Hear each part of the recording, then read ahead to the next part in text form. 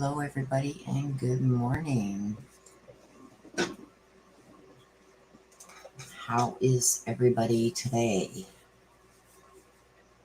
So generally we do our mini reads on Sundays, but it was Easter, so I put it off until today. Also, a few things that we're going to go over. Hello, Pamela. Hello, hello, hello. And welcome. So we've also got a few things that I'm going to just touch base on before we get to the mini reads. We're going to get a bunch of people in here so nobody misses out. But as we are waiting for that, there's three things going on today. There's Cindy. Hello, Cindy. Hello, Nan. Both Lori and Chad are in court today. Hello, Kate. Chad is in court in about half an hour, and the judge has made an order that it cannot be live streamed. It's going to be recorded. Oh, you're welcome, honey. It's going to be recorded by one of the news outlets, and then it will be put up later. So what I will do is I will, when that comes up on where I can stream it, then I will bring that to you as to what happened. But this is going to be the first time in about a year that Lori and Chad even see each other or they're in court together. Now, Chad's attorneys have filed a bunch of documents trying to get this severed. Also, they tried to have it continued, but the defense for Lori Vallow said, no, we're ready to go. We're going to get going on this. So she's going to be arraigned at 4 p.m. Eastern. And also, we cannot see that live streamed. The judge has denied it, which is off the walls because it's the arraignment should be made public. So as those do come available, I will bring you those, you guys. I'm just putting out some information right now, allowing people to get in here for the mini reads. Also, Barry MORPHEW is in court today. We're not allowed to live stream that either. So whatever information comes out there, I will bring to you. I know the defense attorneys for Barry MORPHEW are trying to basically dismiss the case by their motions. We will get to the mini reads, you guys. If you're here for the mini reads, I'm just giving it a little bit of time for everybody to get in here and get situated. Good morning, Shelly, Karen, Butterfly Dana, Sweet Sherry, good morning.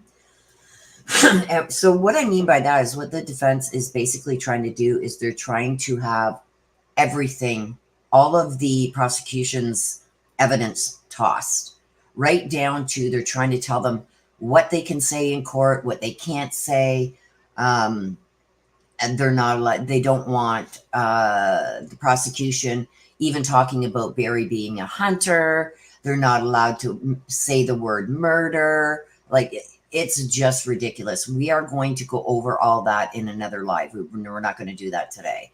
It's just too much. Also, in another live, I'll be going over everything that happens in the Vallow Daybell case today as that becomes available. So we are going to do our mini reads.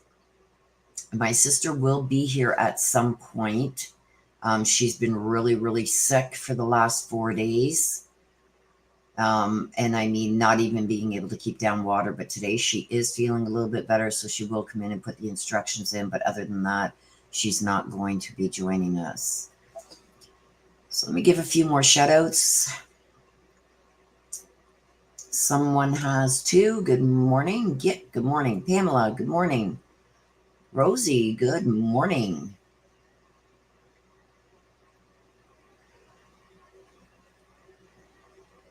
They have they've filed a motion to dismiss for the last 2 months. It's not going to happen. It's going to go through. But what they're doing right now, like I said, I will get into that in another live. I want to get to the mini reads for you guys this morning since we didn't do them on Sunday. But what the defense is trying to do, because the judge refused to dismiss the case, what they're trying to do is they've made motions to exclude. They can't say, like, they can't use the words murder or homicide. That's what they're saying about the prosecution. They don't want them to be able to to use those words. We will go in depth on this on another live, you guys, as we wait for people to get in for the mini reads. Also, they want to exclude the conversation that Barry had about immunity. They want to exclude evidence, testimony, and arguments about the digital forensics. They want to exclude Barry watching crime shows, where one that was recorded, he was watching, I believe it was Forensic Files, where a woman went missing on a bike ride. They want to have that excluded. They want to have any material taken from the MORPHEW home excluded. They want anything about any testimony about that dart sheath cover, or anything about a rifle or tranquilizers or anything excluded. They don't want the prosecution being able to tell the jury that Mr. MORPHEW's a hunter, or his firearm skills. Prohibit any reference to polygraphs. They want to exclude any maps or diagrams or testimony about alleged locations of cell phones and telematics. Like, they want every bit of evidence. What they've filed a motion, almost every bit of evidence tossed that they're trying to get, that the prosecution can't use. They want it all excluded. They don't want the word Suzanne as a victim mentioned. They don't want, I'm trying to remember, there's so much, you guys. I mean, every little piece of evidence that the prosecution has, the defense is trying to get it excluded. They're also trying to get anything about domestic violence. They don't even want domestic violence word mentioned during the trial or closing arguments. They're trying to dictate how the prosecution can present their closing arguments, what they can say, what they can't say. It's basically a dismissal by exclusion is what they're trying to do.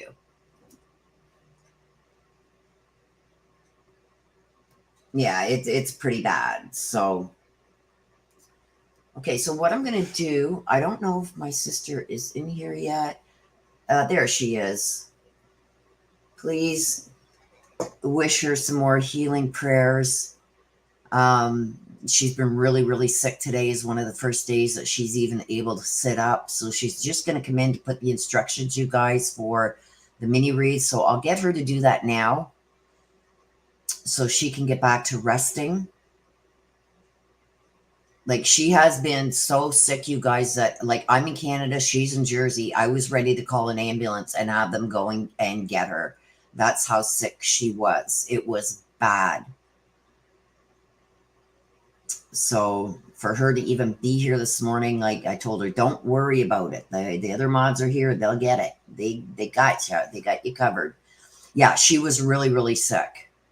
Really sick. Like, to the point, if I'm sitting here with my fingers on the dial ready to call an ambulance, it's like she was bad. So thank the good Lord. I said a lot of healing prayers over the last few days for her. And if she wasn't any better today, whether she wanted me to or not, I was calling an ambulance. Like, she couldn't even move, you guys, without throwing up. And I think she had a really bad case of food poisoning. So, yes, good vibes for her. So there we go. Oh, here's Des, and she's got hers in first. She's going to put up the instructions, you guys, if you want a mini read on how you can get your mini. Exactly what she just did there. A $10 super chat. And also give me a name of the person you would like a message from heaven from. There you go. She's got the instructions up there. So if you do want a mini read, that's how you will get your mini read. Thank you, everybody, for sending her the healing. Thank you very much. Lori, I got you from Dad Doug. I got you. Rosie.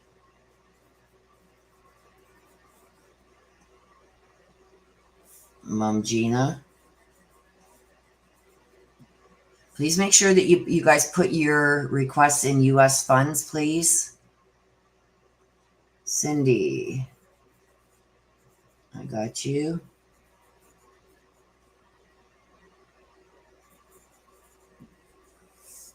Either U.S. funds or the equivalent of U.S. funds.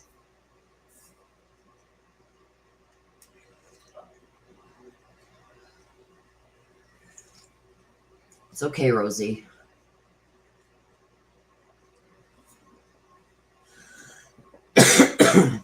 So as I'm waiting to see if anybody else would like one, let me see. Yeah, I think it was because Dez's birthday was on Wednesday. They went out for dinner. That night, Bailey, which is Dez's daughter, got really sick. The next day she was okay, but then Dez got really sick too. So I believe they both got food poisoning, and because of Dez's weakened immune system, I think it hit her a lot harder, but we didn't know that. So Zane, Nicole, I got you. Oh, Rosie, you didn't have to do that. I said it was okay, hon. It's just because there was another one put in Canadian funds, so no problem. Okay, Zane. So yeah, I do believe that she had gotten food poisoning. So okay, so as we're waiting, you guys, like they want to prohibit improper, unconstitutional comments, questions. It's just they want everything excluded. Everything, like all of the prosecution's evidence, they want excluded.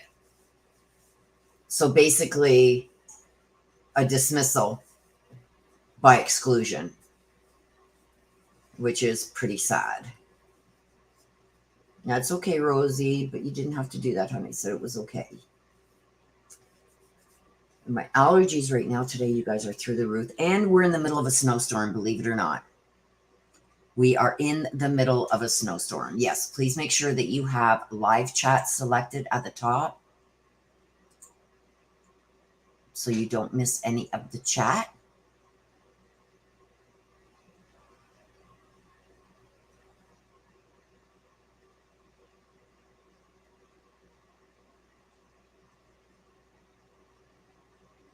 Yeah, Sherry, please hold off. Let me just see.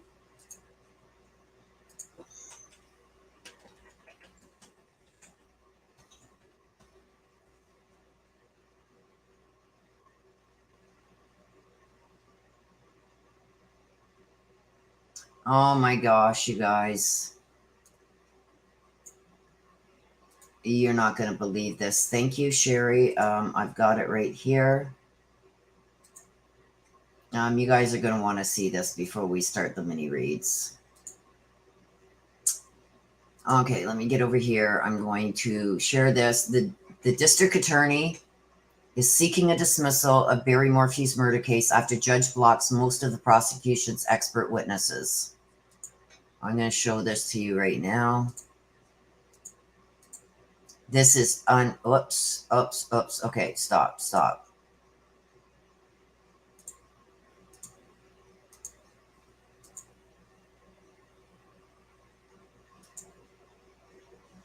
Okay, you guys. District attorney seeks dismissal of Barry Morphew murder case after judge blocks most of the prosecution's expert witnesses. Barry Morphew, 54, is charged with first-degree murder in the death of his wife, Suzanne. Kansas City. Prosecutors on Monday moved to drop the murder charges against Barry Morphew in the death of his wife, Suzanne Morphew, who disappeared from the family's Chaffee County home in May 2020, less than 10 days before the case was due to go to trial. The request by the 11th Judicial District Attorney, Linda Stanley, comes after the judge presiding in the case has blocked the prosecution from using most of its expert witnesses at trial as punishment for violating discovering rules. Fremont County District Judge Ramsey Lama called a 15-minute recess to consider the prosecution's motion. Barry Morphew, 54, is charged with first-degree murder in the death of Suzanne. She was reported missing. Case of breaking. DA Linda Stanley files a motion to dismiss the murder charge against Barry Morphew. This just goes into the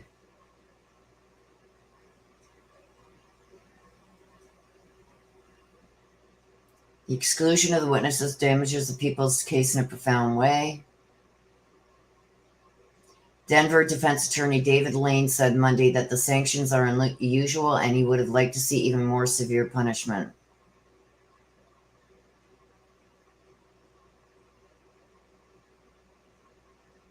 Striking witnesses is a pretty strong remedy, and I commend the judge for doing that, said Lane.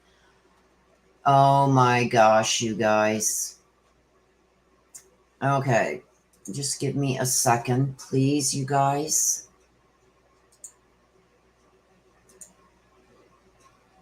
Just give me a second.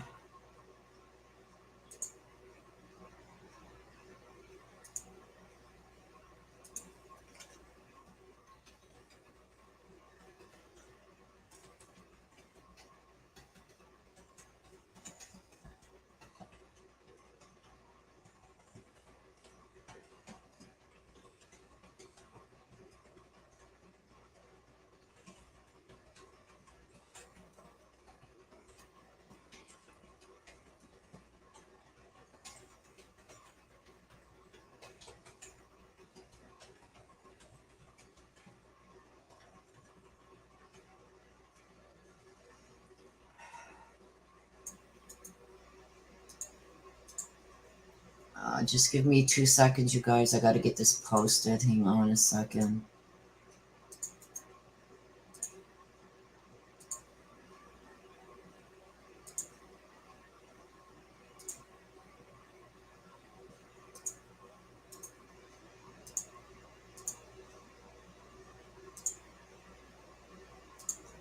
Just give me 2 minutes.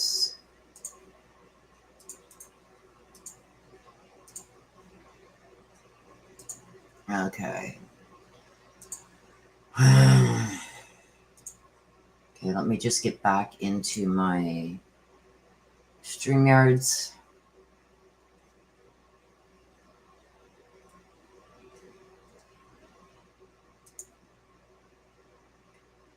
Okay, let me just make sure nobody else has put in for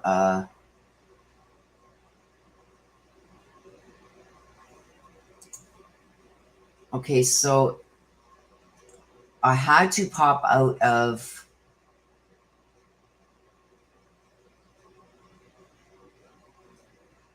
StreamYard, so let me just go through my list.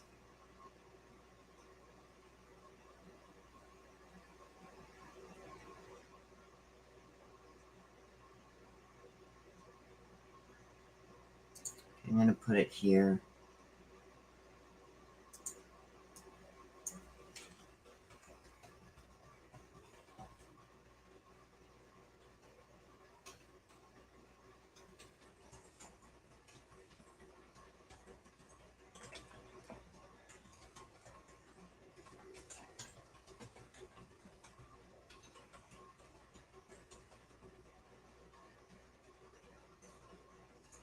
Just so people coming in are going to see it, so it's not...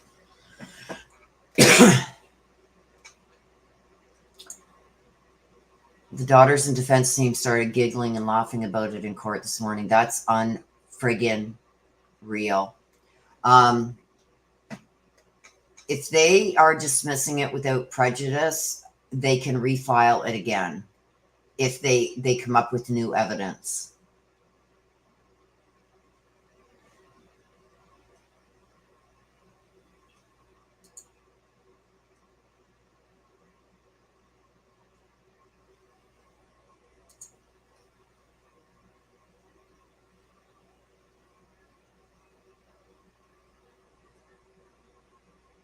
Okay, so Lauren posted it. Okay, let me just go and see.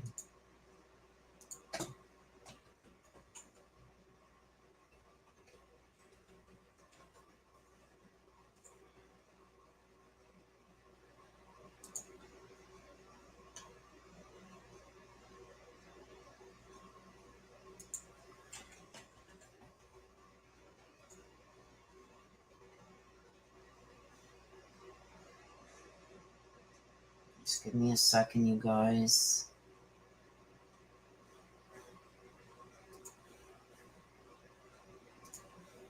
And that's what I had just said before this information came out, that they are trying to get the case thrown out or dismissed by... Okay, you guys just give me a second here. This is breaking news, so I'm sorry. The mini reads are going to happen. Okay.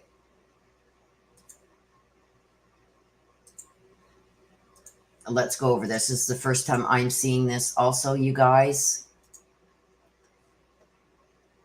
Okay. Motion to dismiss without prejudice. Good. Because that means that they can bring the charges back at any time if they come up with some new evidence. The people by and through Linda Stanley, District Attorney for the 11th Judicial District, hereby move this court to dismiss the charges against the defendant in CR 22 CR without prejudice. Okay, so that means that they can bring it back at any time when they get more evidence. So the background, there's 11 pages here. On May 6, 2021, the defendant was brought before the court on charges including the first-degree murder of his wife, Suzanne. To date, Mrs. Morphew's remains have not been found. On September 17, 2021, after the Honorable Judge Murphy found probable cause for the charges listed in the indictment, but declined to find proof, evident, presumption. Great. Okay, we know all this. Let's get to... You guys can go back and read this afterwards if you want by just pausing it. I'm just going to go to the back because... Prosecution has constitutional power to exercise this discretion in deciding the several possible outcomes to pursue in criminal case, specifically the decision to charge a suspect, consent to a deferred prosecution, or requesting dismissal are matters within the district attorney's sole discretion. The district attorney is part of the executive branch, blah, blah, blah. Okay, I'm just trying to get... This is the first time I've seen this, you guys, so I'm just trying to get the bones of it.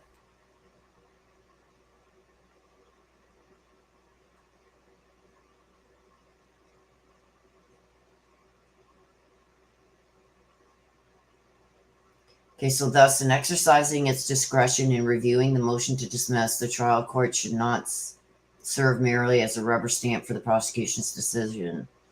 While the court has discretion to deny a motion to dismiss, the circumstances are narrow, as the principles behind the separation of powers gives the people the sole power to prosecute crimes.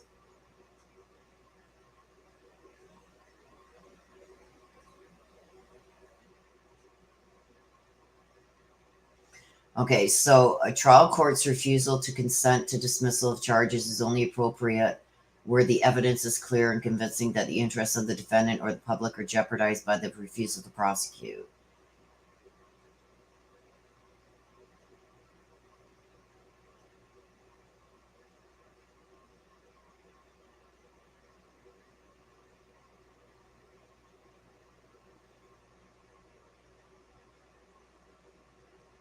I'm just trying to get to the bones of it here, you guys.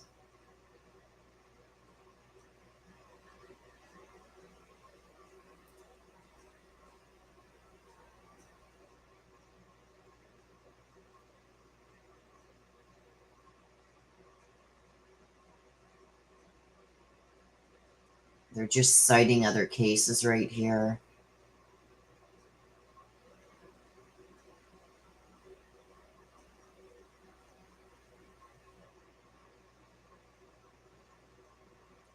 Okay, so a dismissal has varied effects with regard to the final disposition of the case. In some instances, a dismissal will preclude further prosecution, and in others, it will not. A dismissal without prejudice is a formal declaration of record by the prosecutor that the government will not prosecute the current case further.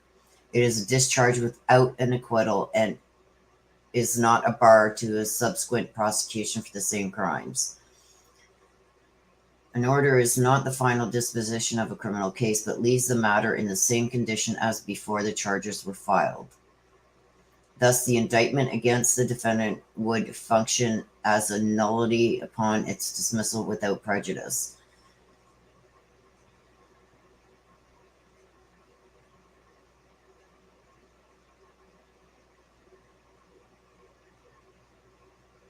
A dismissal properly taken under Federal Rule 48A is without prejudice and within the period of the same statute of limitations. A second indictment or information may be brought on the same charge.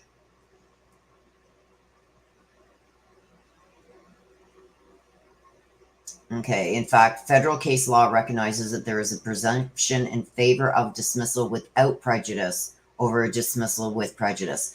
So if this judge dismisses this with prejudice,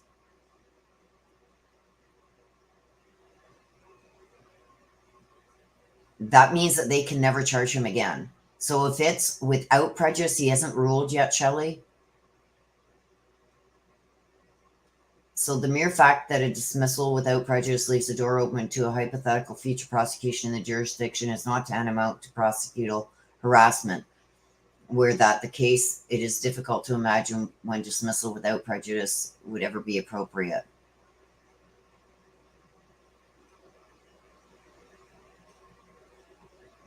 So he better do it without prejudice so they can refile at a later date.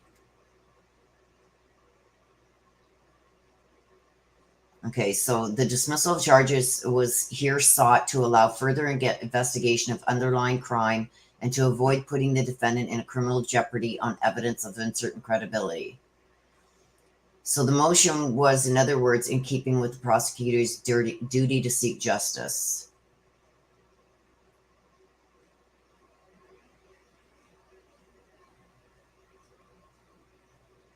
Okay, so this is important here, you guys. Good faith basis to dismiss.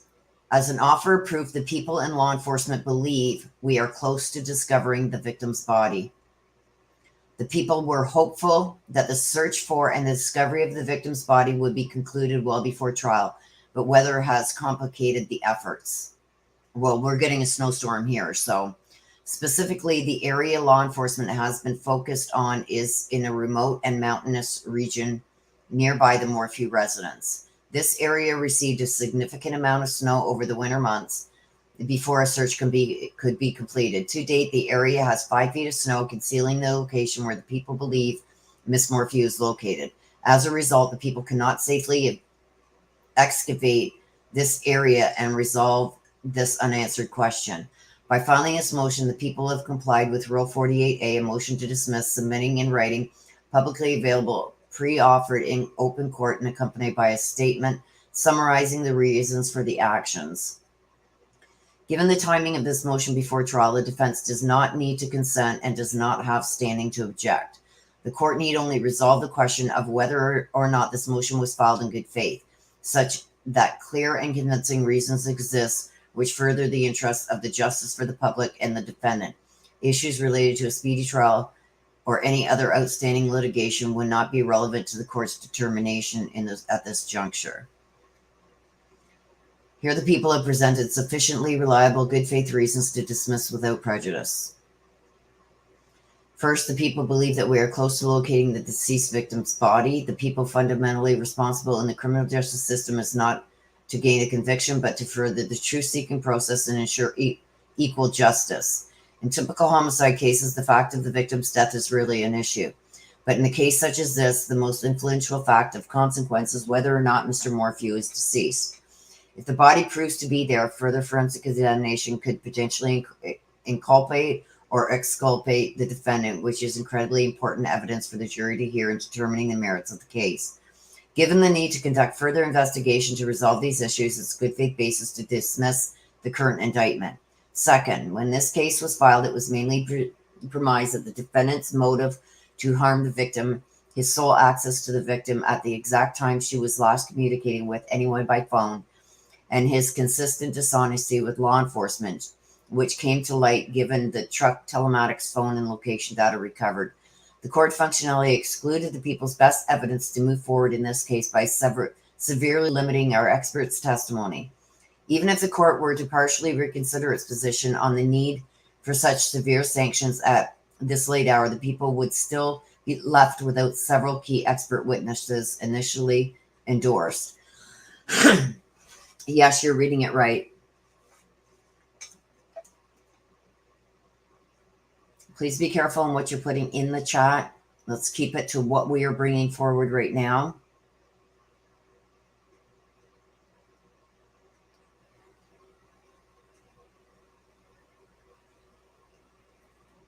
Please do not put anything in the chat. What you're hearing, other places or anything else, please do not put that in chat.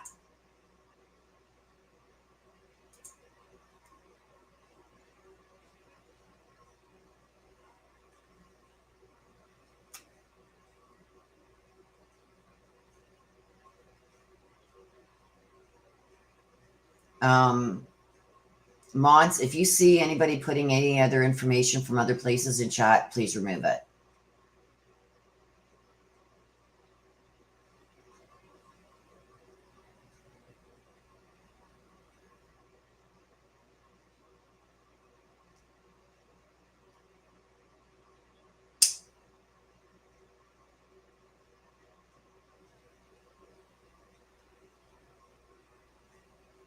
Corey H, I did. I'm just scrolling back up in chat here.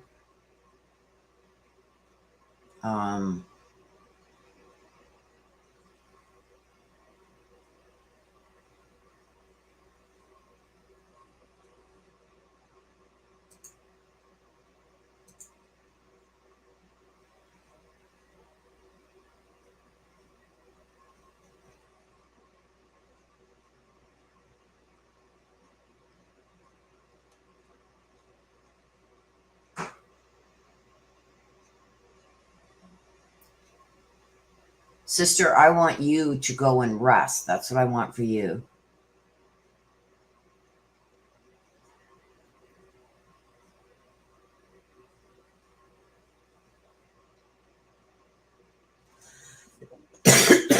Okay.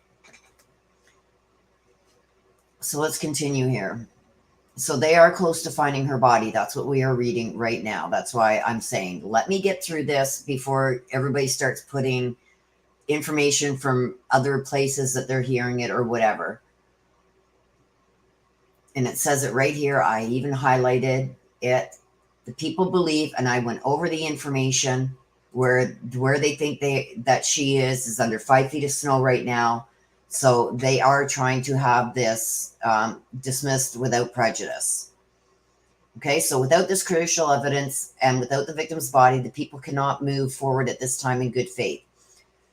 Ethics demand that the prosecutors proceed to trial only in circumstances where reasonable likelihood of success exists, which the court's current rulings and the uncertainty of any further rulings, it's impossible to completely ascertain. So what I am saying, if all those expert witnesses had not been excluded, they would have went forward, because I believe that they had enough circumstantial evidence to prove that she was deceased. This assessment of the remaining evidence is additional good faith basis for this motion to dismiss without prejudice. So what they are hoping for,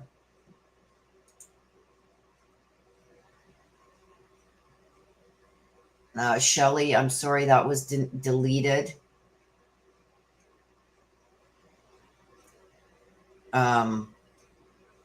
But what they're saying is they think they know where her body is, but it's still inaccessible at this point. It's still under 5 feet of snow. Okay, it's snowing like crazy right now here in Canada. So it's like, so they will, if they find her body, that is going to be the new evidence that they need to refile the charges. The interests of the public and defendant are furthered by dismissal. The ongoing investigation into the location of the body must be resolved to further interests of the public. So that's, see, this is why I'm saying, you guys, let's just not put the information out where you're getting it everywhere else. Let me get through this so it's verified information.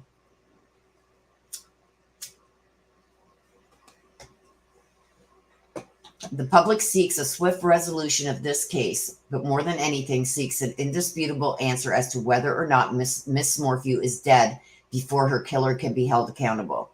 This motion also protects the defendant as it spares him from a jury's fast approaching and potentially unfavorable verdict. The defendant's bond would be discharged and the case would be nullity. In the event the case is refiled, the defendant retains all of his rights to further litigation and perhaps collateral estoppel on issues already decided. As such, the defendant's position would be no worse and perhaps even stronger should the case ever be refiled.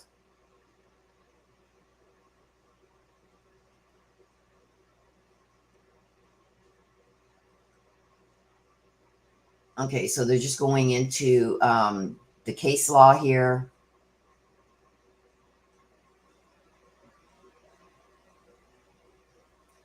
The people spoke with Melinda Mormon, the victim's sister and primary representative for the Mormon family. They relayed their agreement with the motion to dismiss and expressed their wishes that we untimely resolve absolutely whether or not her sister is dead prior to further prosecution. People also spoke with Andrew and David Mormon, the victim's brothers. They are also in agreement with this motion. For obvious reasons, the people have not endeavored to speak with Macy or Mallory Morphew, but would be happy to hear their position in court. As such, given the ongoing investigation, the state of evidence, and the position of the victims, the people ask this court to dismiss the case at this time. This dismissal is in the best interest of justice, the people, and the defendant, and the public.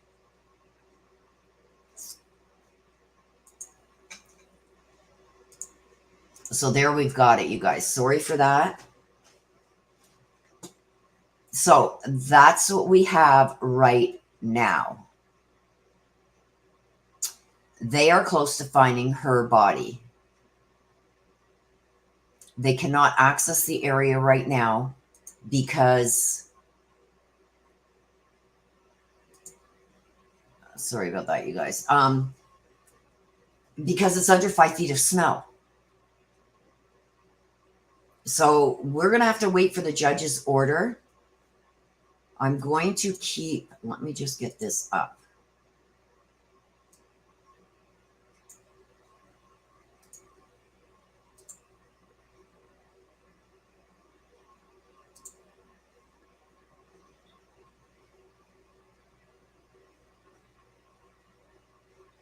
Okay, hang on.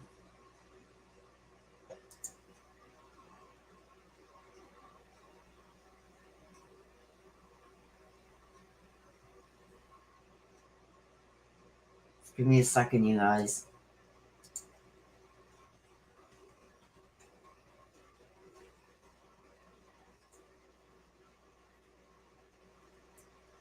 I don't know if the judge is going to rule on this right away.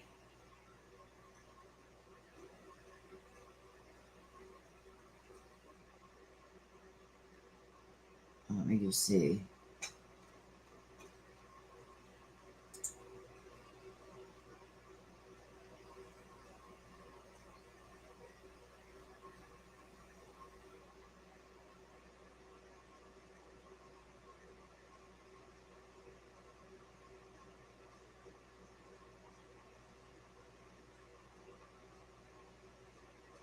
I'm checking.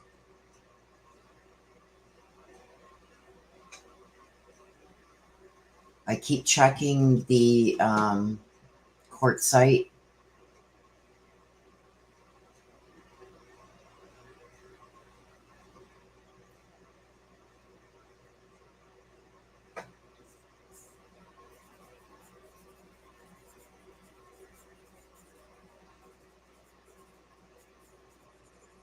This is big, you guys.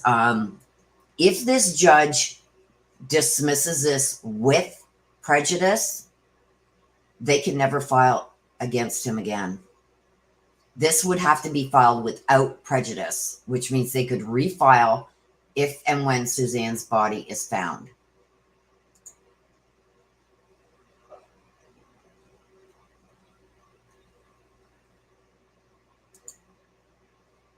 I am going to keep this open.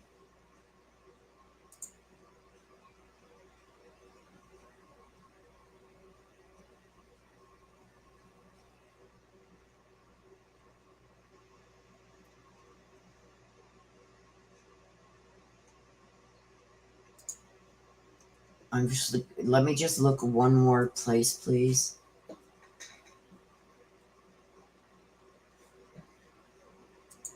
And like I said, I did a video.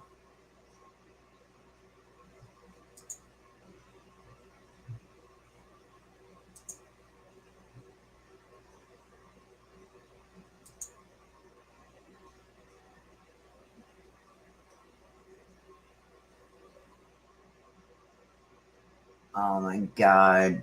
YouTube just crashed on me. Hang on a sec, you guys. I don't know what's going on with YouTube right now, but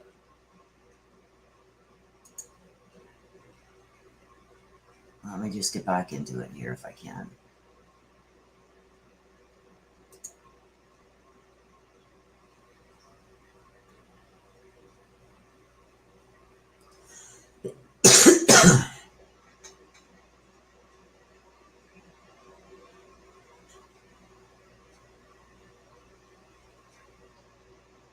Where did it go?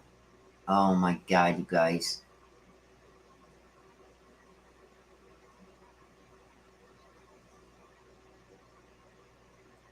Okay, I did a video on April 14th. If you guys haven't seen it, you can go back and... Okay, it's crashed on you guys too? Okay. Well, mine just crashed. Leah, it will be first degree murder again if they charge with, if it's dismissed without prejudice, they can file first degree murder again if they find her body. I hope they're if he walks free today, you guys, I hope they protect that area, because if not, he's going to go and he's going to move her.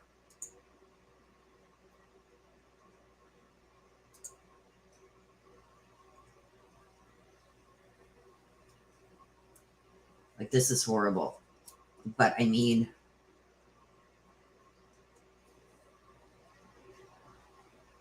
they need, yeah, we don't have a verdict yet. I'm waiting here.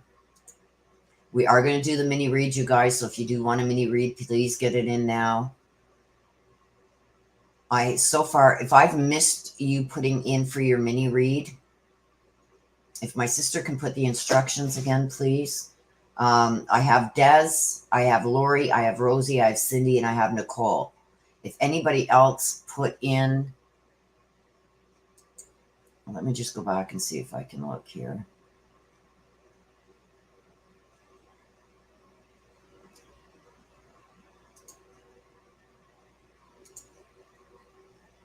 I don't think anybody else put one in after Rosie. Let me just go back. No, I see Rosie as the last one. Yeah, they're going to have him under surveillance, and not just that, they're going to have to watch that area. Yes, Dana, they're going to have to watch that area too. They're going to have it under 24-hour surveillance, because he's going to go and try and move that body.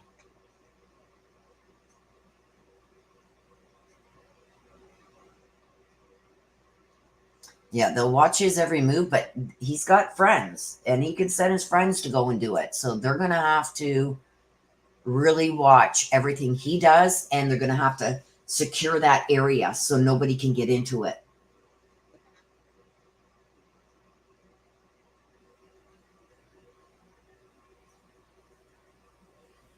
Okay, so does anybody else want a mini read at this point?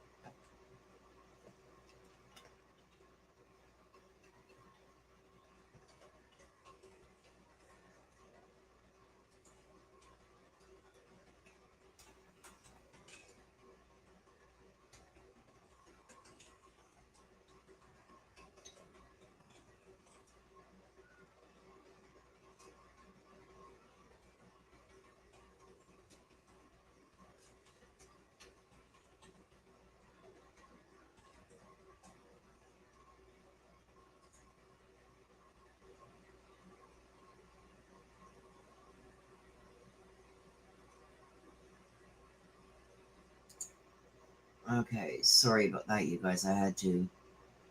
Yeah, I'm sick over this too. Yes, we are. We just went over the what the prosecution filed.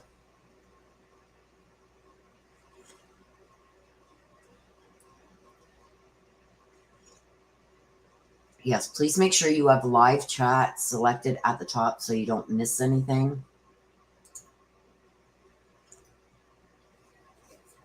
And we will be doing the mini reads as soon as I'm just going to give it a few more minutes here to see if the judge has made a ruling on it. I don't think he will make a ruling today. They were supposed to be in court today. Let me just see here.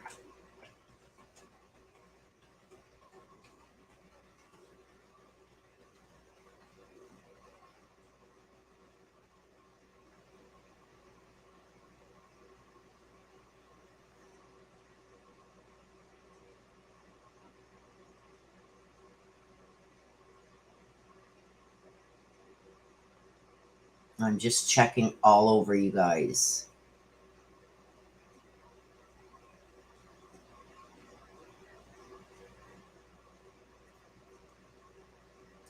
Oh my God. Okay. I'll show you guys this.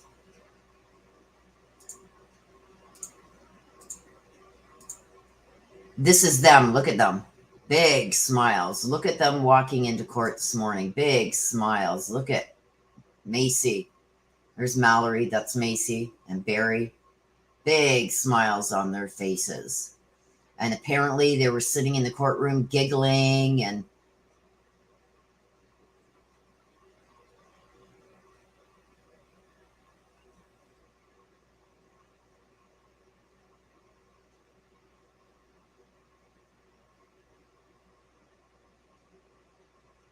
so there they are, you guys. Big smiles. Barry's looking a lot better and healthier here. But the daughters are smiling like you wouldn't believe. Look at this smile.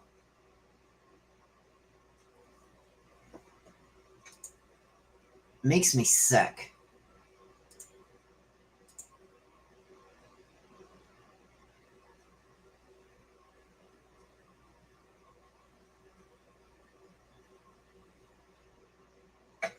Karen, I got you.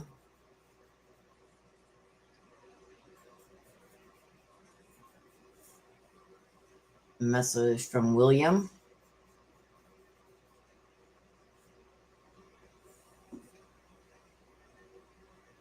Oh, me too. It's breaking my heart. It is breaking my heart. Here's another view, you guys, if you want to see it.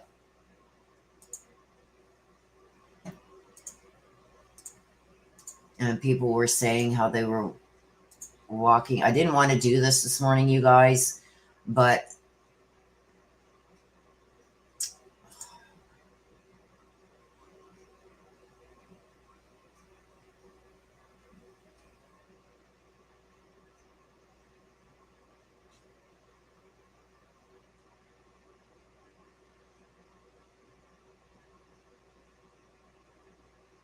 so there it is again. From a different angle.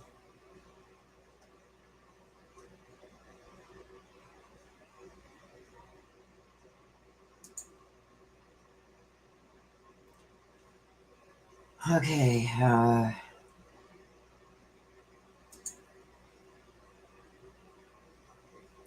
so it says the district attorney, Linda Stanley, has filed a motion to dismiss without prejudice in Barry Morphy's murder trial. Judge was just made aware of the motion and is reviewing it. Morphy's daughters and attorney started hugging and crying and giggling when they found out in court.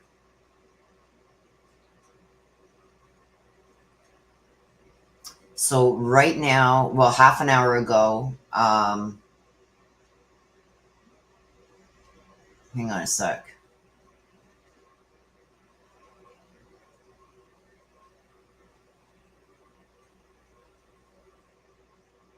So in the motion to dismiss, prosecutors write, Law enforcement believe we are close to discovering the victim's body. Searches are focusing on a remote and mountainous region near the Morphew's residence. They say the area where they believe Miss Morphew is located is under 5 feet of snow.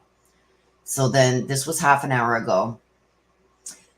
They were in a 20-minute recess after Morphew's defense attorneys are reviewing their options. They say they might move to reject the motion, saying that the case should be dismissed in a manner that would not allow prosecutors to file new charges. Well, we knew that was going to happen, right? So we should get an answer from the judge shortly.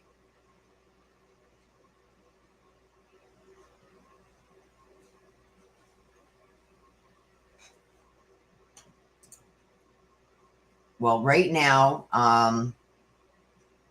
the defense attorneys are reviewing their options. I don't think, from what I read in the rules, I don't think the defense has any input in this at all. It's up to the judge. They don't have input on this at all, from what I understand.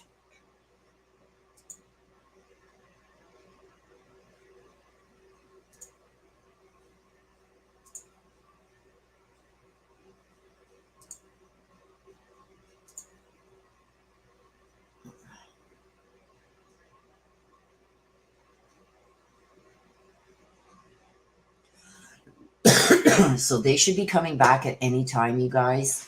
That's the only reason I am waiting to see what's going on. There is somebody in the courtroom that is able to get messages out somehow.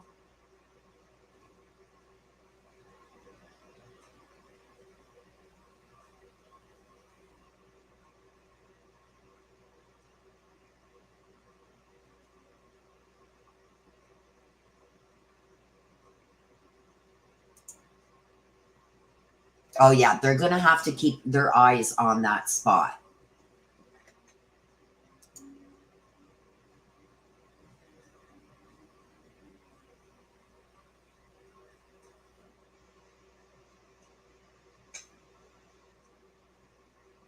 Oh, me too. It's an absolute shame.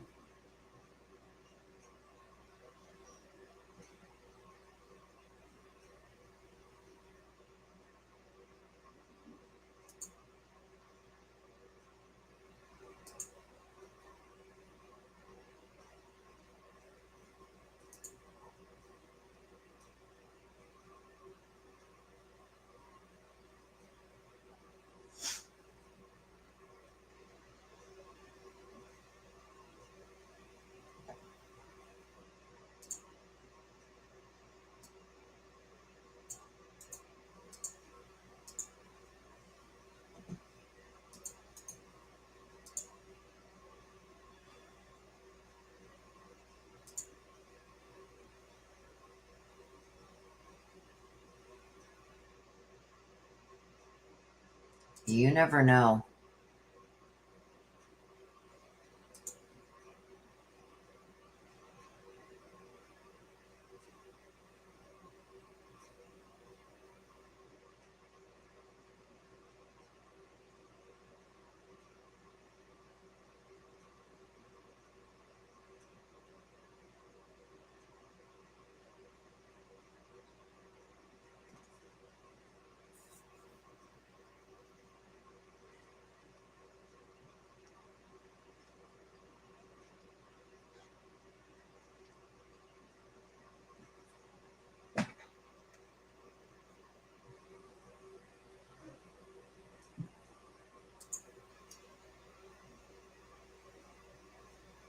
I'm going to lose my mind, you guys, if this judge dismisses this with prejudice.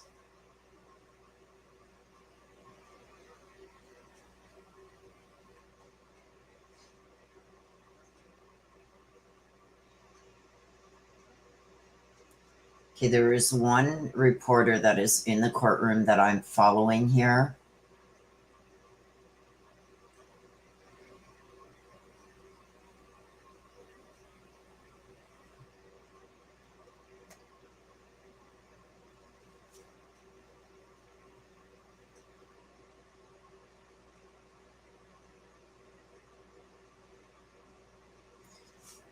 See, because the future of the trial, it was set to start April 28th. And it was in question considering the prosecutors that told the judge that their case was greatly hindered without testimony of the expert witnesses.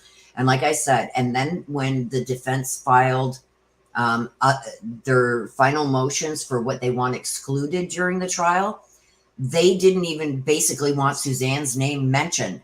Like how do you prove that she's dead? Basically, they didn't want Barry saying certain, the prosecution saying certain words. They weren't allowed to use the DV word. They weren't allowed to say that Barry was a hunter. They weren't allowed to say that make Suzanne a victim. All kinds of stuff, you guys. It's deep.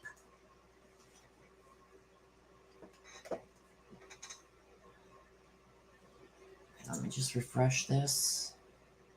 I'm waiting to see. And if we don't get anything in the next few minutes, you guys, we will start with the mini reads. So if you do want a mini read, please get your request in now.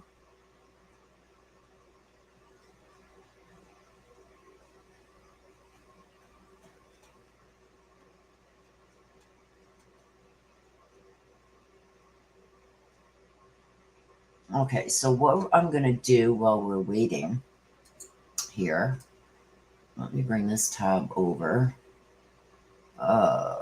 Where is, there it is.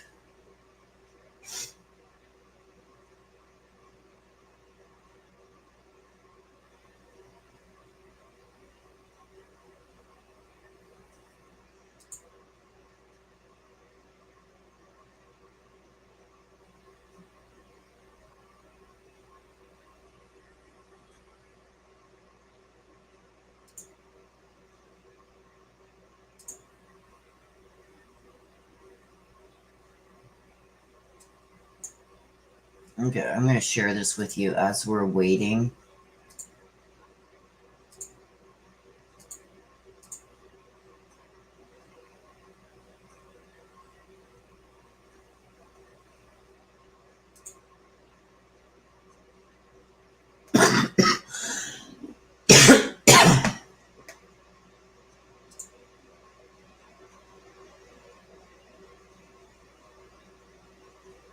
Okay.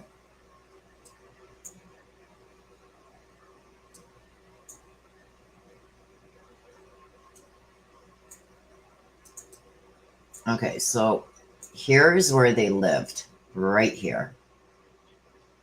Oh. No, wait a minute. Okay, this is where they lived, right here.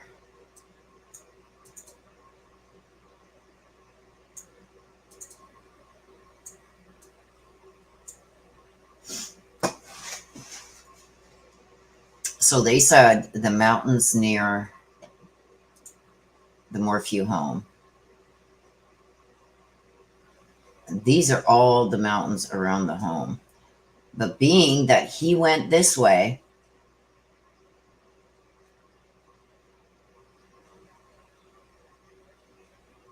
I believe it's gonna be, her helmet was found, the bike was found there. See, they did search up here in the Monarch Pass.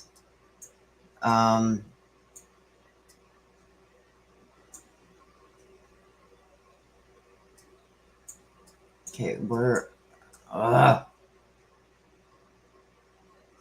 okay, so...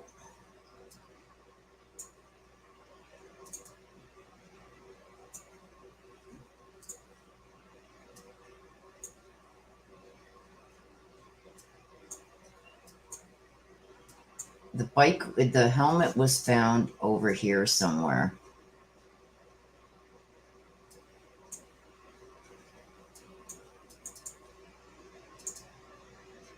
The helmet was found around here somewhere. There's Fusus. Fusus, they searched this water here.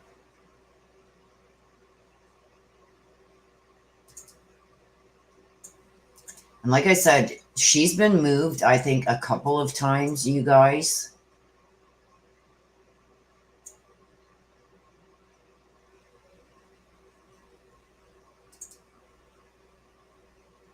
Oh, there's Foosa's Dam right there.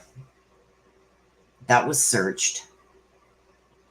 Her helmet was found over here somewhere. So it could be, and these, like, you can tell, these are mountains. He went up here.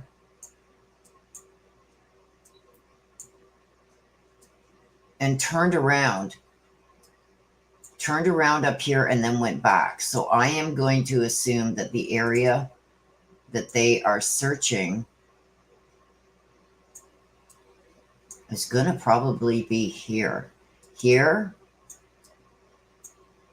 or up in here somewhere.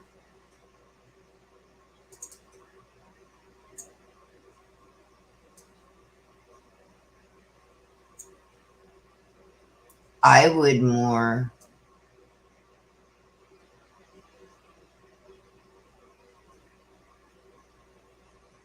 think that it's up in here.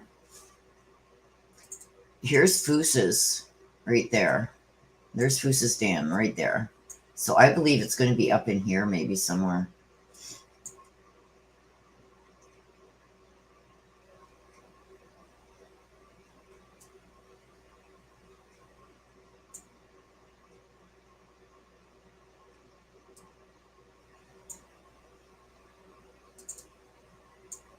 It's going to be interesting to, because he's had almost 2 years to keep moving her body.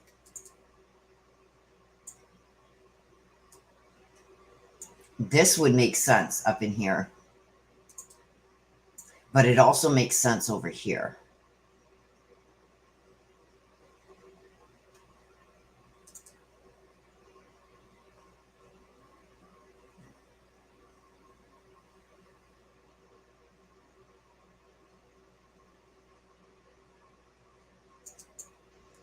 Because, whoops. Here's their house. He would have to get rid of her quickly. You know what I mean? I don't know how much of this area was searched. I know they did a large search over here.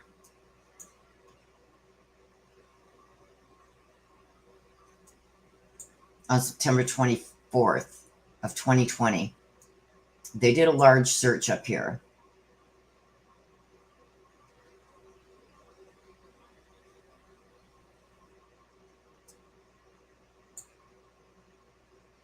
And that road where he, remember they said he left.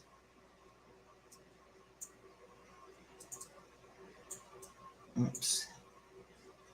And he went down this way instead of turning right. So we're going this way. Okay, so Denver is up over here. Just so you guys know which way we're looking at this here. Denver's up there. Salida is over here. There's Salida over here.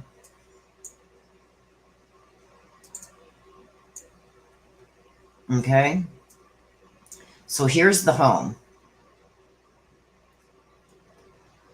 When Barry leaves, he should have came down here, like left, come down here, like this, and gone this way to go to Denver. But he went this way. He said he's seen some deer or elk here. I don't see why the deer and elk would be in the open. They're usually in the treed areas. So how could he see anything from here? Like, let's go there. Like when you come out. Oh, maybe this is the area. This is how you go down. The bike was found down over in here. Look at the fog in this picture too. He said he should have turned.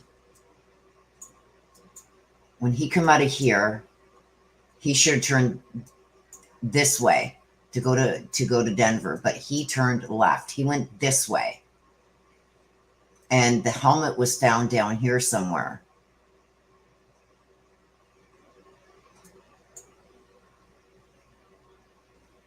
And I believe that she was already disposed of when he disposed of the bike here and then the helmet down here. I think she was already disposed of. So I do think that she's going to be up in here somewhere in these mountains.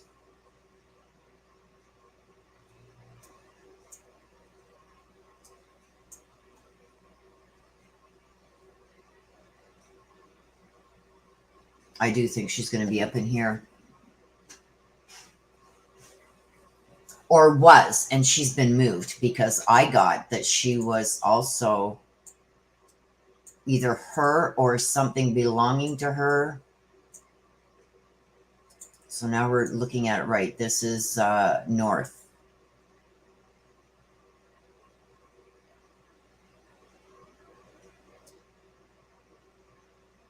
Yeah, I believe she's going to be found here.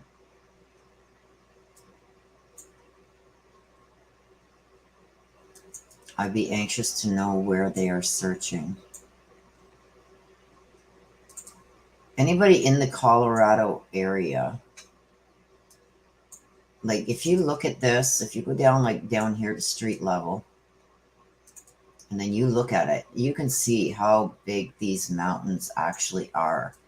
Like this gives it a whole new perspective. You know what I mean? Oops. When you look at it like this, like these mountains are tall. Look at these mountains, you guys.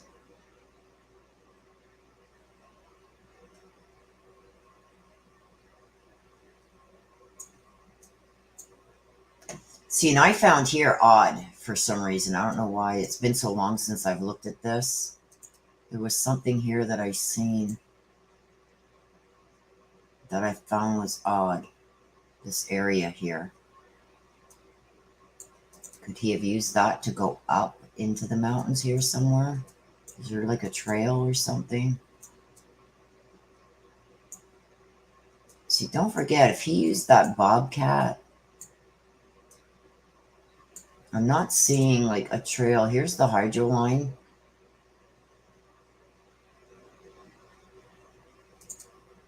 There's their house.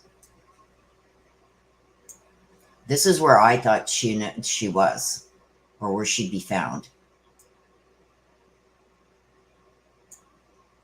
I'm not seeing any trail or anything. I don't know if these mountains here have snow. Could he have taken her up in here? Absolutely. But I don't know how he'd get up there.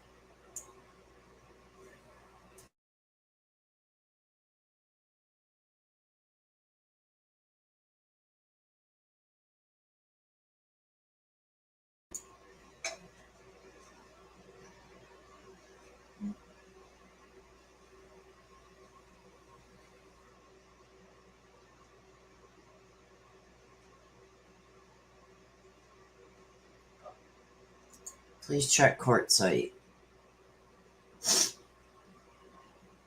Uh-oh. Sorry, you guys.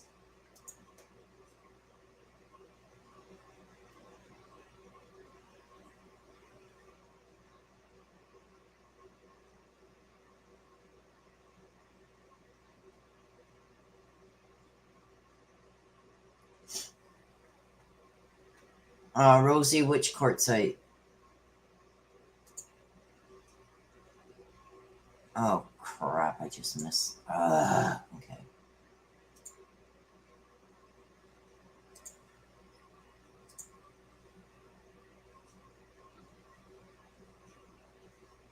Okay, so here we go. Judge Ramsey Lama grants the prosecution's motion to dismiss the case against Barry Morphew without prejudice, which means they can refile.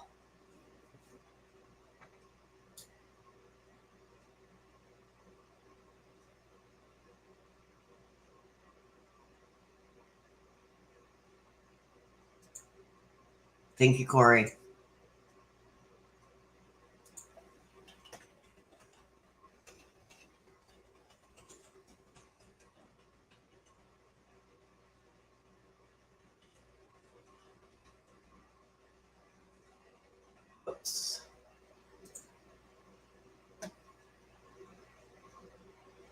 Okay, so it's been dismissed without prejudice.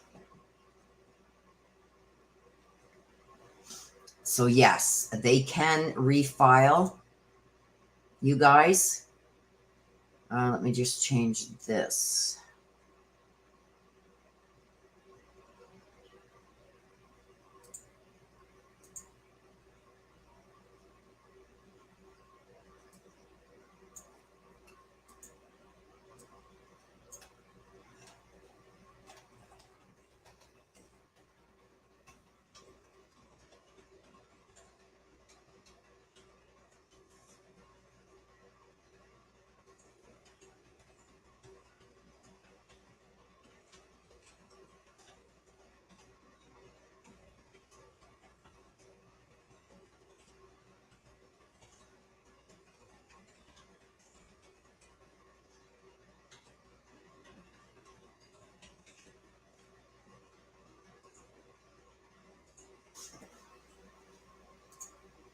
Oops.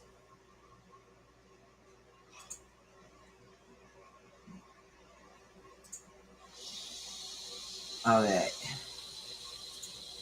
There we go.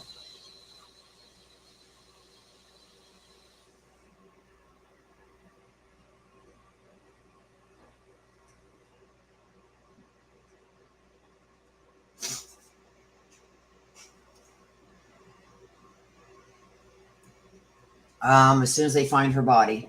And I do believe Lee Maker. How long do you think to refile? They are going to make sure that they have everything ready this time. I think they learned their lesson. They will make sure they've got every document, everything ready to hand over to the defense this time when they arrest him. Yeah, let's pray he doesn't take off to Mexico.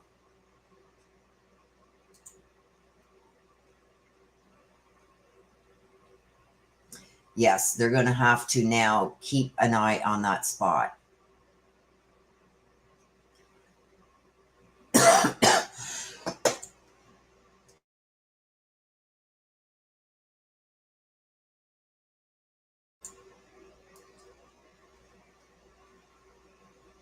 Okay, just give me a minute or two, you guys. Just give me a couple seconds here, and then we're going to start the mini reads. Now that we've got that information, we may do a live later on, maybe tomorrow or something. I've got a lot to do, so but just give me a couple minutes, and then we're going to get going on these. My candle is going sideways here. And then we're going to get going on the mini reads, okay? Just give me a couple minutes.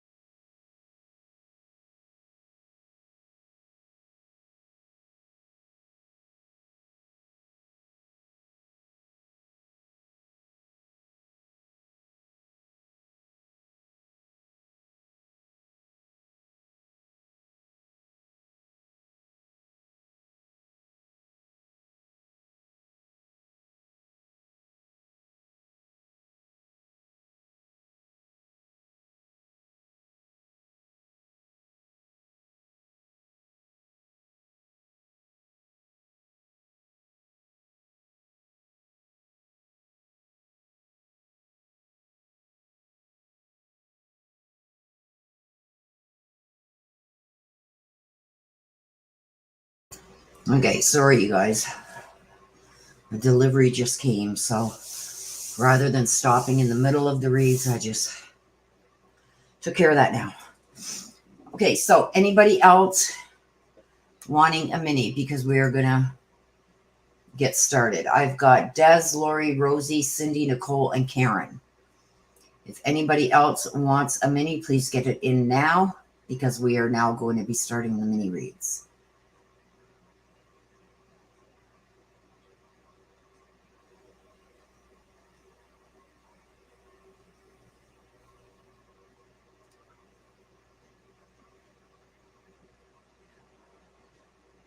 Yes, we are starting the mini reads now, so let's get back on track here. If anybody else would like a mini,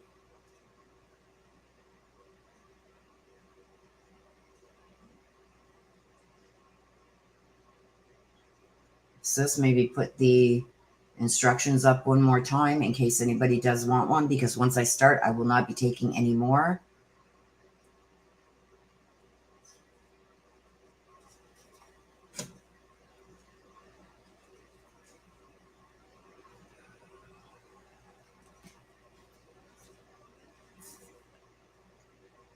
So there it is there, you guys. If you do want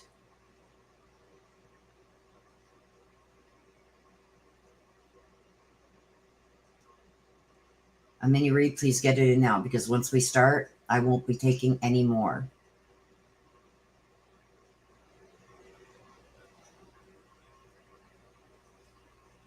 Thank you, my sister.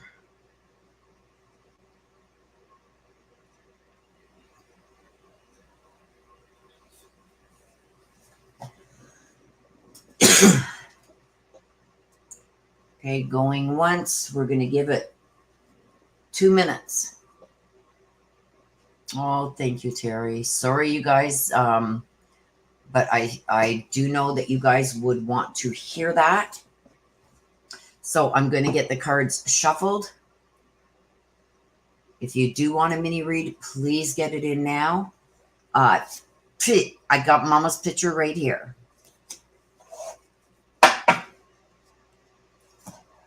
I'm just...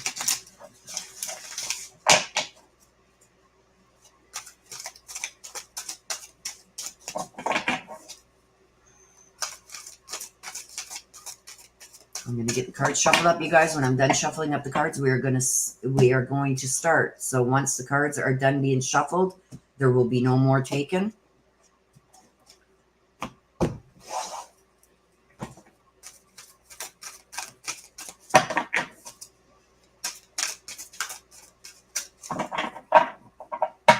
So if you do want a mini read, my sister put up the instructions.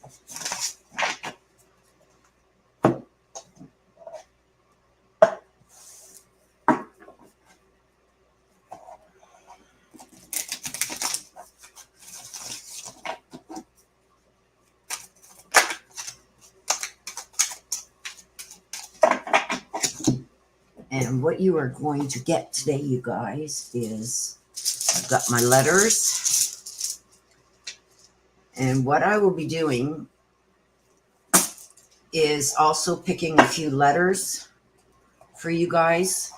A lot of the times when we do the mini reads, there's information that comes out here regarding something that is either currently happening that you need to get information on, or something that is coming.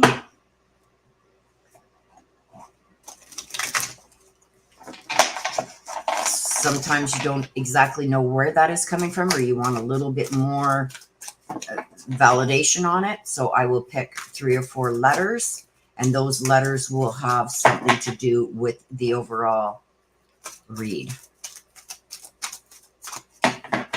Yes, we've got one more deck to get shuffled, guys, and then we will be closing down your ability to receive a mini. So please, if you want it, get it in now. We're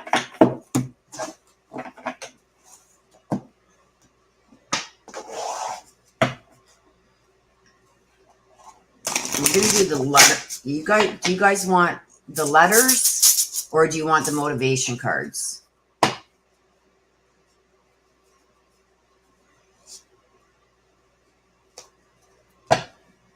Those weren't something I was going to do, everyone, but I will do it for you guys if you want. Do you want the motivation cards or do you want the letters?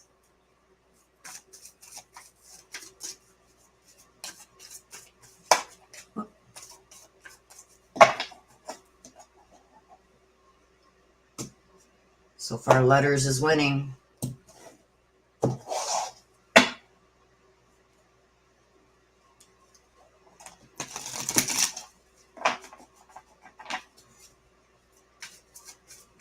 So we got motivation. And we got either. It's tied up. So what do you guys want? The letters, the motivation?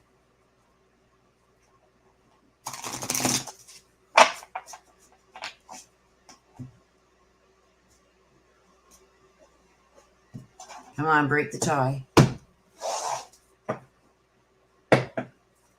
It's all tied up. Letters or motivation?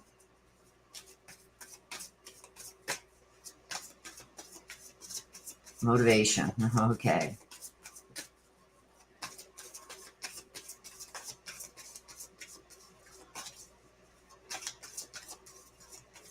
Maybe I'll do both. There's not that many reads in, so okay, we're gonna do both. We're gonna do both. You guys are getting a bonus today.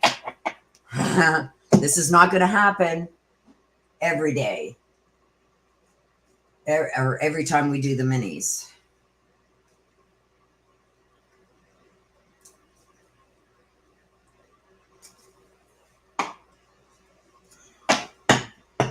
Kate Bell. I got you. And you want to hear from Grandma Ann?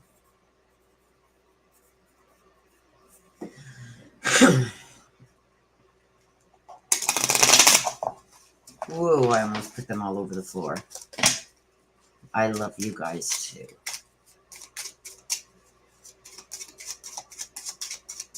You guys are crazy. Okay. Look at that already. We got Twilight. Surrender to the last hour when the light barely touches the flowers. And we got Dream. Have a cup of tea in the garden and find yourself in a good book.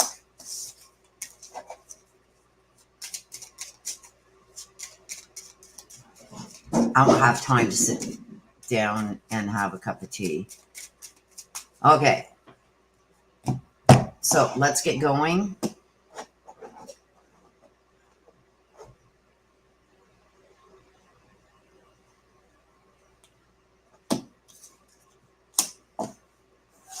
And the first one is Des.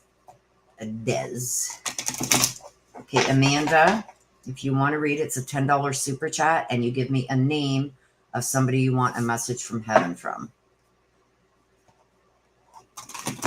So if you want to get that in now, please get it in now.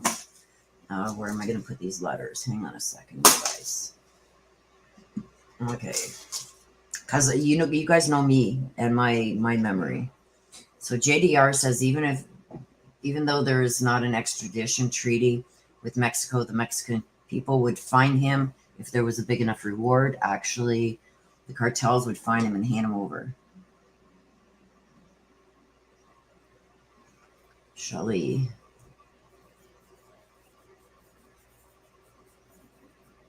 Just like that, Amanda. Mom Sherry.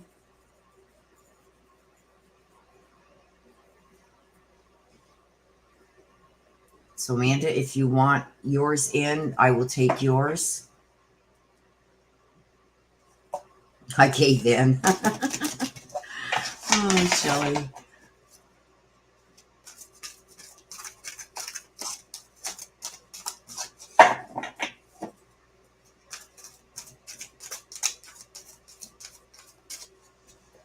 Let me just...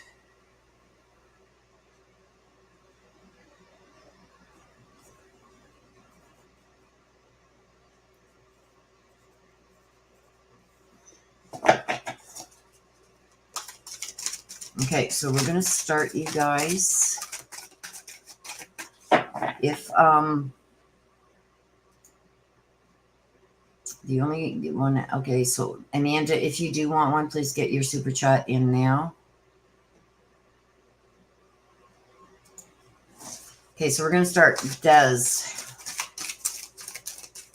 Yes, and Des's birthday was on Wednesday.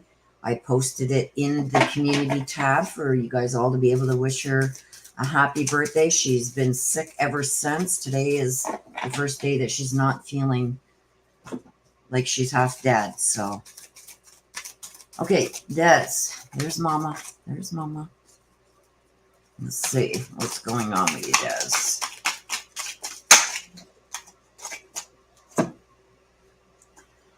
Cornus Flower Fairy. Tempting offer has a high price. Let's get some clarification.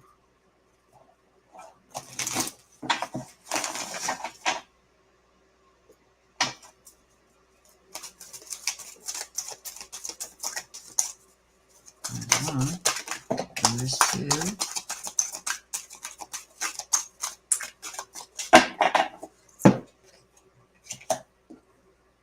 Choices. And who in the world are you? So, there's something that's going to be offered to you. It's going to come at a high price, though. So, there's going to be things that, like concessions or something you're going to have to make. It's not going to come free of repercussions almost, I'm getting. Because it's, you see the Venus flytraps here. It's almost like it's something that you really, really want. It's something that's going to be offered to you, but there's going to be some backlash from it. And it's almost like you got the choices. You're going to have to make a choice. I believe that this is considered on the home front. So there's going to be an offer that's made to you that you're going to have to make a choice regarding. And I don't think the choice is going to come easy for you. You're going to have to weigh out the pros and the cons of it. And it's like, who in the world are you? It's almost, this is around the home. Like something, I think there's going to be a major change. And I think that you're going to have to choose whether you accept this change or not, or if you want something different. Like I said, there's going to be a lot of weighing the pros and the cons of this offer, because if you reach a decision quickly, you may not have thought of some of the repercussions that can come from this. So whatever this is,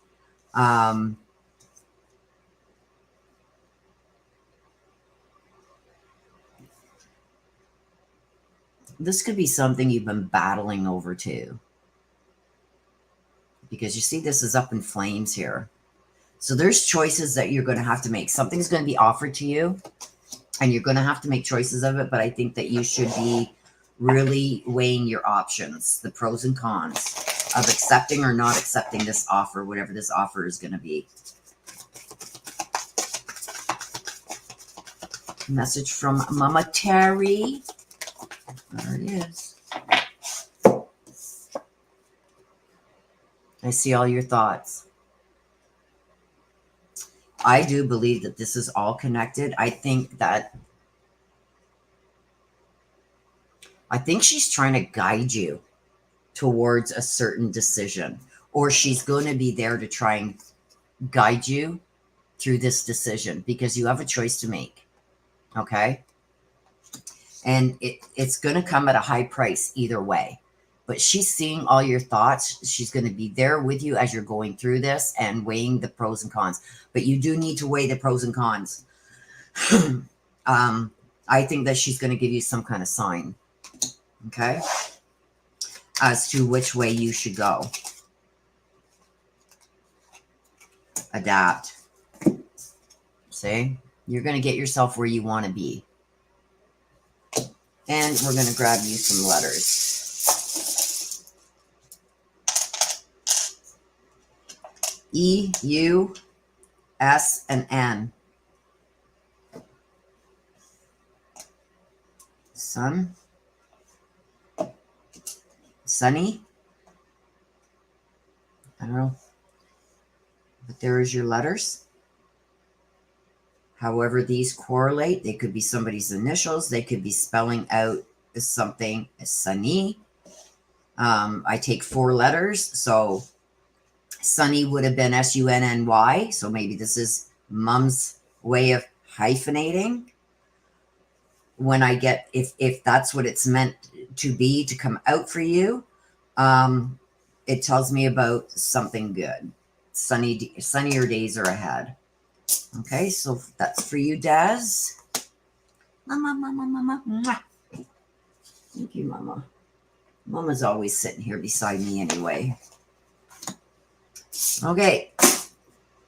So that's for you, Des. You got choices there. You're going to be offered something. You got to really think about, okay, Amanda, I need a name, please. I just seen that pop up.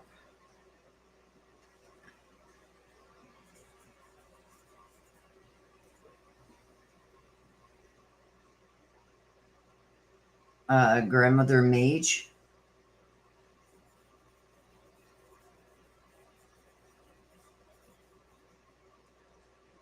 Madge. How do you pronounce Madge?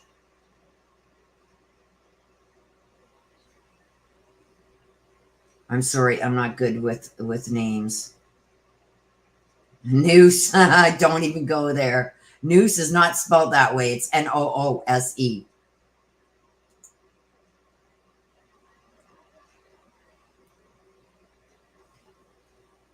Is it Madge? I hope I pronounced that right. We'll see when I get to it. Okay, so Lori wants to hear from Dad Doug. Okay, so let's see what we got for you, Lori. Wait a minute, I gotta fix my candle here. My candle just went out. Hang on. We can't do this without the candle. Okay, we gotta get rid of that. We're gonna use this one. Spirit likes our candles, and this is one of the ones my sister got me.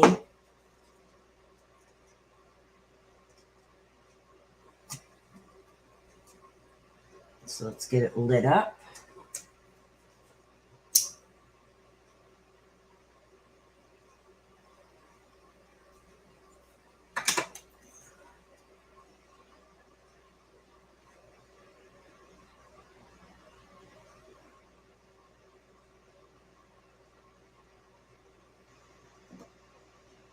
There we go. Okay, so let's get back to this. Lori wants to hear from Dad Doug.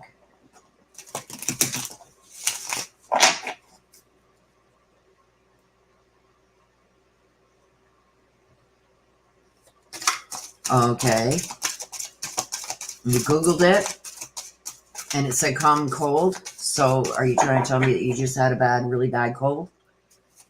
Okay, Lori. What do we have for you, Lori? She wants to hear from Dad Doug.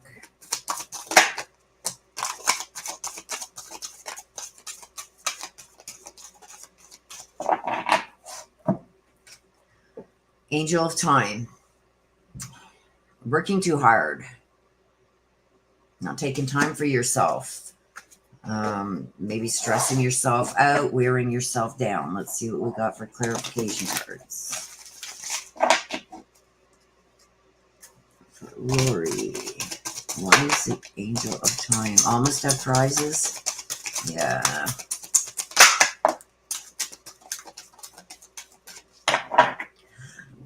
Excuse me.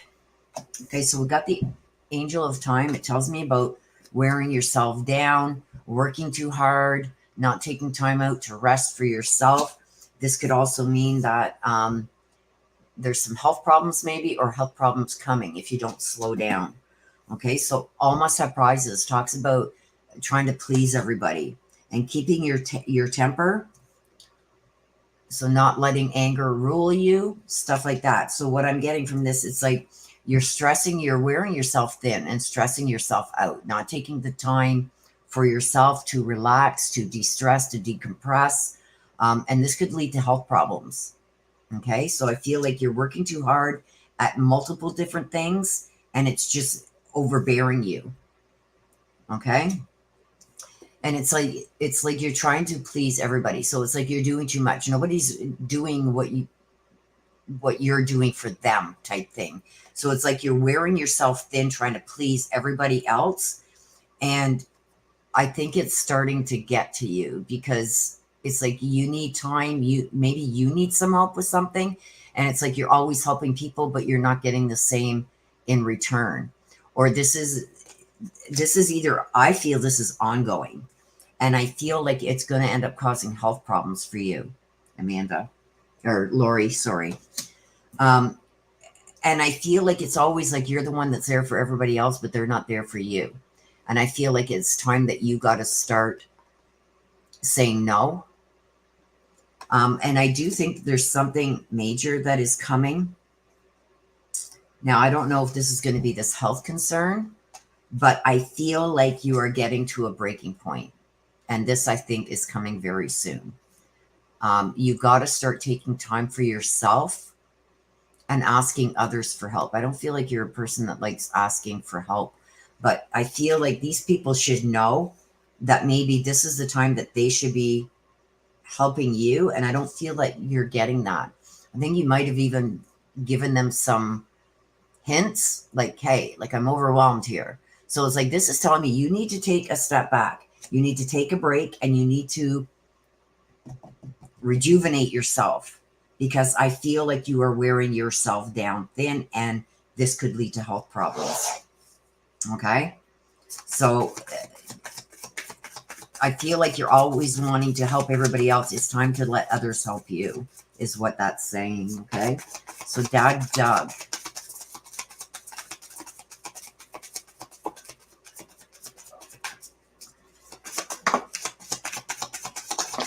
Ooh. Ooh. You've got 3 that come out, my dear. So let's take the first one that come out. Okay, so the first one that came out is We'll Be Together Again. Usually I only take one of these, but the 3 came out, so I'm going to take them for you, Lori. This is letting me know that he is going to be waiting for you on the other side, and he is going to be there to welcome you to the other side. He's also saying that he's with the child. So I don't know if there's somebody close to you that lost a child, but he is letting me know that he is also there with a child, and he will be there when it's your time to go. He's going to be there to welcome you to the other side. Okay, always just a thought away. He's also bringing animals in. So I don't know if there's a beloved pet that was left behind that he is bringing in as a message. There's the animal there too, and the little girl sitting on the dock. And he's also saying that all you've got to do is think about him. So like find a quiet place, meditate a bit, and think about him and speak to him. And you may get some answers that come through for you. Okay. And you're never alone. He's always around you. See the calm water in both. Okay. So even when there's storm clouds, there's the calmness. Okay. And he comes around you to bring the calmness. He's letting you know he's always around you. Okay.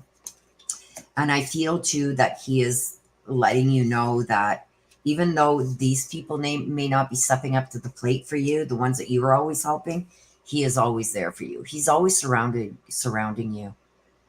Okay. Motivation. They're just flying out for you, my dear. Forgiveness. Crushed flower still gives off a sweet scent. So there's something about forgiveness that he's bringing to light also. Let me grab 4 letters for you.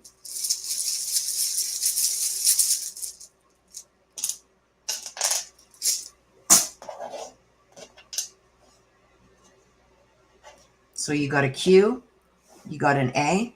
I take this as questions and answers, and I got a C and an E. Okay, so those are your letters, and this is your motivation, the forgiveness. There's something about having to forgive somebody. It could even be him for something that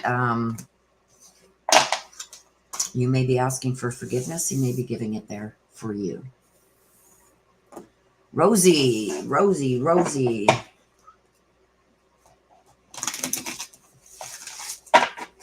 see what's going on for you, Rosie.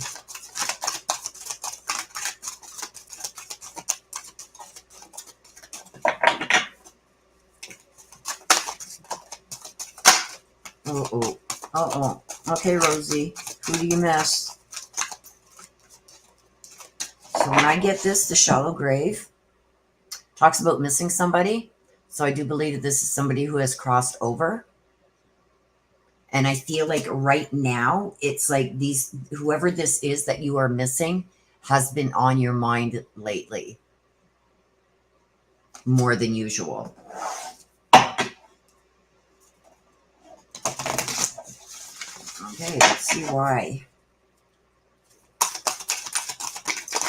Or that could also mean, because the shallow grave usually tells me about somebody who has crossed over. But it could also be somebody who you've lost, like friendship-wise or relationship-wise, that they're just constantly on your mind as of late. Let's see what the clarification tells us. Whoa.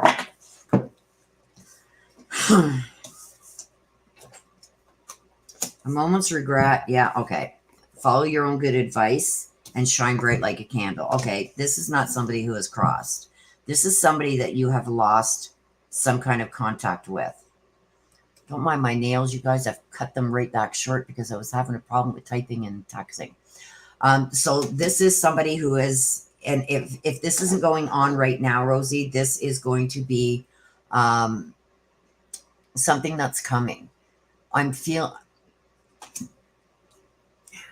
This could be somebody that has passed, but I feel this is somebody that was very close to you that you have lost. So if that is somebody who has crossed or somebody that maybe you guys don't speak no more, you're going to know. This isn't up for me to understand, but it's up for you. But this is a person that you've been thinking a lot of lately. So whoever that is, thinking a lot about this person lately, always seems to always cross your mind. A moment's regret. It's almost like reliving the mistakes that were made. See, like the ship sinking and stuff. It's almost like if I could have a redo, things would be so much different. So it's almost like you're replaying what happened and feeling like you made mistakes along the way and wishing you could change certain things. Following your own good advice. It's like if this was going on with somebody else, what advice would you give them? And that's the advice that you should follow, because I feel like this is taking a toll on you. It's like weighing heavy on you. And the shine bright like a candle is telling me you're going to make it through this. There's going to be calmer waters.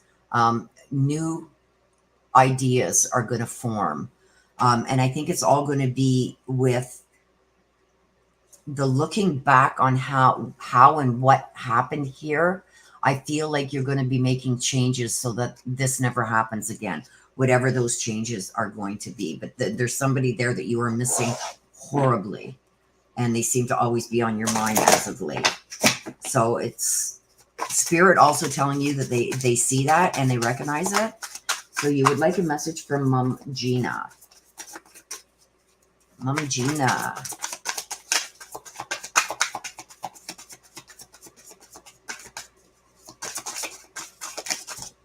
That one wanted to turn. So this is the first one. I send you signs, loving signs through nature. Spring is in the air. Watch for the butterflies, the white butterflies, the cardinals. This is how she is sending you messages, letting you know that she is around you. Watch for those things. See, and I'm standing right next to you. So when you see these signs, she's letting you know that she is right next to you at that point in time. Watch for those white butterflies and watch for the cardinals. That's how she is sending you. Those are the signs that she's sending you that she is right beside you. Motivation. Motivation. Okay, that's too many. I will give it one more shuffle to see if maybe one more comes out. But that was too many. Bloom. Bloom and attract more butterflies. So watch for the butterflies there. I'm going to get 4 letters for you.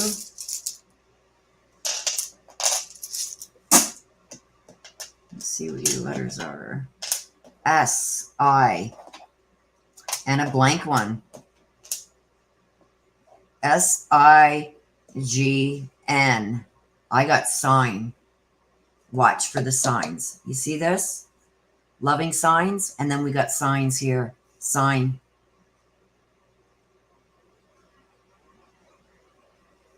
Or we could have gin. I take it as sign. She's going to be sending you some signs.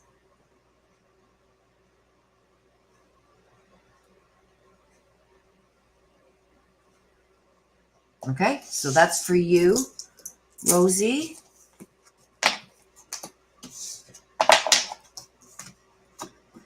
Okay, next. Rosie says she's always with me. I feel her. Yeah, it could be sing. Could be sing also. I took it as sign because you had the sign. I'm going to send you loving signs through nature. And because I got that there, and then you got the letters that spelt sign, that's what I'm taking it as. But it could be sing. Let me just check over here, make sure that I've got everybody.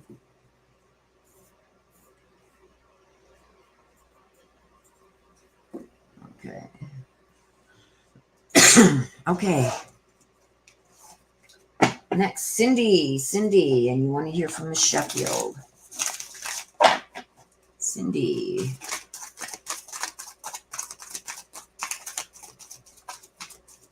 Let's see what we got for you, Cindy.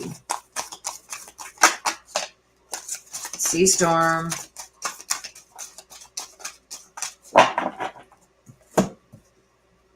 Sea storm talks about calmness amongst the chaos. You see the waves in the back? There's some chaos coming your way. Let's see. But there's going to be a calm after the storm. Or you're in the calm after the storm right now. So if something has happened that have caused deep emotional feelings, water is always feelings. So when you get the storm like this, that talks about deep emotional feelings. And I've got the calm. So I've got the calm after the storm. So either a storm is coming, but then things will be okay, or the storm is happening and you're within the calm. Let's see what we get for the clarification on that. Why is the sea storm there? Here's Cindy. That one wanted to come out. Yeah, it changed in the night. So things are going to change quickly. And that usually comes with storms. Things like a storm rolls in and then changes really quickly. And the nonsense, yeah. Okay, so right on the money here. The calm and the chaos. There's going to be a lot of chaos, which is going to be followed by a calmness, okay? Which tells me things are going to change very quickly. So if this isn't going on right now, it's coming. But once the chaos subsides and the storm subsides, there's going to be an eerie calmness. I think that this is something, it's like it never should have happened to begin with. It's like it was nonsense. Never should have happened. Whatever this chaos is. So if this is not something that's already happening, it's coming. But there's going to be a calm after it. Okay? And it's going to come like that. It's going to be like, screw this. It obviously it wasn't either meant to be or it wasn't worth my time. It was nonsense. So there's some kind of, I'm feeling almost like this wasn't even worth the chaos that was caused. Okay? But there's going to be an eerie calm come over. So things are going to be okay. Things are going to work out the way that they were supposed to. And there's going to be almost like reasons, almost like you dodged a bullet. So now it's like with the no more nonsense, time to talk sense. So start thinking positively. And you want a message from Miss Sheffield. Woo! There's one that's already flown out. Miss Sheffield says, I'm learning over here. So I don't know what was going on surrounding her when she was still here in the physical world. But I think that there was maybe things that you might have brought to her attention. Because when I get, I'm learning over here, she's now seeing that she should have listened. She sees everything that has happened and what is still happening. And it's almost like, I should have listened. I should have listened. But she's saying that now she is seeing that from the other side. So I don't know if this is something that you tried to bring to her attention or tried to enlighten her about, and she either didn't go with it or didn't believe it. But now she's seeing that she should have. Okay, because she sees everything over there now. And she's learning why maybe she was given the advice that she didn't take. Potential. The littlest key can open the heaviest door. I think it coincides with that. So let's get you some letters.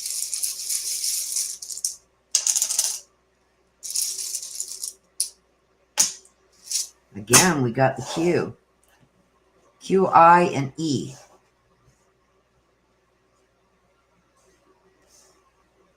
And those are your letters. Okay. So that was for you, Cindy.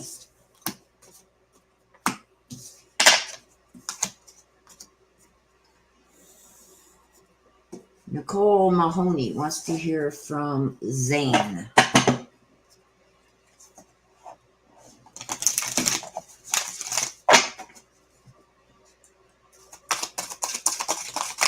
Nicole Mahoney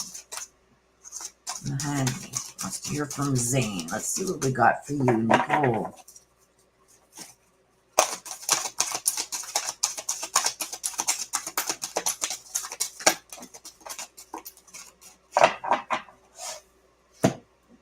Fairy of the High Lines, it's time to be brave.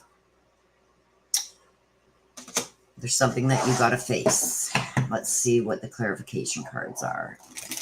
Something maybe that you have not been taken care of. Something that you're going to have to face. Maybe some challenges that are happening. I feel like almost like, again, I'm getting, let's see, I'm getting almost like that one wanted to come, so I'm going to take it. I'm almost getting like, again, there's decisions or choices that need to be made, and you're procrastinating. See, and I wonder what will happen next. It's almost like, and falling, yeah. So, I'm sorry for the cough. When I got the Fairy of the High Lines, it's time to be brave. It's time to put on your big girl pants. It's time to face. I feel like you've been procrastinating with things. Okay, you see this? I wonder what will happen next. It's almost like you've closed some doors because you just don't want to deal with it because you're afraid of the outcome. Almost like because you don't know what the outcome of it is going to be. It's almost like I'm going to fall flat on my face. And it's, I wonder what will happen next. Usually talks about pausing before taking action, but I feel like you're procrastinating on something. You're not making some kind of decision because you're afraid of the outcome. It's time to make that decision. Okay, it's almost like you're at a standstill with something, and it's all over because you're not sure of what the outcome is going to be, and you're scared of falling flat on your face. Like it's not going to go your way, or something's going to change that you don't want to change, along with something that you do want to change. So it's like a double-edged sword. Okay. So it's like you got to put on the big girl panties and you got to make this decision because I think you've been procrastinating on it far too long and things aren't getting better. Maybe little things are, I see little things moving, but the overall problem hasn't resolved itself, and it's not going to without decisions that you're going to have to make and choices. It's almost like you got to get ready for an adventure, because I think when you do stop procrastinating on this and actually make the decisions you need to make and choices you need to make, I think that it's going to open up a whole new world for you. Okay, so you want to hear from Zane.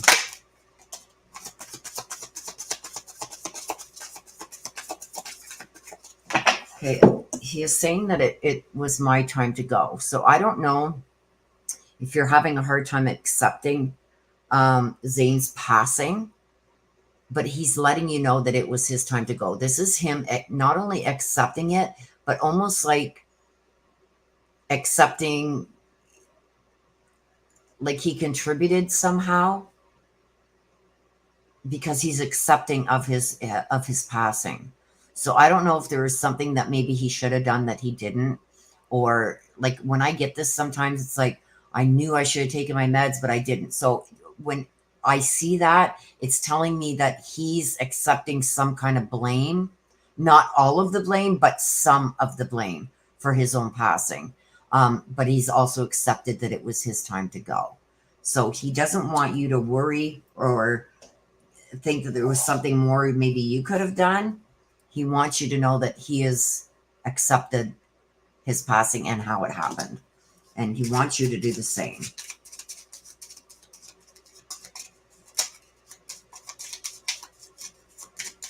Okay, so let's get some motivation.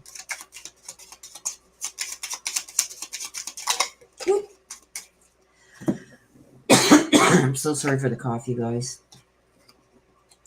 Be present. Use the hours, don't count them. And we're going to get you some letters. I'm getting a lot of S's and E's. So you got a B, you got an I, you got an S, and you got an E.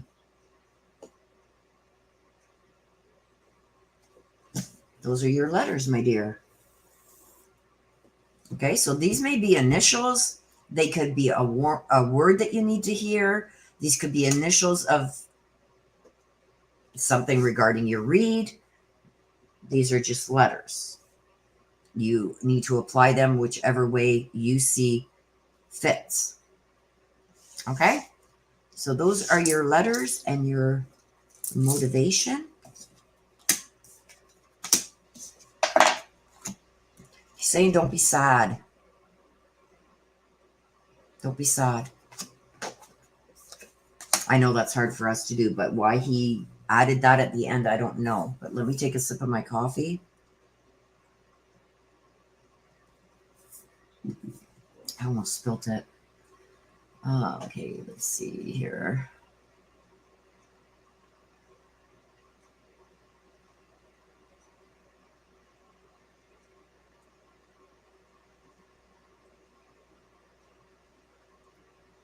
Oh, Nicole says yes, and he's a bunghole for it. Okay, so sorry, I'm trying to see this in between the other chat. Oh, share these reads with her, Nicole.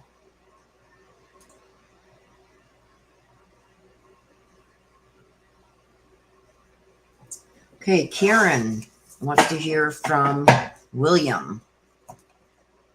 Okay, I'm just going to take another sip of my coffee here because I feel coughs coming on, you guys. All right. Must be, I'm sitting right at my desk is right at my front window and I can see all this snow coming down, so.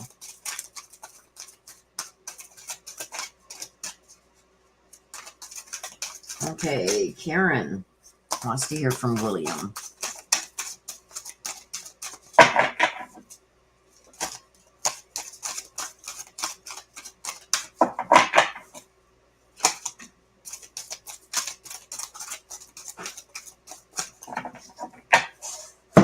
So you got Poe. Poe talks about learning new things.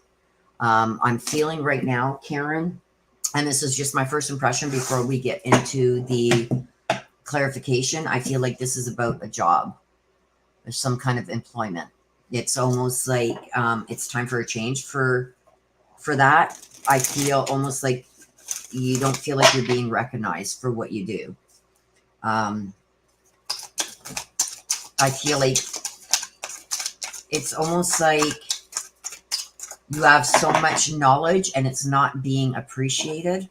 And so that's why I'm feeling like it's job-wise. But let's see what the clarifications say.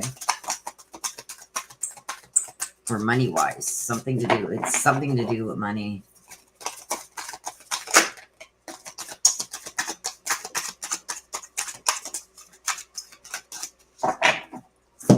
Okay, we got changed in the night and all must have prizes. Yeah. This is about money.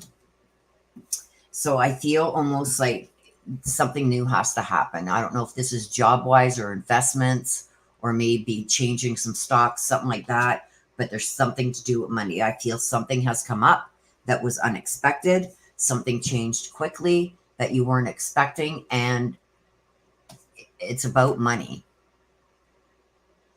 If this isn't happening right now, it's coming. You need to make decisions quickly, because if not, you could lose a lot of money. So something is going to come up. And that's why I said I felt this was more like job-wise, and it could very well be. But I feel it's surrounded by money. Something is going to come up. Something is changing very quickly. And if you don't react quickly, you're going to lose a lot. Okay? See the salt? To me, that's salt being poured on a wound. So if you don't act quickly on this, you're going to lose a lot. Okay?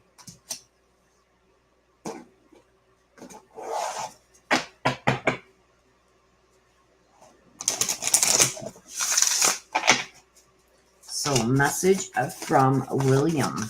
William. Message from William. Yeah, somebody's going to lose a lot of money because of whatever this is that's happening. So you got to act quickly on that to save that from happening. I think you're still going to lose a bit, but you're not going to lose as much if you act quickly. He's saying, I'm sorry, please forgive me. This is telling me that he had a hand in his own death. So he's feeling like, and not only that, he said or done something before his passing that he feels you were angry at him for or very hurt. And he didn't get a chance to say he was sorry and ask for forgiveness. And I do get this sometimes when they have had a hand in their own death, okay? But he is asking for your forgiveness. So whatever this is that you were upset, angry, or held against him when he was in the physical world, that he never get a chance to apologize for, he's saying it now. He's also saying he doesn't feel like he's dead. So he feels like he's still very much alive. I get this when there's unsettled business, and this goes hand in hand with this. He feels like he can't totally rest until he says this, until he apologizes and he gets the forgiveness. But he still feels very much alive, as well as wanting to put this to rest. He feels the need for you to have this message that he is sorry for whatever that was that he did. He is saying he is sorry and he needs your forgiveness.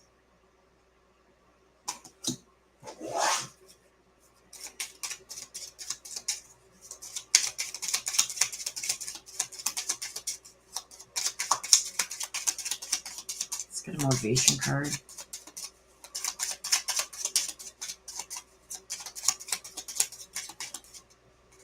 There's one that's flipped. That didn't just flip. Is that it? Yes. Strength. Oh. So you got strength. Don't let the weeds and thistles cultivate in your garden.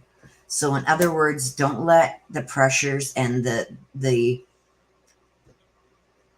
dirty deeds by others come in and tarnish your home.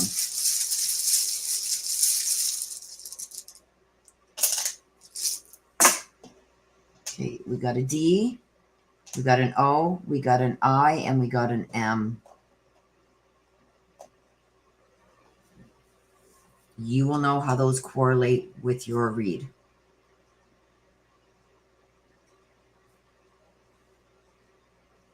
Okay, so that is for you, Karen. He's asking for forgiveness for something. He's also saying he's very sorry. Okay, we got Kate Bell wants to hear from Grandma Ann.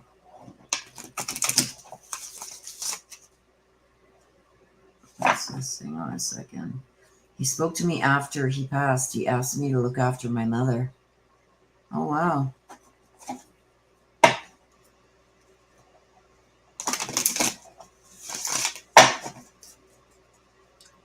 Okay.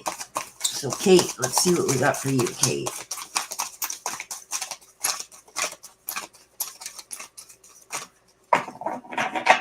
You're very welcome, Karen.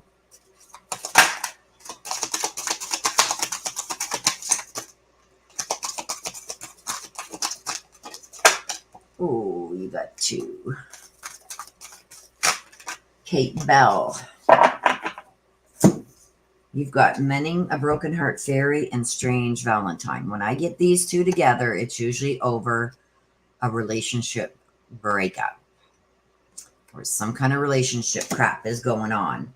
The Mending a Broken Heart is healing from heartache. But the Strange Valentine talks about love. So it's almost like either what I'm getting before we get the clarification, I'm getting already that this could be maybe a recent breakup. If this isn't a relationship, it's a very strong, close friendship that maybe has been lost. If this isn't happening or just recently happened, then this is coming. Because I get that very strong. It's like you love this person to the end of the world, and you don't get why they're treating you the way they are. And it's almost like it's broke your heart for long enough. So this one wants to come out. It could be that you are looking for guidance regarding this, what you should do, or this is, I don't know. Let's get the clarification. Yeah, painting the roses red. Yes, here we go. Okay, so what did I just say about this? This Mending a Broken Heart. This is either a relationship or this is a very, very close friendship, like deep love, like sisterly, brotherly almost. But I feel like this is more of a relationship. If this is not happening, it's on its way. Painting the roses red, a moment's regret, and investigating. I think something might come to light or has come to light that you need to ask a lot of questions about, because I think there's some warning signs, like red flags that are there. I think maybe there's some information that was given to you, but you're not so sure if you believe it or not, because of the love that you have for this person. A moment's regret, mistakes being made, sinking ships around the home life. Painting the roses red. Errors. Trying to cover up mistakes and errors. So somebody's trying to cover this up. So if this is not happening right now, I am telling you, Kate, this is coming. There is something heartbreaking with somebody you have a strong love for. They're trying to cover up their errors because somebody has brought you information or is going to be bringing you information that you need to look into, because it's not rumors, it's true. Because I got the moment's regret. So this is something that this person may regret deeply, but cannot be changed. But this may change your whole outlook. Painting the roses red is almost like they're going to try and cover it up. They're going to try and deny it, but it's undeniable because there's too much investigative information there. I'm going to leave that right there. Grandma Ann. Grandma Ann. And if this has already happened, this breakup, losing this loved one, don't go back. Don't repeat the same mistakes. No. And I think if this is something that you are going through right now, you're remembering, oh, well, the good times. No, forget it. No, don't do that to yourself. Okay, so Grandma Ann.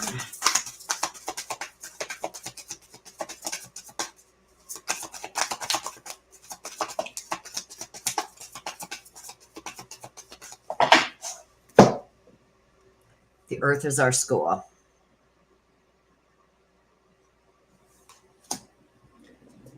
Earth is our school is there's something in written form that you need to look into. And I don't know if she's telling me that this is connected, because the investigate goes along with schooling yourself also. Basically telling you got to learn by your mistakes.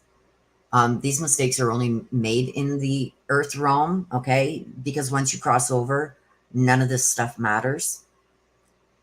But when I get this, it's telling me that you need to learn your lesson about something. So like I said here, I have a feeling like it's like you're going to try and go back, or like you can forgive, but you can't forget, and you can't go back and correct something that was done that cannot be corrected. It's not like you broke a vase and you can go out and buy a new one. This was something deep, or it's going to be something deep. It can't be corrected. And I feel with this, it's going to, cycles repeat themselves. And that's what I'm getting. And this is almost like you need to learn your lesson.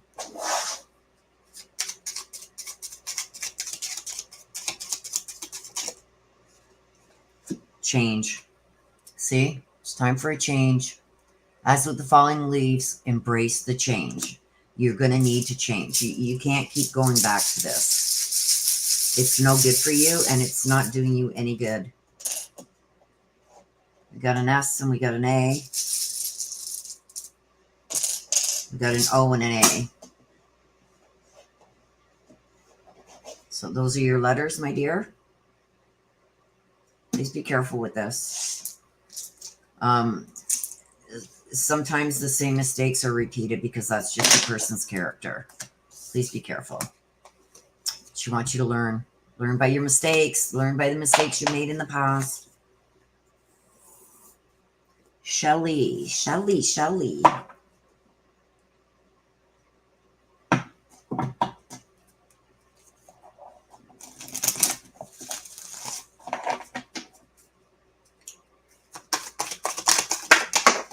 Oh, and that went downstairs. Whoa, there's another one. Shelley. Somebody has a message for you. Lady with the Bosch egg. And the one that went in the basement here, Dress of Alchemy, release your power and ancient wisdom. So, what I'm getting with this right now, Shelley, is you know better. You know better. There's something going on here, girl. You know you can't hide from me. There's something going on. And it's almost like you're trying to contain certain things. And you know better because you've done this before. And it didn't turn out the way you expected. So now you are trying to do it again. This is telling me that you're repeating something over again. It's like you have the power to change it and you're not. Because it's easier just to go with the flow. I see you, Shelley. I love you, girl, but I see you. See, painting the roses red. Covering up past errors. Oh, excuse me, you guys. Another one. What is going on, Shelley?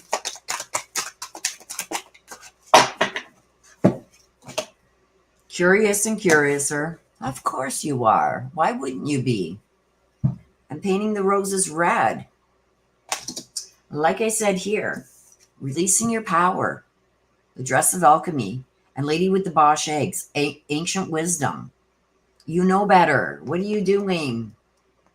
What you can't keep doing the same things expecting different results, girl. What are you doing? And it's like, okay, well, if I just change this little thing, it'll be okay. It'll work. No, it won't. You can't. It's not going to. And it's, you got the curious and curiouser. It's like, okay, well, I just got to try this. I know it's not going to work, but I'm going to try it anyway, just to see if maybe this little tweak will change things. You know better, girl. You can't do the same things expecting different results. What's going on? Make a decision and stick with it. Yeah. It's like you're doing the same thing over and over and expecting a different result, and it's not going to happen. And it's almost like, well, if I just tweak this a little bit, or if I just maybe, okay, I won't do this, then it'll be okay. No, it won't. You need to set your course, and you need to stick to a plan. Oh God, girl. Mom Sherry, give a message, please, for Shelly.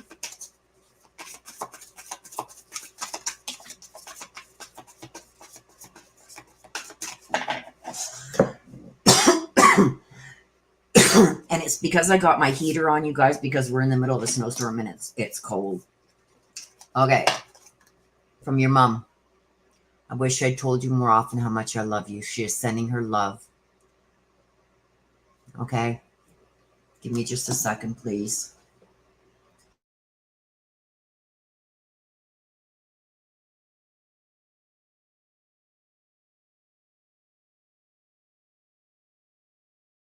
Okay, you guys. Sorry about that.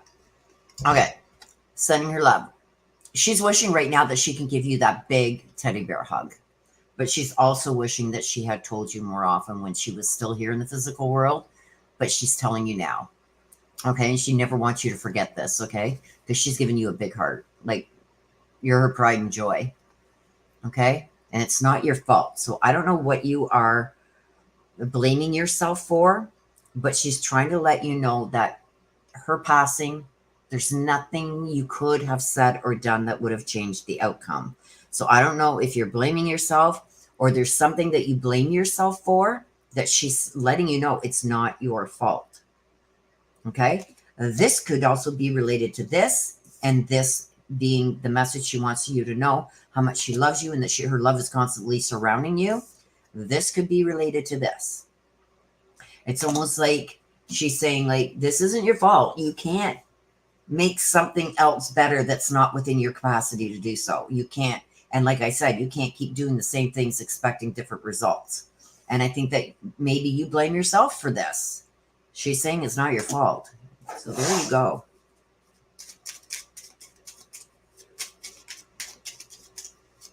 Okay, motivation for you.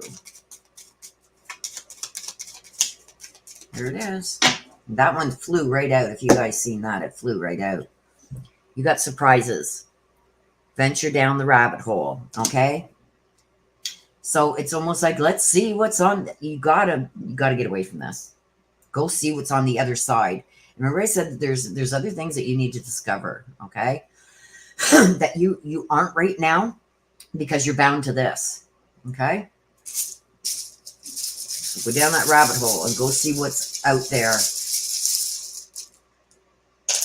Let's get your letters. You got an R, you got an O, you got a blank. So that could be any letter you need it to be, and an I.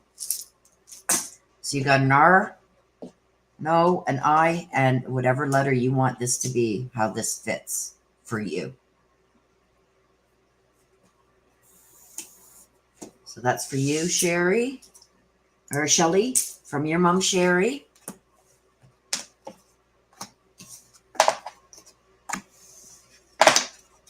Hello, Marie. If you want a read, my dear, get it in now because I'm on my last one. Amanda wants to hear from Grandma Mage.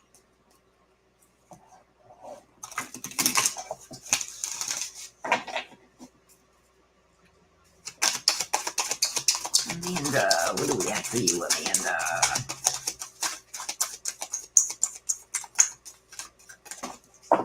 Okay. I'm Kale, an angel of time. Okay.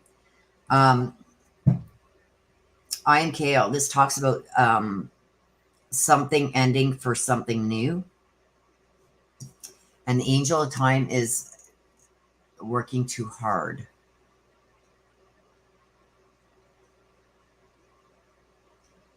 Madge? Okay. Madge.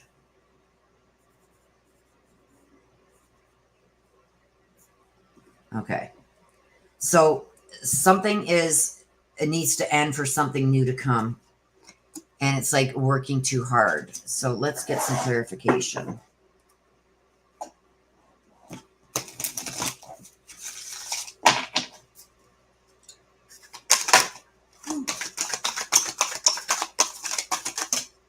Oh my gosh.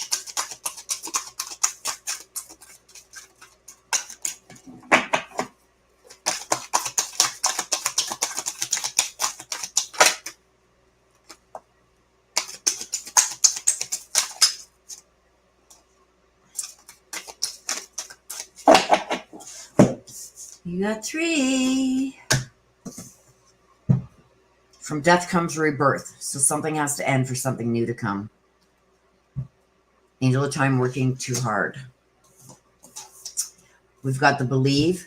We've got the investigate. And we've got I want to be queen.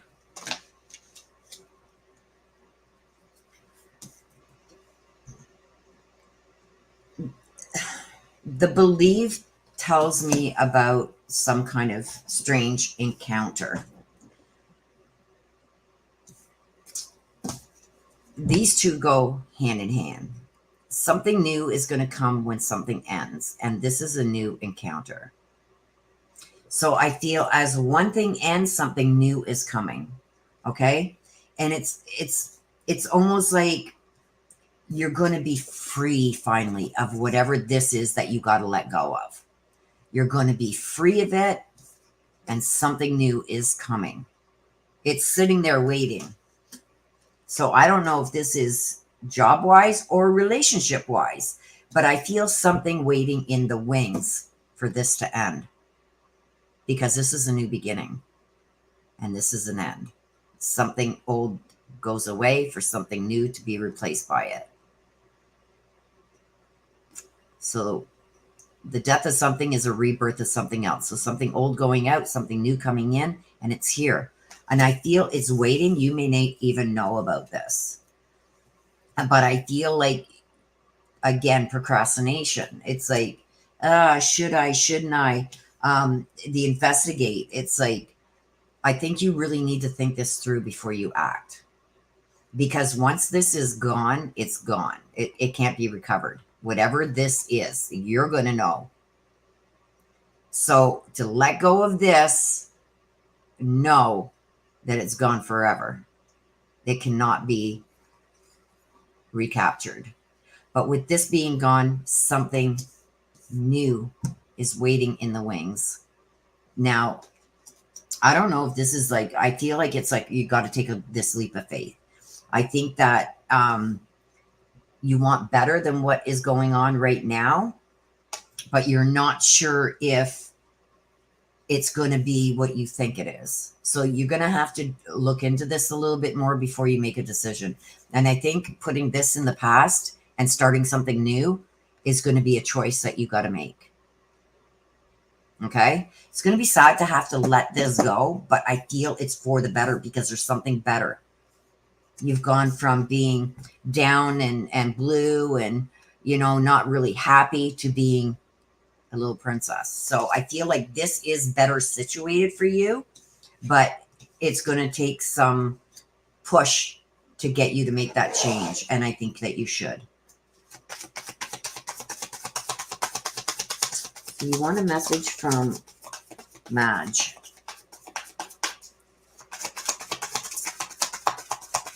Mother Madge.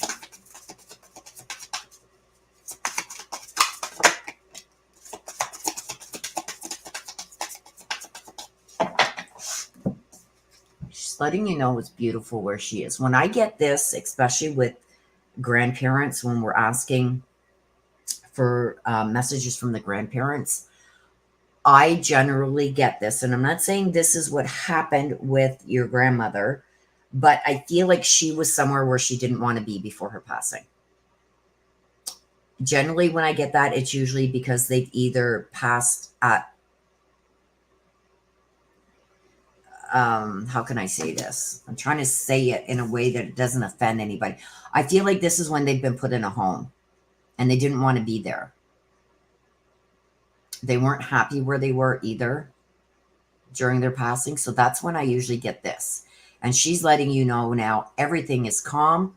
Nothing is affecting her anymore. It's everything that she thought that it would be, and it's beautiful. Okay?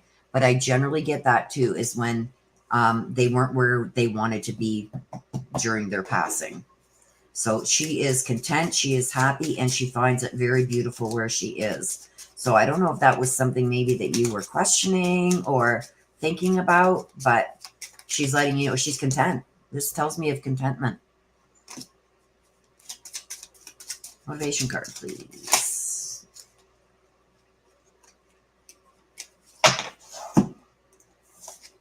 See this? Self-care. Tend to your garden. I think it fits with this. Pull some letters for you, my dear.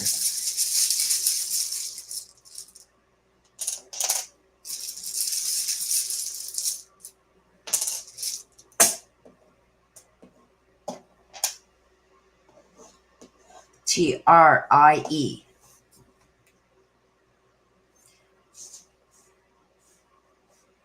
This could be tired. Tired of something old and the need for something new. Tired, right? Could be many things. It's up for you to decipher what you feel you're drawn to within your read. Time to take care of yourself. Never mind anybody else. Time to take care of yourself and do what's going to make you the happiest that you've been. Okay, my dear? So that is for you.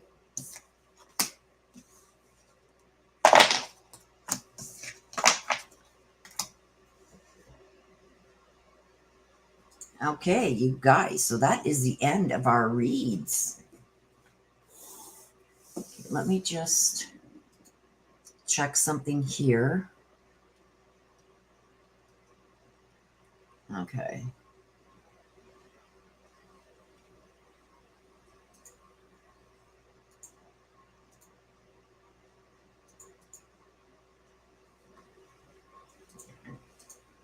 There we go.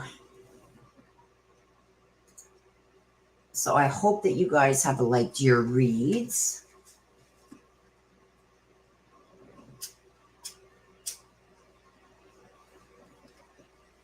I don't like putting too much personal stuff out there, Amanda, but I think you got the gist of what that meant. Mind me, you guys, I'm just getting stuff situated here and put away.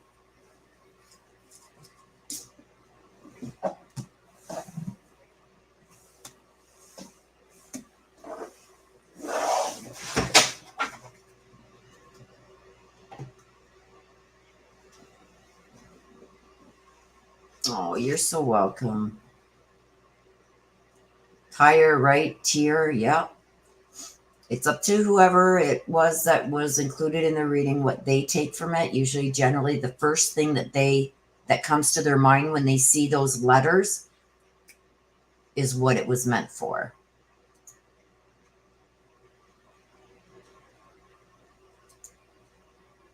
Leland! Leland! There's my handsome man. How are you feeling, Leland? Sending you lots of love too, my friend. How are you feeling? Oh, I'm sorry to hear that, Amanda. Well, she's telling you that it's beautiful now. She is finally content. And don't forget, when they cross over, anything that ailed them in the physical world no longer affects them on the other side.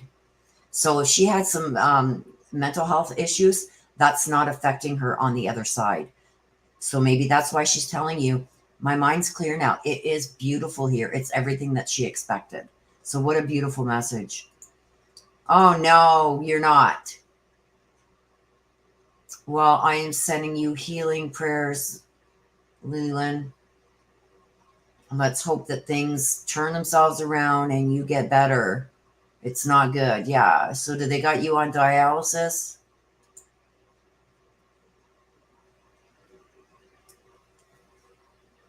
I had a friend of mine a few years ago that started having problems with her kidneys and needed dialysis, and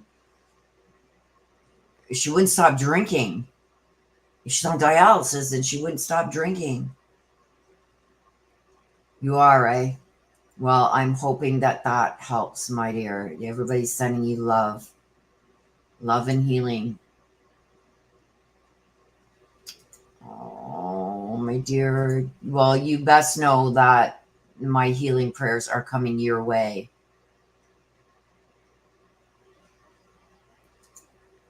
You have no idea how spit in your read was.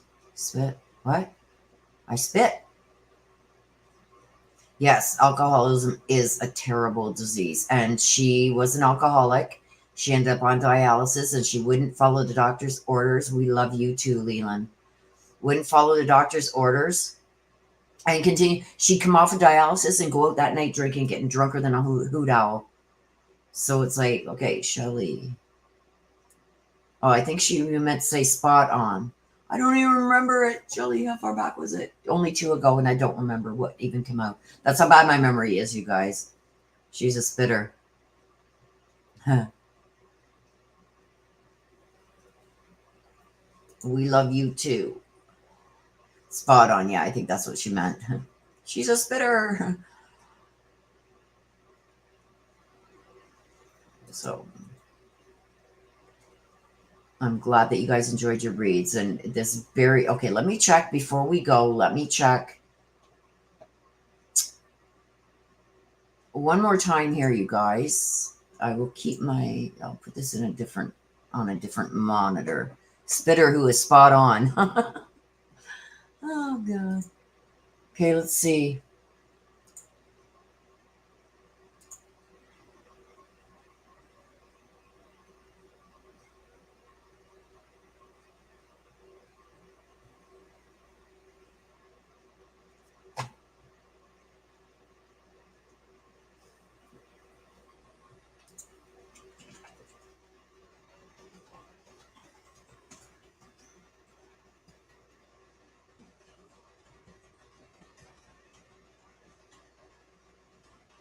Hang on a second, you guys. I got Twitter coming out my butt here with messages.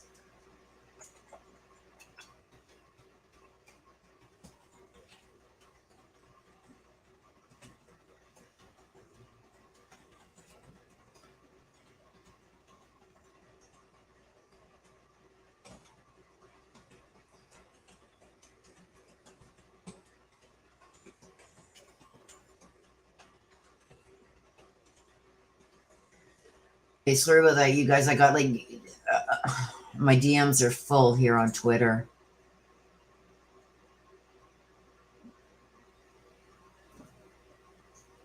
Let me just see what more information I can get here.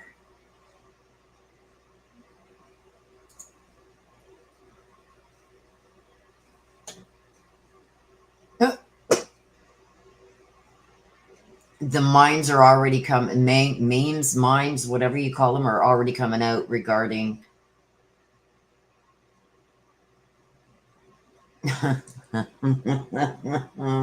They're already starting regarding Linda Stanley. Here, I'll share with you guys what I'm chuckling about. There you go. There you go. That's what District Attorney Linda said. You screwed the pooch. Screwed the pooch. Oh my gosh, you guys. The memes are already coming out regarding her. Okay, let me just see what's happening here. Hang on.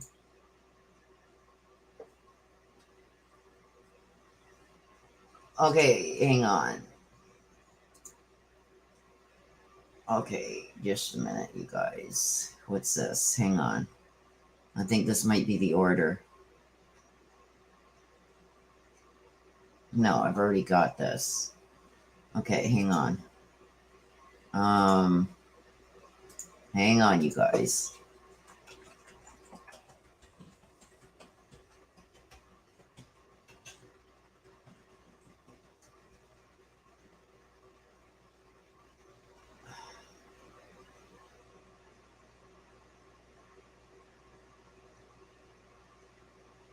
Okay, hang on a second, you guys. I got something to show you.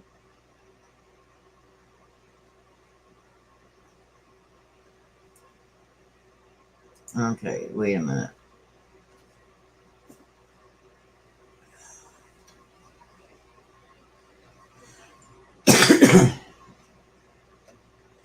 Give me a second.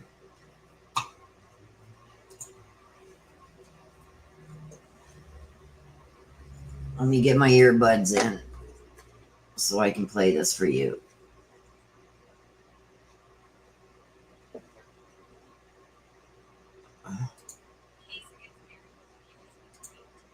Okay, hang on.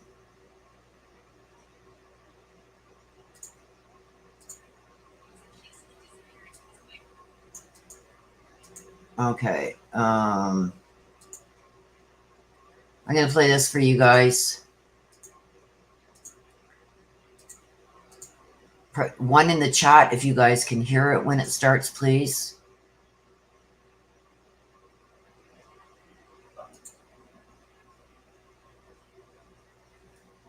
I'm going to start it. Put one in the chat if you can hear it.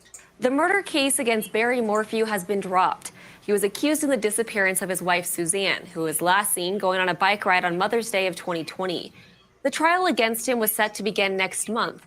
Today, prosecutors filed a motion to dismiss, and a judge ruled to drop the case.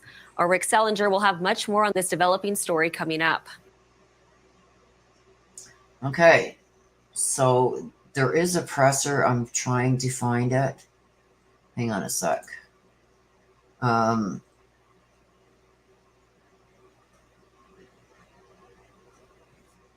Let me just read through this just to make sure I haven't missed anything.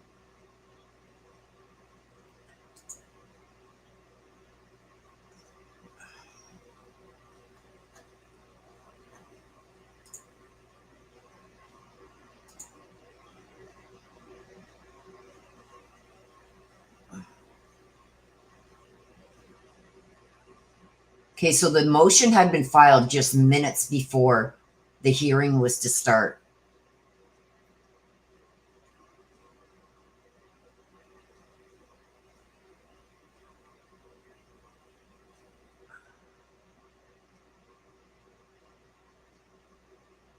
Okay, let me find the presser. Hang on.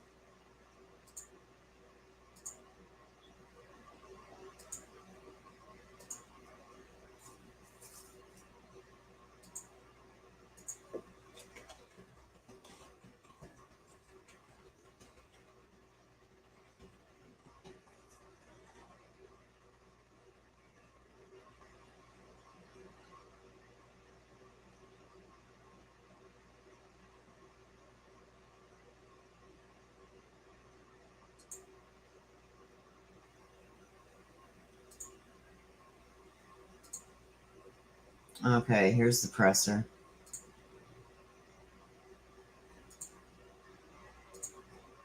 Okay, here's the presser, you guys.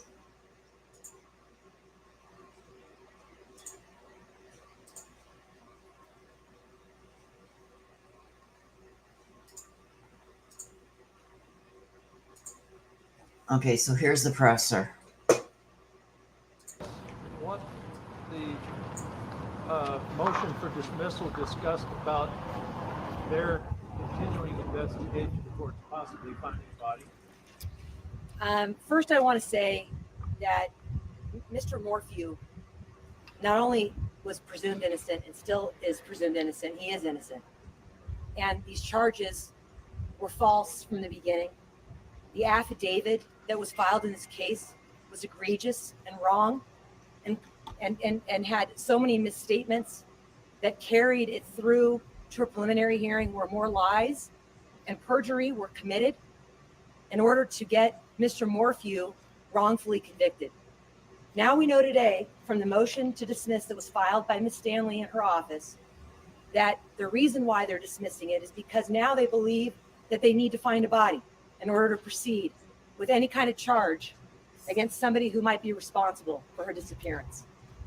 Today is the first day the prosecution has ever stated that that would be a consideration in a charge of murder against another person, including Mr. Morphew. Forever they have stated that they don't need a body, that a body is irrelevant. But you need to know that in this case, there has been not a single ounce of physical evidence that has been found connecting Mr. Morphew to this alleged crime. In fact, there's DNA that is placed on all the critical items of evidence in this case, on the bike helmet, in the house, in the car, that is linked to unknown males and has been linked to convicted sex offenders in this country. And the prosecution has chosen not to follow those leads. Instead, they have done one thing, which is focus in on Mr. Morphew and ignored everything and every type of evidence that would seem to turn them away from Mr. Morphew. We were going to get Mr. Morphew acquitted rightly after a trial that we believed we were going to have. But all of a sudden now, today, in the face of the fact that they have committed so much misconduct, they decided to dismiss the case, claiming that there is a body that they're close to finding up in the mountains that are snow covered by nearby where Mr. Morphew's house was. We have not seen any indication in any of the discovery that we've been given, which has been terabytes and terabytes of information.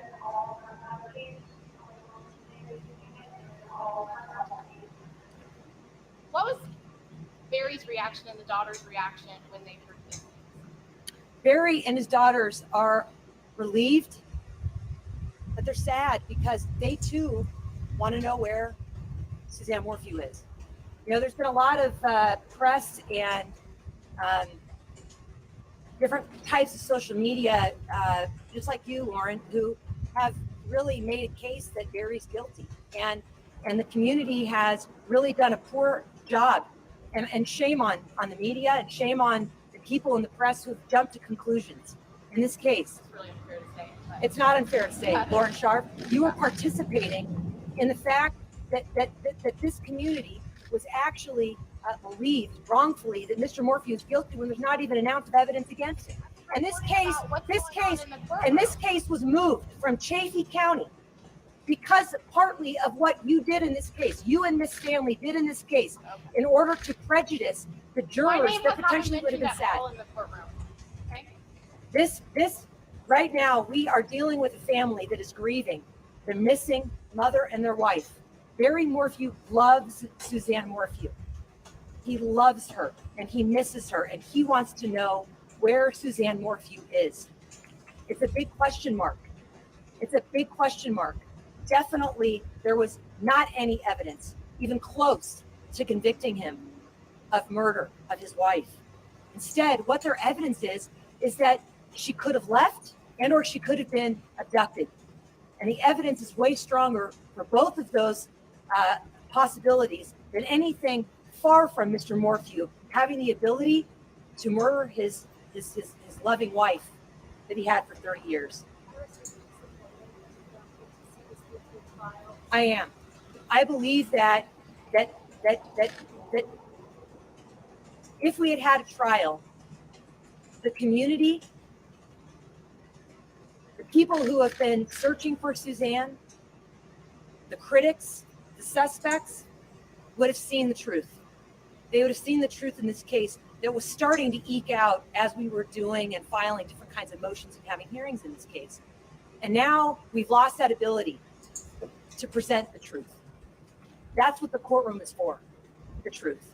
Everything outside of the courtroom is suspicion, is guessing, is conjecture, hunches, and that's pretty much where this community is sitting right now. The community wrongfully is going to believe that Barry just got away with murder. But you know what was about to happen? The prosecution was manufacturing a murder case. You've seen shows called Making a Murderer. That's what was happening here in this courtroom. They were making a murderer. Prosecutorial abuse has never been seen this widespread in my entire career of 30 years. These prosecutors have committed so much misconduct, and they're trying to escape it by filing a motion to dismiss in order to escape from all of that, and hopefully that maybe some other judge will allow them to refile it and ignore and put all this behind the curtain. It's not going to happen.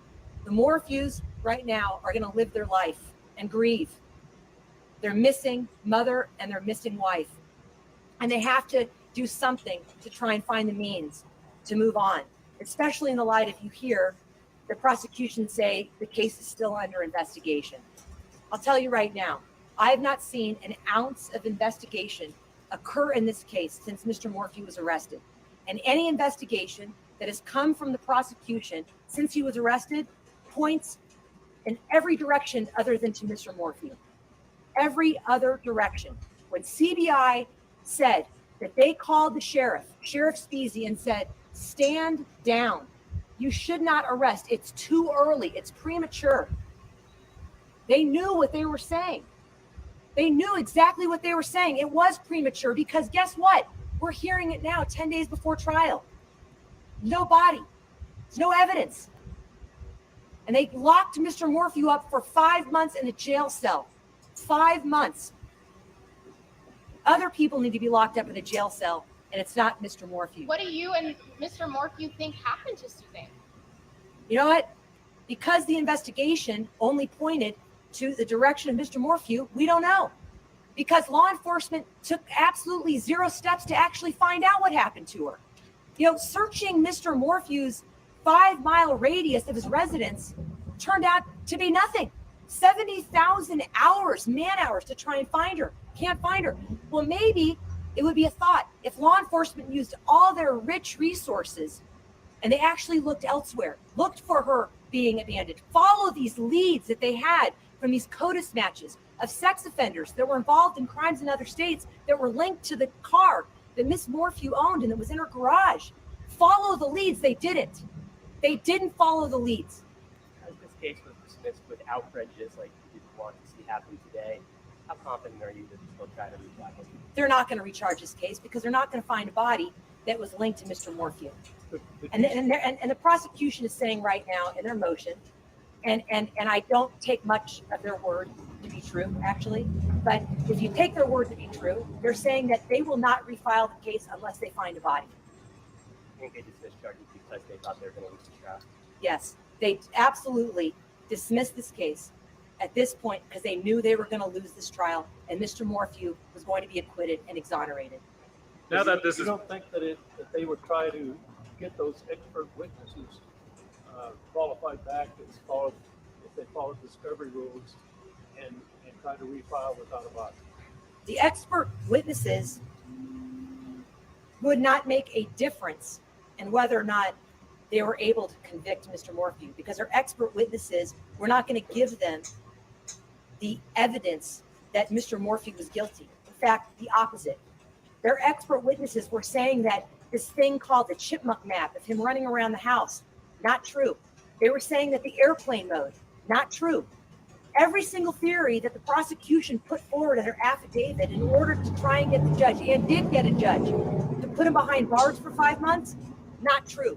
Their experts were not going to further any type of conviction. And in fact, their experts probably were going to help us get the acquittal fast and quick that we know that Mr. Morphew was going to get if we had gotten to go to trial. Now that this has all been settled and the judge made his decision, where do you and the Morphews go from here?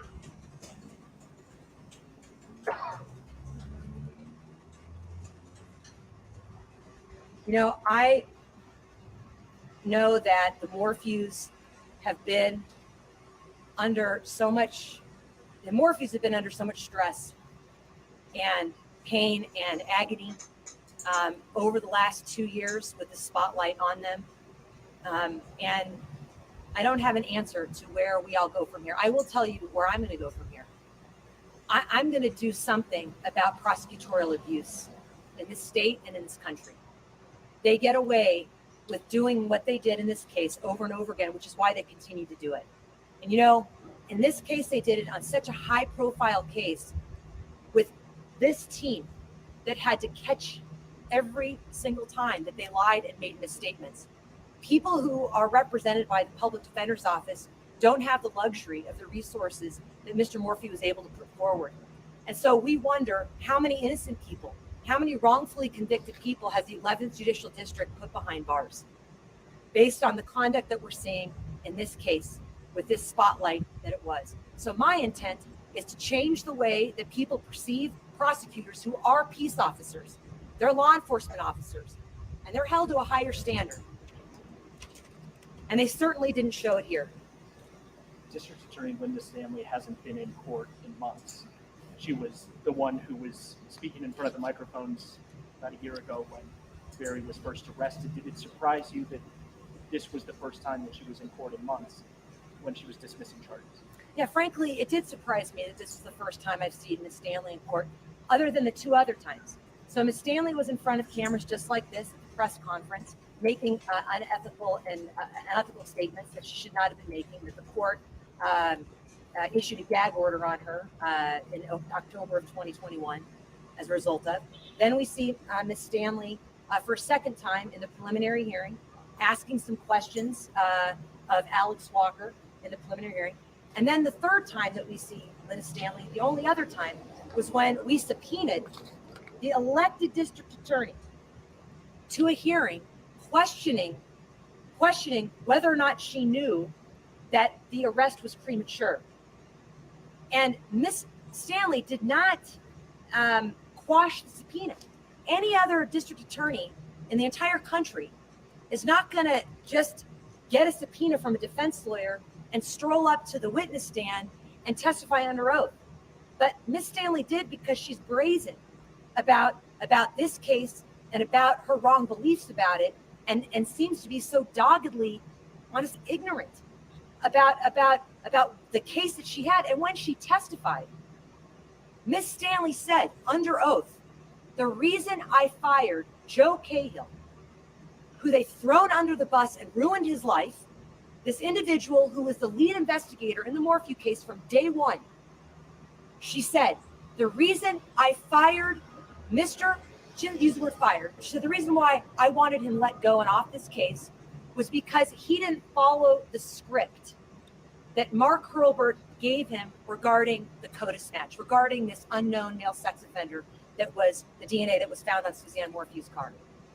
That's the only time, 3 times that we've seen Miss Stanley. And then today, yes, I was extremely surprised that she came in, and she came in, and this actually follows a communication I was having with Mr. Hurlburt about the missing discovery in this case, where I emailed both him and Miss Stanley. And this is in the pleadings. It's an exhibit in the pleadings. It's actually attached to D73 Exhibit 1, where I include her asking, where is the raw data from the cell phone towers? And the response that Mark Hurlburt gave me was, why are you including Linda Stanley in these emails? She has nothing to do with this. Why are you including her? So I actually said, well, I'm surprised you're asking me, because she was doing a press conference. She's at the preliminary hearing. Her name is on the affidavit to arrest. She's the one that wanted this arrest of this man. She came to the preliminary hearing. She's the one that's in charge of the entire case. And yet now you don't want me to email her and involve her in the discovery issues that she's responsible for? That was shocking. So those are the 4 times that I've actually had any kind of interaction with Ms. Stanley. Did you know this was coming today? You know, I didn't know a dismissal was coming today, although the writing was on the wall as a result of the judge's absolutely very conservative findings. Honestly, the judge should have dismissed this case. I don't fault the judge. The judge didn't find there to be willful pattern. He found there to be a pattern of neglect and reckless conduct. But we believe today we had more information, more discovery violations, that we believe the judge would have been able to find willful misconduct and dismiss the case. So I'm not surprised in that the way that the case had landed, that they had to dismiss the case under, they believe that evidence was so critical to them, and they stated that it was critical to them. I'm just surprised it happened today. You say that there's no evidence in the case that points to Mr. MORPHEW. How would you classify the needle sheath that was found in the driveway and the text message? That's great. I'm going to talk about the needle sheath. So the needle sheath, we don't know where that needle sheath came from.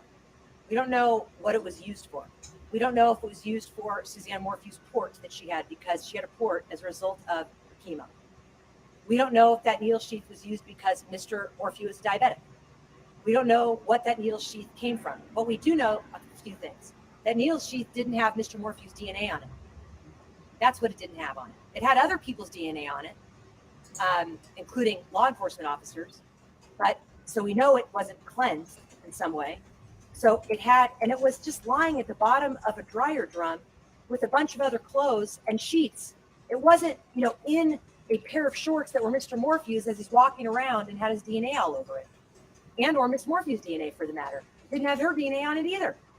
So that's how I explain this red herring that the prosecution tried to use as a method to get everyone excited about how he could have murdered her because there's no blood anywhere. So how could he have done it without any blood? So they allegedly found this needle sheath that was conveniently there 10 days after they had searched the entire dryer. The whole dryer was searched, photographed, swabbed, everything. And 10 days later, it was an aha moment. We played in the preliminary hearing where the police officer finds this needle sheath and you hear it drop, clink, clink, clink, clink, clink. And he calls back to his fellow officer and he says, "Hey, did you see this? I have something that's going to make you very happy." Quote, "That's the needle sheath."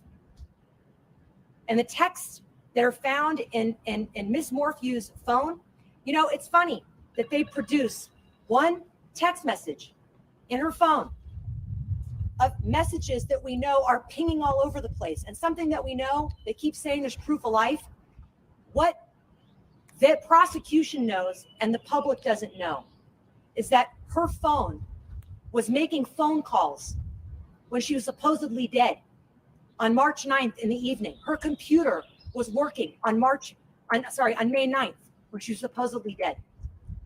So the evidence that has been revealed through the affidavit is incorrect and false. So that's what I think of those two evidentiary items. How many people are on your team these days? It takes really a lot of people to fight the government. So right here, there's 7 of us standing here, and it's been, and there's more that just aren't standing here, but there's more people that have been involved in, cataloging the discovery and indexing what we have, knowing what we don't have, and including, the experts we've had to consult with to figure out really what the truth is. So, it's been a massive effort. And, if Mr. Morphew didn't have the resources, he could be wrongfully convicted. And that's a statement about our justice system, is that prosecutors are so powerful. They wield such threat to our safety and peace and justice, and they abused it in this case. And who knows how many other people that don't have these resources they abuse. Thank Could we you. just have you say and spell your name really quick? Yes, my name is Iris Eaton. It's spelled IRISEYTAN.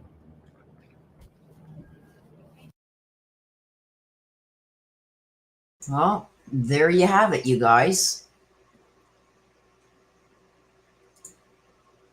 Let me see if I can't find one from the prosecution.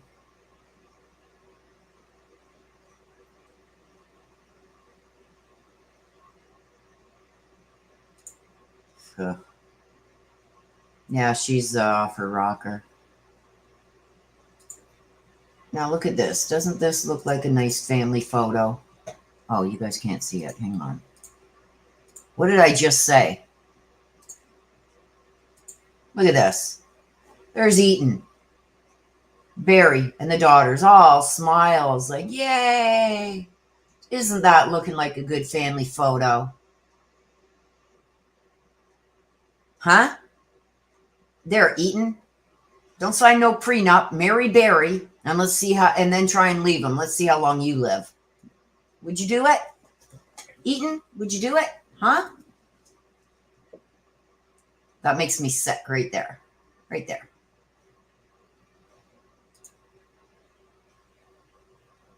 Anyway, that's just something I just came across. Hang on.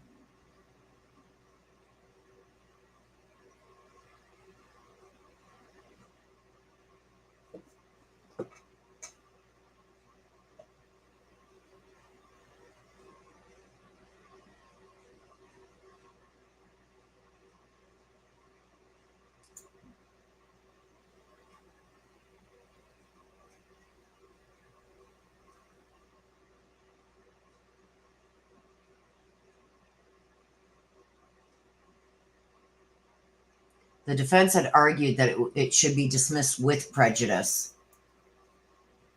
Barry Morphew's team claimed that the dismissal was in bad faith.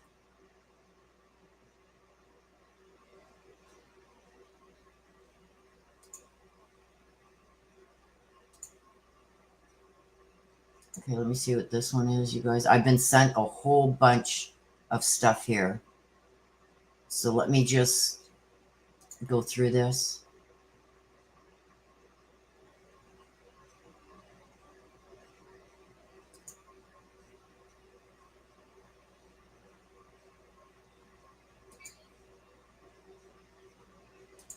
Okay.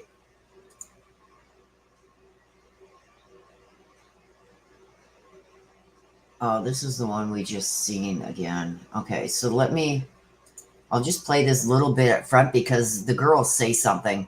Hang on.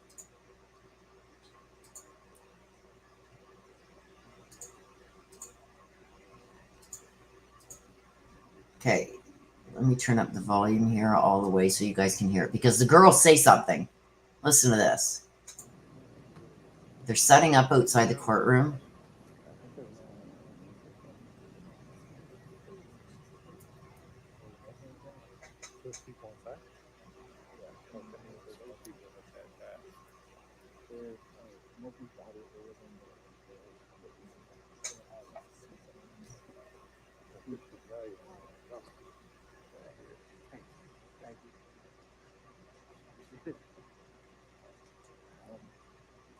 Her two brothers and her sister testified over it.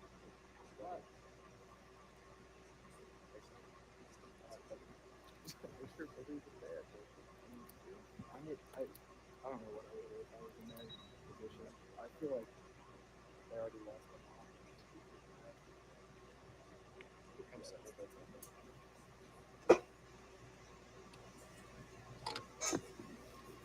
I'm trying to catch what the reporters are saying. Something. Oh, here they come.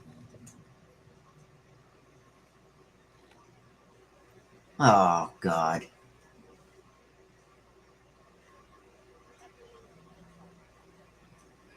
That's what innocence looks like right there is what she just said. Barry, is there anything you want to say? Mallory, Macy? Killer's still out there.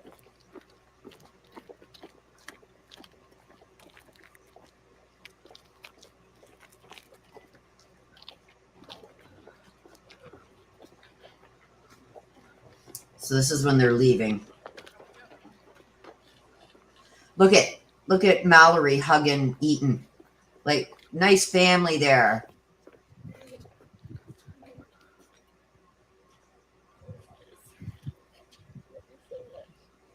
I love you so much.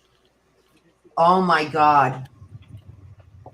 I love you so. Oh, here you go.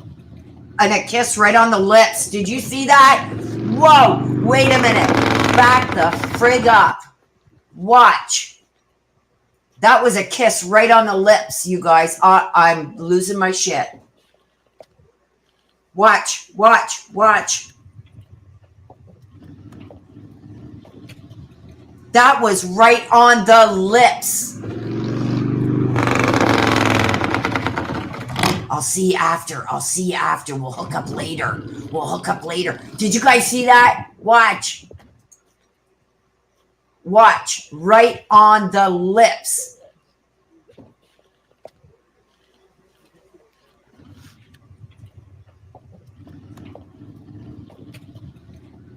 Right on the lips. And he whispers something in her ear. Probably, I'll see you after, honey. I'm telling you, you guys, I'm not lying. Watch. Right on the lips. She turns her head to the right as he comes right in for the kiss. And then he kisses her again. Are you kidding me?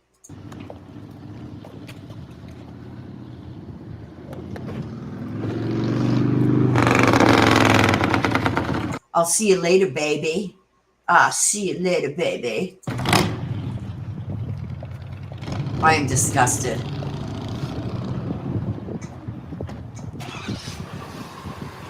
I'll see you in a little bit, baby. Go knock her socks off. That is disgusting. Disgusting.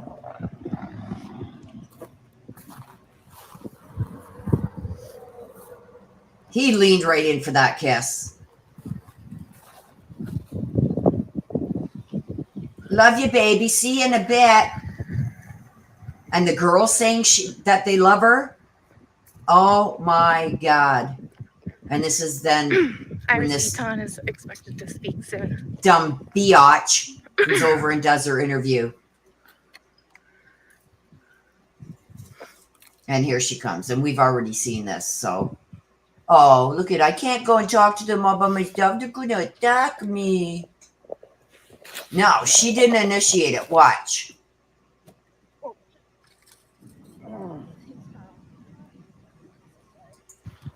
Stop. Wait a minute, you guys.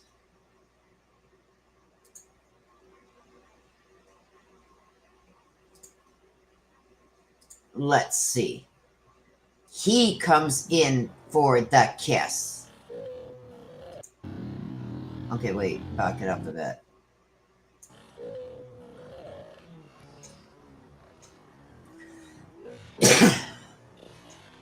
And they're saying, I love you and everything. Look at her.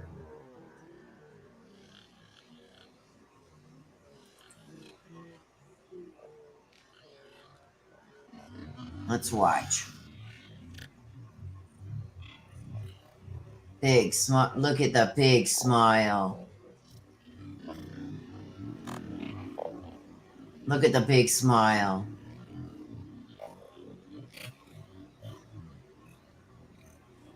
Oh, if she does turn her head to him, eh? But he says something to her. Watch. Oh, she got no wedding ring on. He's whispering in her ear. And then he kisses her again right there. Look at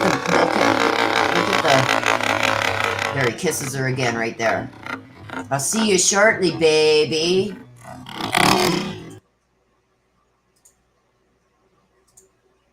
Oh my God, I'm freaking grossed out. Okay, I gotta get that off my screen. I'm grossed out. I am grossed the hell out.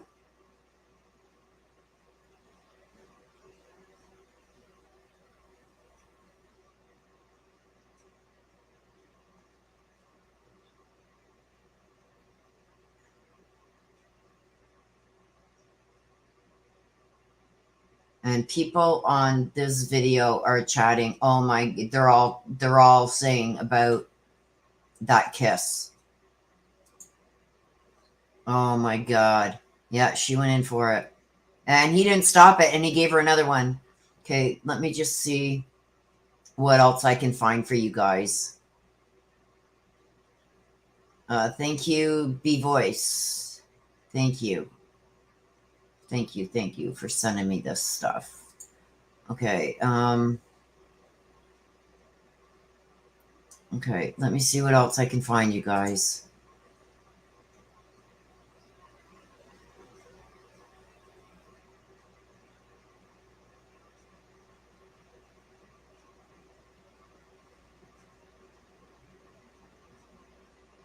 This is gross.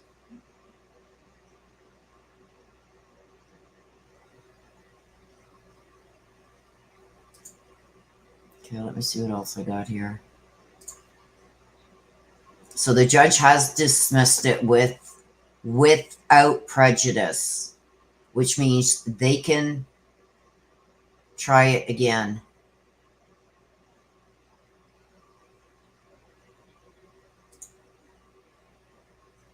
right? It's gross.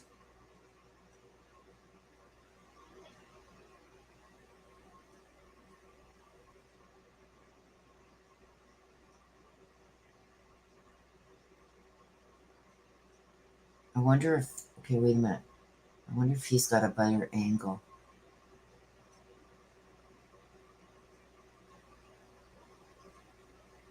Oh yeah, you can see it right there. Let me blow this up. Hang on.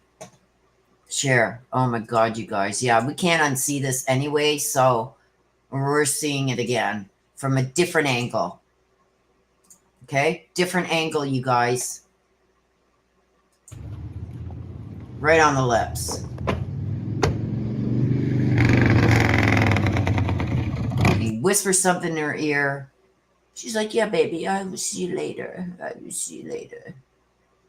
Ugh. Blech. Gross. Let's see if anybody says anything on it here. Oh, I'm going to make a comment.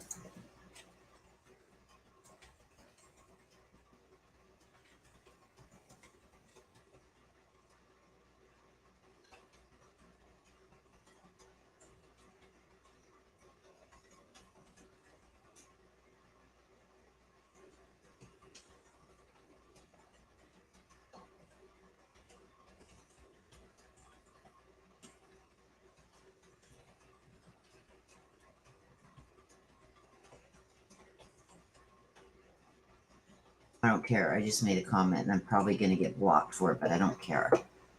I'm disgusted. Let me just see what else I can find here.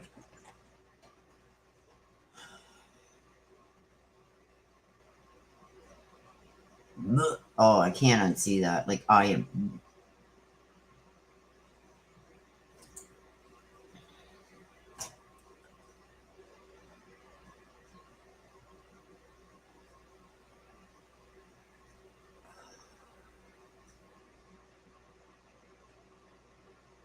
Yeah, when they find her body, he is going to be held accountable, and I hope he rots.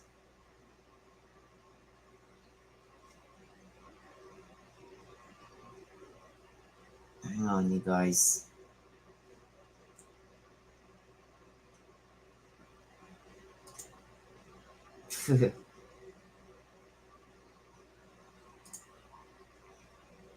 Yeah, he's still facing the voter fraud and the firearms charge. Is AK in here?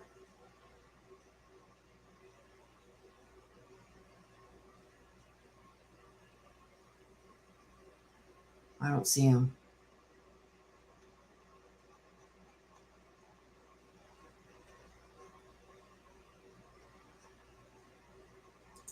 Yeah, influencing an officer, firearms, and voter fraud.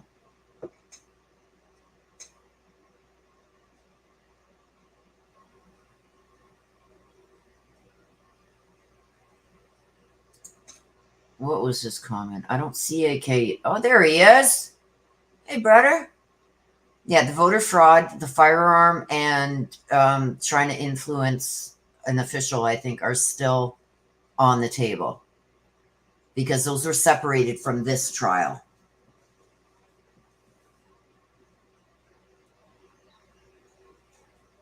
Okay, hang on, you guys. I'm looking. Yeah, and she went right for Lauren again, like in her presser. It's like, how dare you? Lauren, the only one doing the job that she should have been doing. Oh, thank you. Remember, it is all as it should be. I'll be putting some stuff out soon-ish. Also, voter fraud is in CCSO still. Yes. And so is the influencing. Yeah, go after her. Get her. Get her, AK. Thank you so much for your super chat. Good. Anything you need from me, I'm there. I'm there.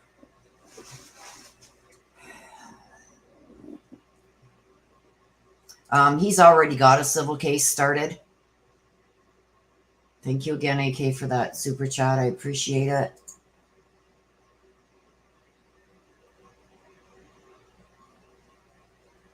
Like, I'm throwing up in my mouth. Yeah, and how does Iris Eaton know that they're not going to find her body? What does she know? Like, that to me, it's like, I can't unsee what I just seen. Sorry, you guys, my chat in studio is just catching up here now.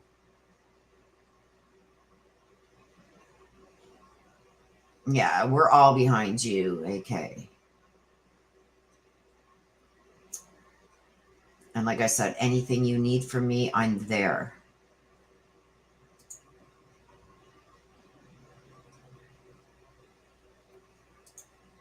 Yeah, I know there's already something that's, I don't know if it's actually been filed yet, but they were wanting to sue everybody under the sun.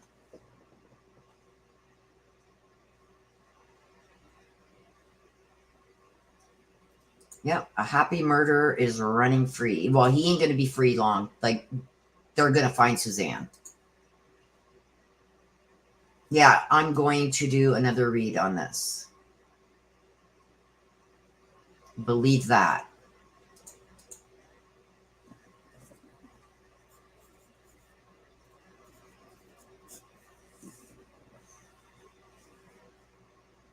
I'm sick to my stomach. I don't think they went to the Supreme Court.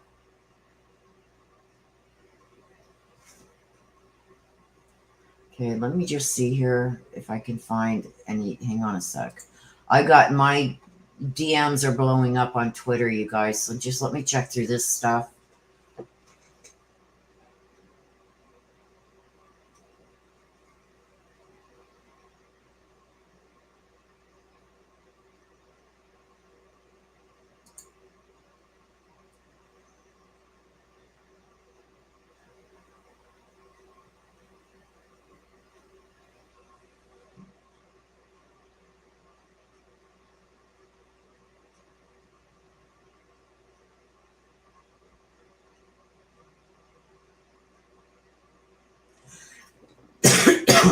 Oh, well, I better show this.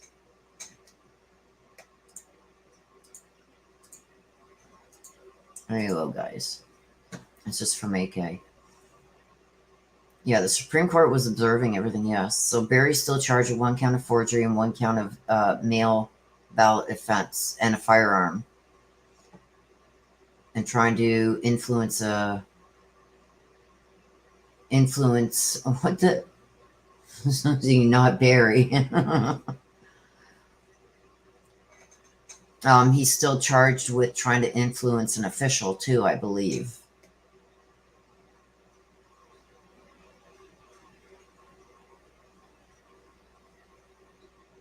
Yeah, I believe that too. Like, she's made up lies. She's exaggerated points.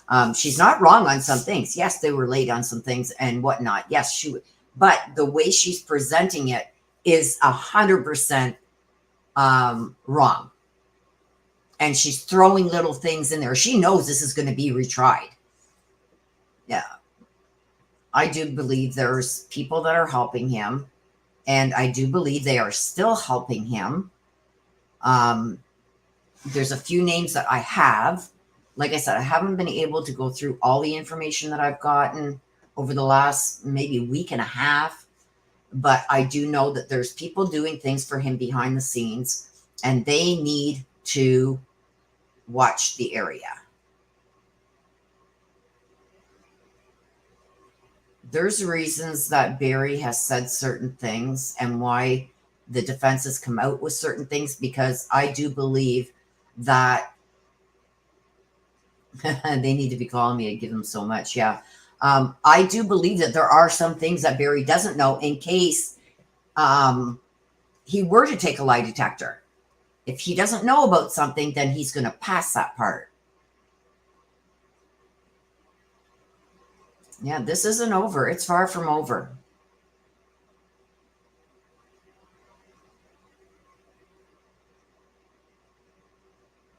So Suzanne Morphew's sister has said that she remains hopeful. The murder case against Barry Morphew has been dismissed without prejudice by the prosecution to allow more time to search for her body.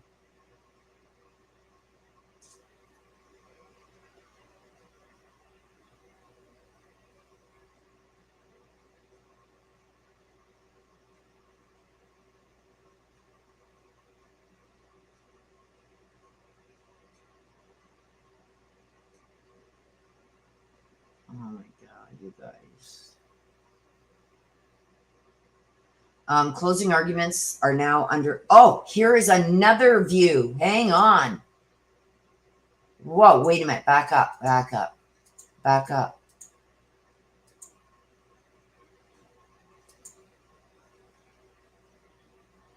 Hang on.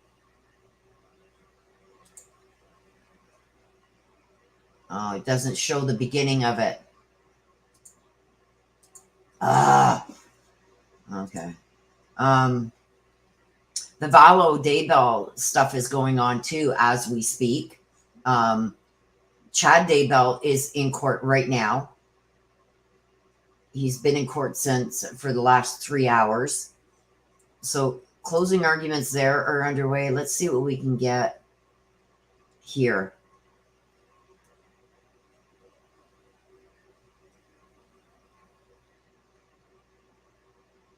Okay, so the closing arguments, Lori Daybell's attorney said his client is in agreement about the location of the trial and asked the court to uphold previous decisions, and the judge will issue a ruling later on. Humphreys was on the stand. Let me just see.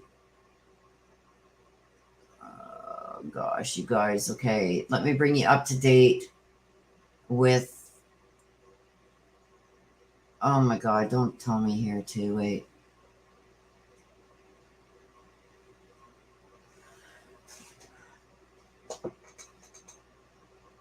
Okay, so Daybell's attorneys asked the judge to dismiss the hearing, which the judge denied. Witnesses are being called. Special Prosecutor Rachel Smith Daybell chose the venue for his trial when he murdered his wife, JJ entirely. 104 people are listed as potential witnesses when Daybell Valo case goes to trial. The prosecution asked to speak with Judge Boyce. They, along with John Pryor, have left the courtroom. Chad Daybell is sitting alone at the defense table. The attorneys have returned from judges' chambers. Questioning of Clerk Abby Mace has concluded. Lieutenant Travis Ruby from Ada County Sheriff's Office is now on the stand. Ruby's testimony cut short due to audio issues. Chief Shane Truman was on the stand. Truman was explaining that he worked with the prosecution to come up with how much it will cost his department to move the trial to Ada County. Truman says it will cost his department $231 per person per day to have his employees in Ada County. Thurman has excused Lieutenant Ruby, and Ada County Sheriff Office was back on the stand. Ruby is off the witness stand. Court was in recess. Humphreys called as a final witness. Humphreys has concluded testimony. Closing arguments went underway. Following closing arguments, Daybell's attorney said his client is in agreement with the location of the trial and asked court to uphold previous decisions. The judge will issue a written ruling later. So that's it for the Daybell. They were wanting to. The prosecution had filed motions to just select the jury in Ada County and transfer them to Fremont County for the trial. So that's what was being discussed today. In an hour's time, Lori Vallow is going to be arraigned on her charges.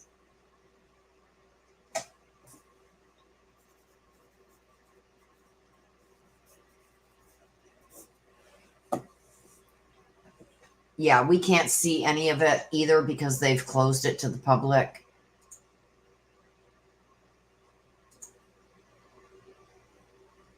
I was sent that too, so I'm just going over anything new that has come up.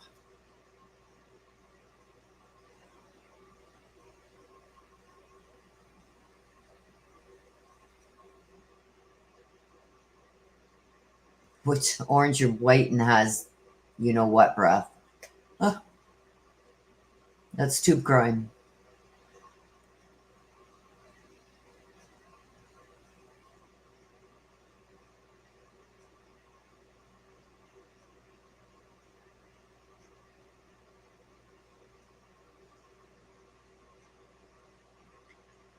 Okay, so for those of you who would like to, okay, let me just get the link. Hang on.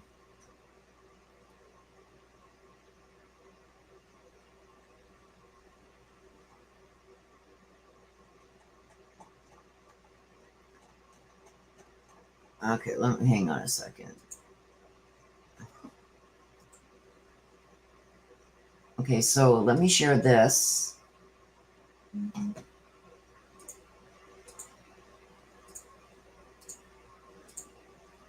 This is this morning. This is just recently. Chade Bill in court. Let me just see here. Hang on a second.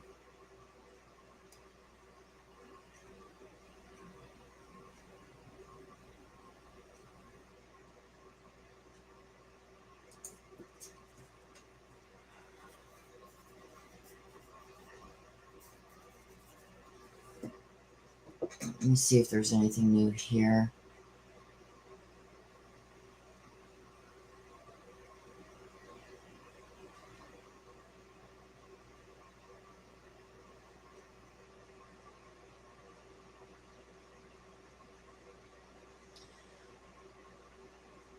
Okay, hang on a minute, you guys. I got something else here too.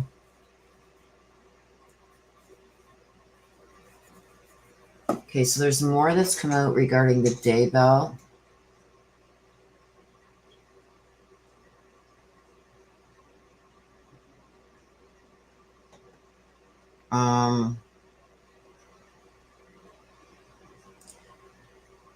The prosecution had said this is where JJ, Tylee, Tammy died. This is where the case should be. The defense fires back. This is not about turning 16 to 18 jurors into prisoners in Fremont County. That's what Pryor had said.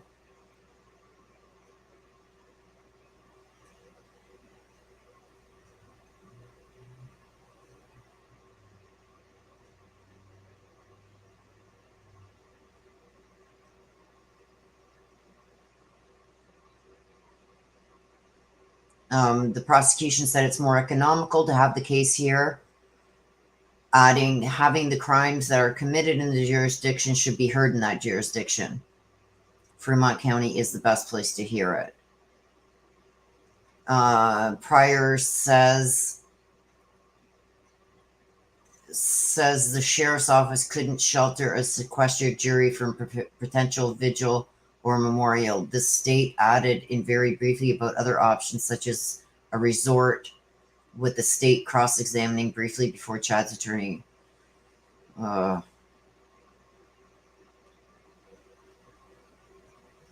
It's also saying that St. Anthony has one hotel and trying to show that might not be adequate to sequester a jury.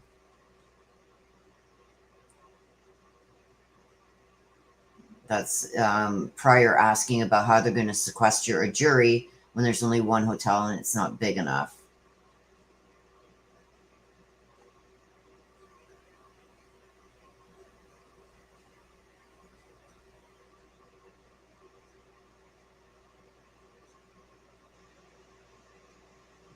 Also, you guys, John Thomas has been appointed as co-counsel for Lori Vallow with Ropillard or whatever his name is, because he's death penalty certified. Okay, so let me go back through the comments here, you guys, so I can...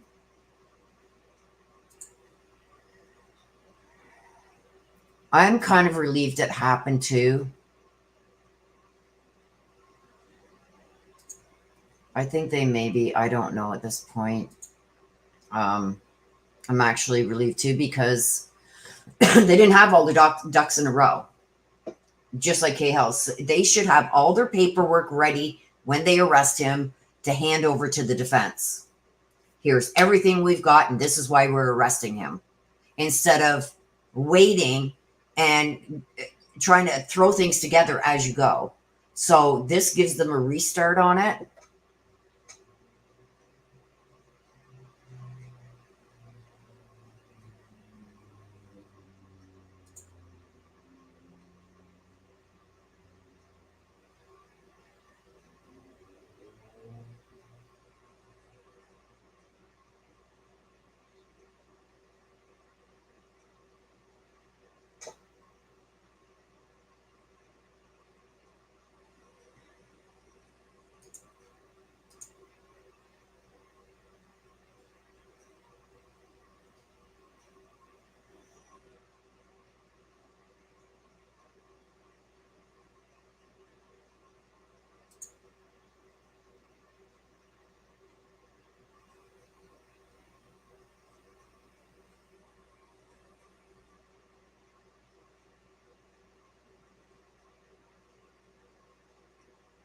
Yeah, I do believe she's been moved too, and I don't think it's Barry that moved her. I believe it's the ones that are helping him. Barry's staying next door. He wants to keep an eye on things. That's my opinion.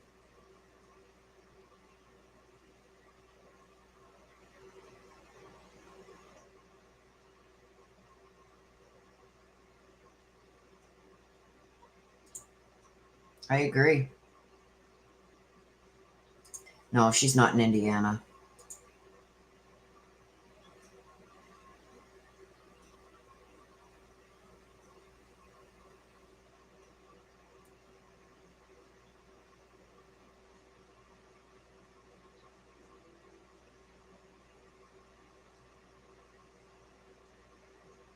So back to the, just so I don't confuse you guys, I'm speaking about the Daybell case now. An officer said that it would exceed $11,000 for an officer to be there the entire time for the 10 weeks of the trial, the chief says. So that's the chief saying $11,000 for each officer that would have to be there if they move the trial to Ada County. If they leave it there, it's going to cost $11,000 per officer. That's a lot of money. He's saying that for the people that would need to be there in Ada County, like the court reporters and stuff like that, well over $100,000.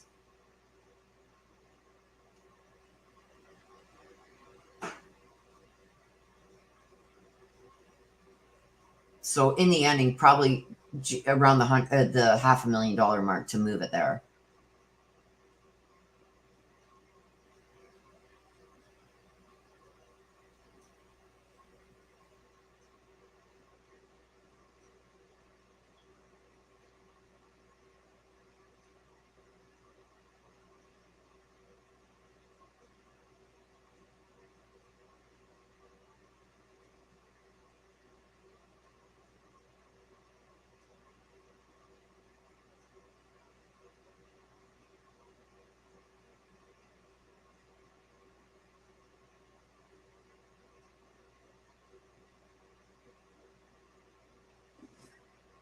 And Pryor was objecting to everything about the cost. He's saying that the cost that they're projecting isn't right, blah, blah, blah. He was overruled. He kept saying it and saying it and saying it. He was overruled 4 times before the judge said enough.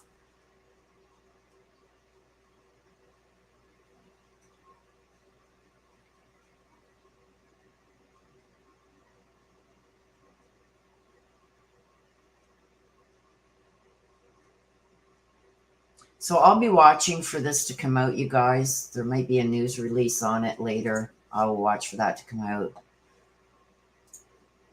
Okay, let me get back to the chat here so I can see what you guys are chit-chatting about.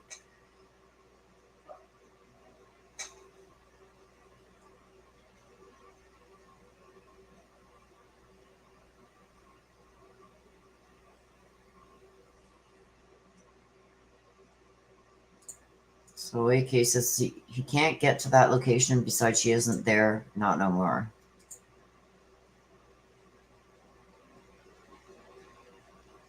Oh, thank you, Shelley. AK's boots on the ground, man. Like, he's done so much.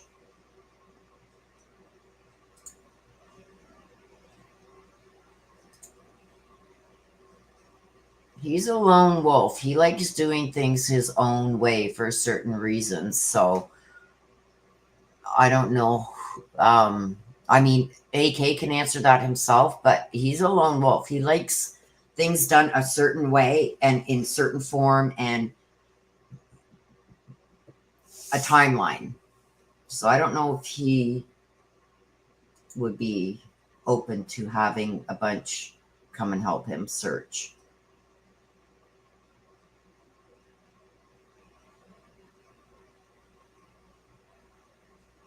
So that I'm replying to that comment. Maybe the public will actually go help you. He does things the way he does them for a reason.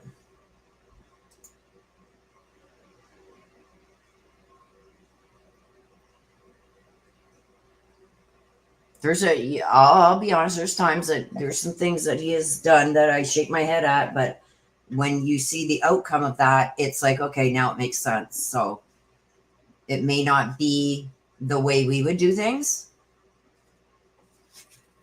but there's a method to his madness. That's what I'm going to say.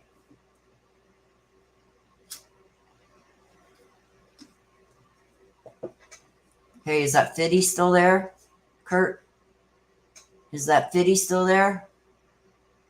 Have you gone back and checked in that money?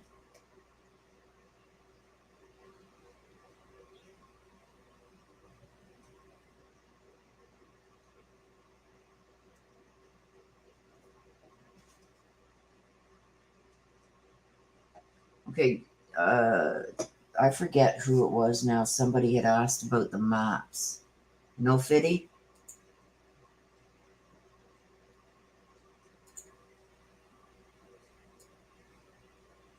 Okay.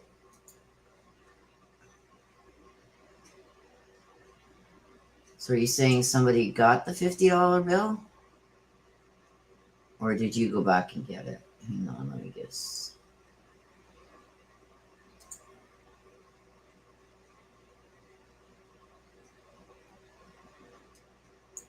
Hang on, guys. Okay, so let me share this. Hey, Kay, you want to come up here, bud? Before I share this? Oh, really?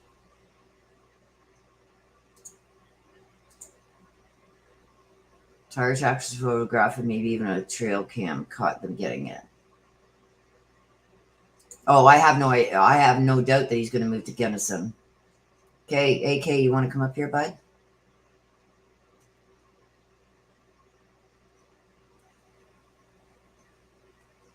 And we can go over this map. Oh, he's working on the Jeep. Okay, well, let me share this then. Okay, here's the map. There's Gunnison Mine, Garfield Mine. Okay, so here's where Barry lived down here. And this here is Gunnison Mine, the Garfield Mine area up here where Barry turned around. Well, that's what I'm saying. You know this area better than me. I'm in Canada, bud. So apparently he turned around somewhere here, which was near the judge's residence. Funny, oddly enough.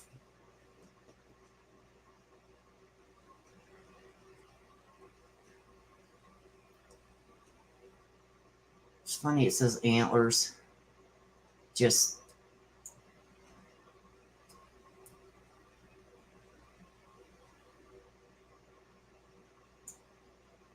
Okay, so this is Salida. This is Denver up here. So this is where they lived. Why am I not getting the... Hang on a sec. Everything, that's why.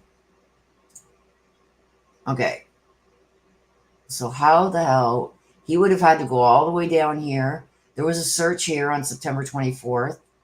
He would have had to come up this way. Where the hell did that line go?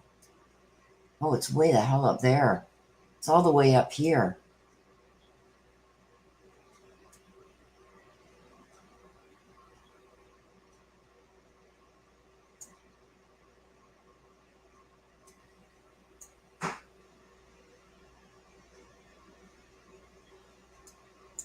Okay, let me... So if he came this way, he would have had to come up here, like this. Like, I don't know where the telematics said which way he went to get up to this area. That's the Garfield mine, where apparently Barry turned around. Why would he go all... I didn't realize it was that far. I thought he turned around...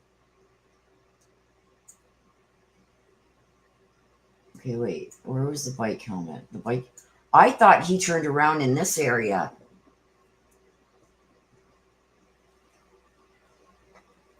But apparently, from what... If I'm seeing this right, then Barry was up here near the Garfield mine.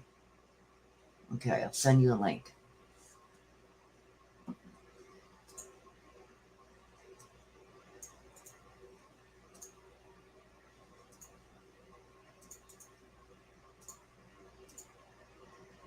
Where's the link?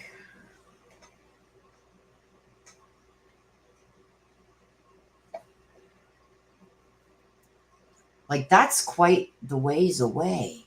And this is how the crow flies. It's like 100 miles.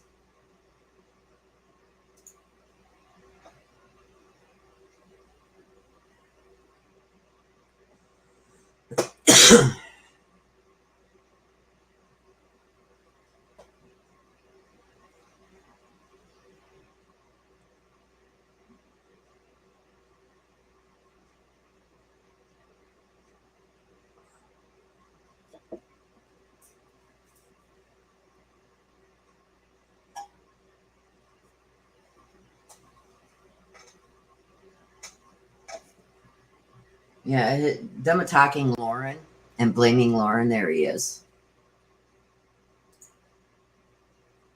There he is. What's up? What's up, bro? How are you? Okay, can you guys all hear him? Can you hear me? I can hear you. Can you guys all hear him?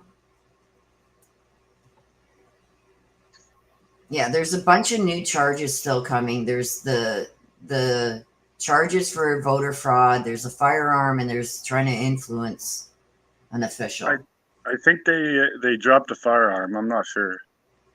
I'm not sure about that either because I think it was still on there. I haven't had a chance. I keep getting the updated ROA. Yeah. Keep looking through it, and as I get looking through it, I get distracted, and it's that ADHD that kicks in, and it's like, oh, look at squirrels. Gotta go feed squirrels. I'm telling you, the struggle's real. So did his telematics show that he was up there at the Garfield mine? Looking for the town of Garfield itself, not the Garfield mine.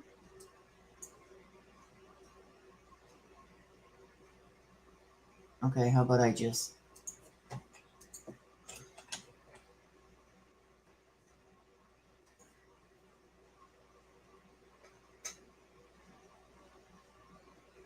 Garfield, is it right here? Garfield County? It's just right up Highway 50 from his house. From his house? So it's way back here? I zoom in. Trying to watch here. So there's his house. There's Monarch Martin. There's Dawson Ridge. Okay, Sargents, so it's between Monarch Mountain and his house on Highway 50. On Highway 50. So somewhere here. Okay, so move your cursor down to where no, up. Up? Yeah, about there. Stop. Now zoom in. Now go down a little bit. A little bit more. That should be around. If I'm looking, I can't hardly see, but Right? No, go up. Go up. Do you see the town? All the little houses and such on the left side of the highway. I can't see. Okay, hang on. I'm zooming Okay, out here. that's closer to the Monarch mine and the Madonna mine, so it's a little bit down from there. Yeah. I'm Now looking for zoom in little there. houses. Little houses and crap.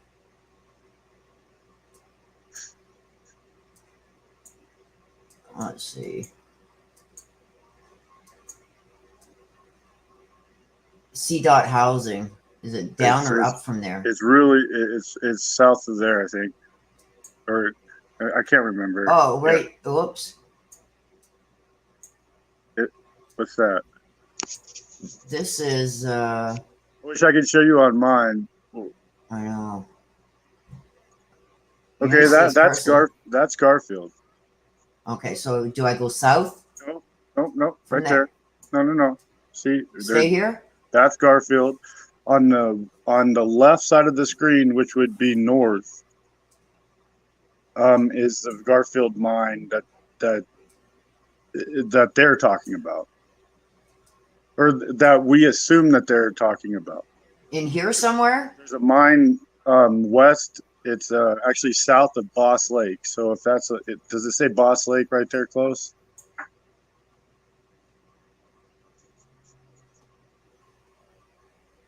Oh, there's a little. No, hang on. It's on the left-hand side. There's a trail going up to the lake. It's called Boss Lake. No, too far. Dawson Creek. That's too far. And Dawson Creek is also a pretty interesting area. There's Sleepy Mountain, Cow Creek, Dawson, Sawmill Gulch, Swag Gulch. I'd have to pull it up on my map. What's this right here? I'm all turned around. There's a bunch of little houses. There's a bunch of houses right here. No, is that Maysville School Inn? Is that the little red schoolhouse roof? I can't see. Right there. I'm on my phone. No, this is out near Hicks Creek and all that. Okay. What's this here? I'm not adding too much to your conversation here, but Garfield Mine is really close to the town of Garfield. There's two Garfield mines. The old Garfield mine is the one that I know about. Okay, let's that go. They were searching for. That they were Garfield searching. Mine. Garfield Mine. Right here. There you go. That's right across the street from the Monarch CDOT? Crest gift shop. Okay, so you're facing south. I always have my Google Earth where it's always north, so I always know which direction I'm looking. So it's kind of hard to figure out on this small screens here. Sorry. Okay, I'll tell you which way I'm facing. Hang on. North is up here. North is up top. Yeah. Okay, so this is where they're saying there's a Garfield mine right here. Monarch Ridge South. Yes. It's right now off there's the an 50. there's an older Garfield mine. Okay, there was two. Hang on. Which one is this one? Is that the one I'm at? No, there's another Garfield mine way up here. Right. But now understand the GPS locations for these mines are derived from the actual miners themselves, and some of these mines are 100 years old or more, and they're going off of the public records that are turned into the county register for the people who actually claim the mines. And if you're a gold miner, if you're a silver miner, you're not going to give the specific actual area of where your mine is. You have to actually be on the ground and find it. I've seen mines marked where they're supposed to be, and they're about a mile away from where the official website for the state of Colorado shows them to be. Okay, let me put a marker. So you have to be cautious with that. Area. I'm just going to put area for now, just so I have it saved. Okay, so it's in this area, the Garfield mine that they're talking about, right? It's He turned around. He turned around. His telematics shows that he turned around at the town of Garfield. He was there for about 27 minutes at the town of Garfield. Whoops. I spell right. Town of Garfield.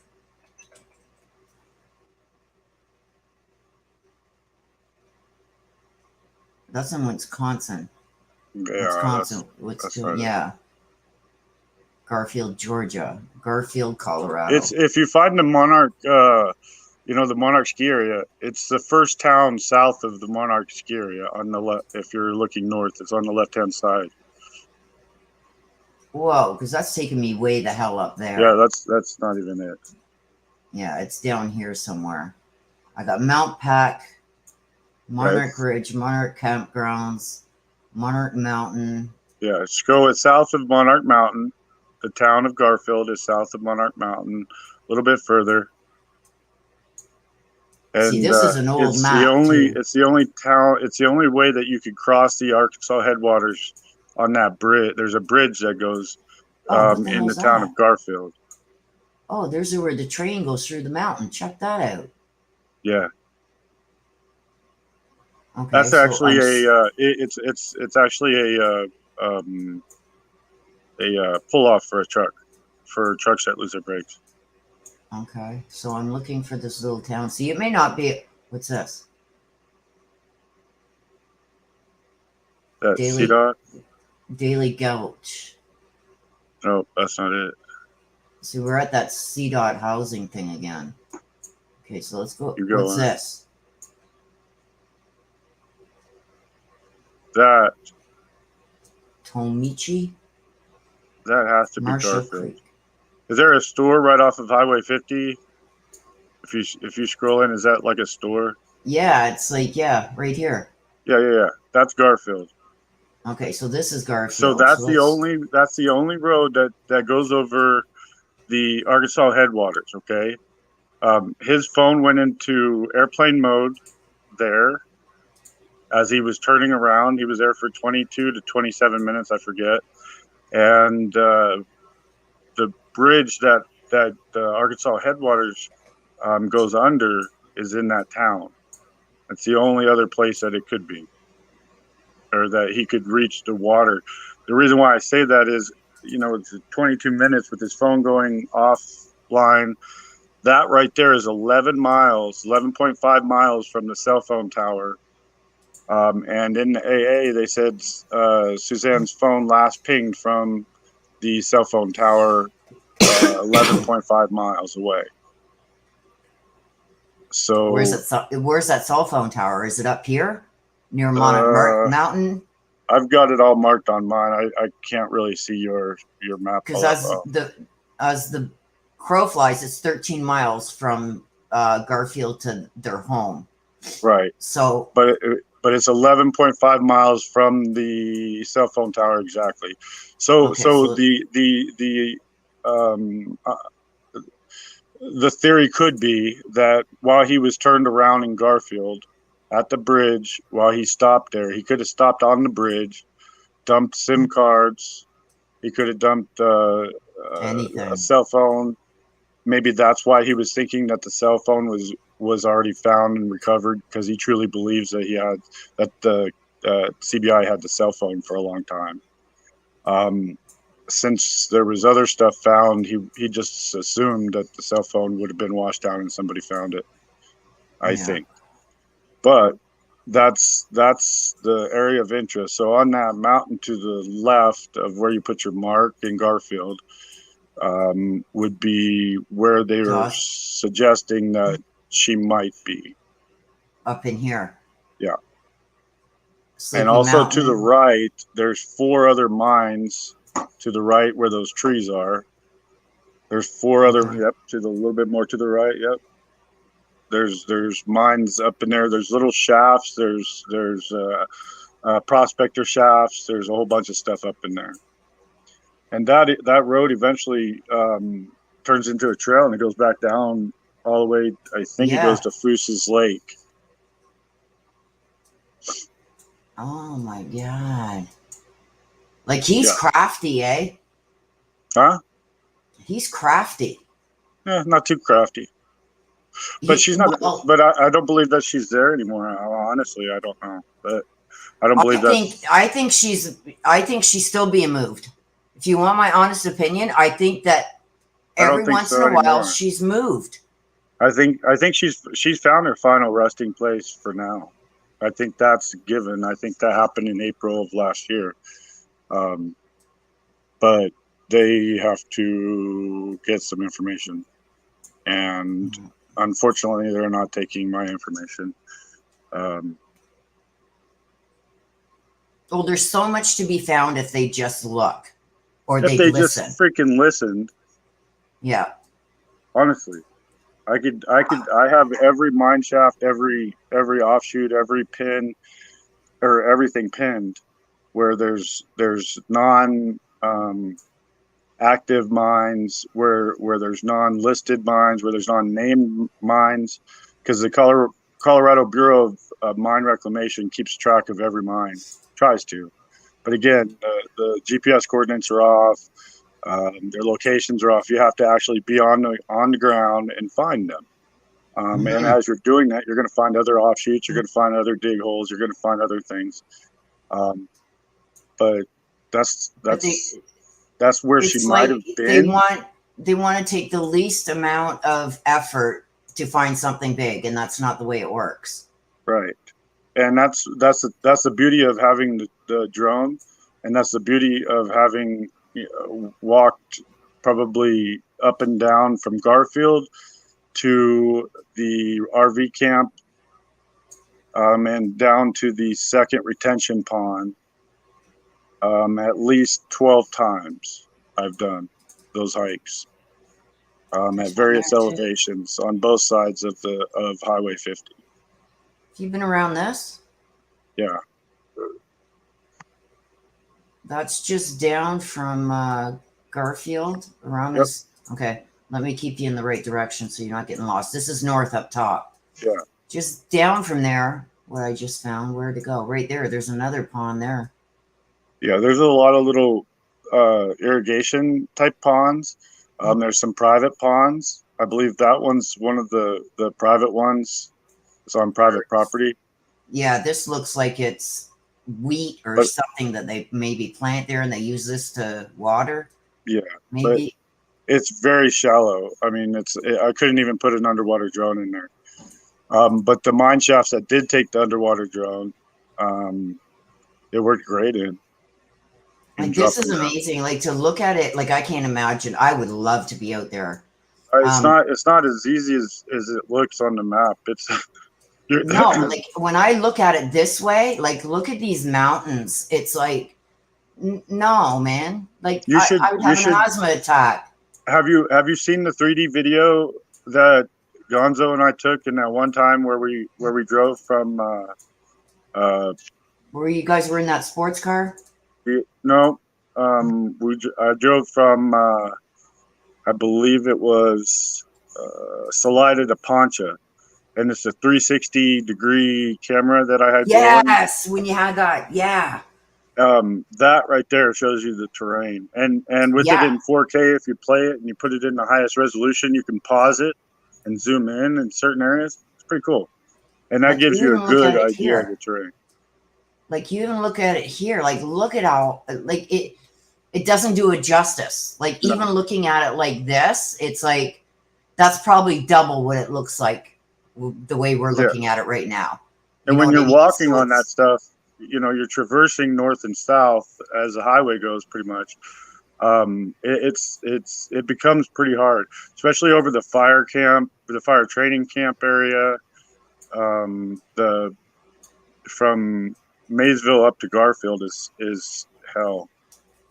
So is this the bridge here that you think he threw stuff off of? That's the bridge in Garfield? Yeah. This is the bridge that goes over Marshall Creek. Marshall Creek? No, it would be the Arkansas.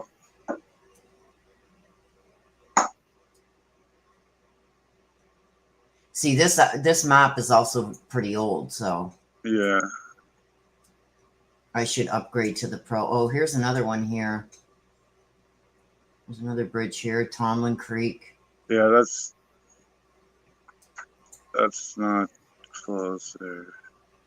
You're up a little bit north. I wish I could see better. I'm sorry. I feel Yeah, I stupid. know. I'm not doing any value add to your stream here, but Yes, you are. Don't say that. Everybody loves your eyes. Show them your eyes. Come on. Get my click rate up. Show your eyes. There you go. Click rate just went up. I just wanted to jump on and just say this. Everybody's upset and saying, you know, this is a bad day. This is a good day. The It case is, would have, yeah. you know, we lost 12 out of 14 expert witnesses that couldn't testify to telematics, that couldn't testify that the DNA was not relevant. The case was not going to be a good case, period. And it's in everybody's interest, Suzanne's, the family, even Barry's interest to get it right. And in order to do that, you need to have experts, and to be sanctioned because of the prosecutorial BS was too much. And to have 12 of 14 witnesses, experts. Well, it was a dismissal by exclusion, is what it was. Exactly. It's like, so they could actually recharge him tomorrow. Oh, they could. I hope they don't, because they need, like I said earlier, what they need is, even if they've got to find something else now to recharge him, okay? Something of value. So if they find that, they got to shut their mouths.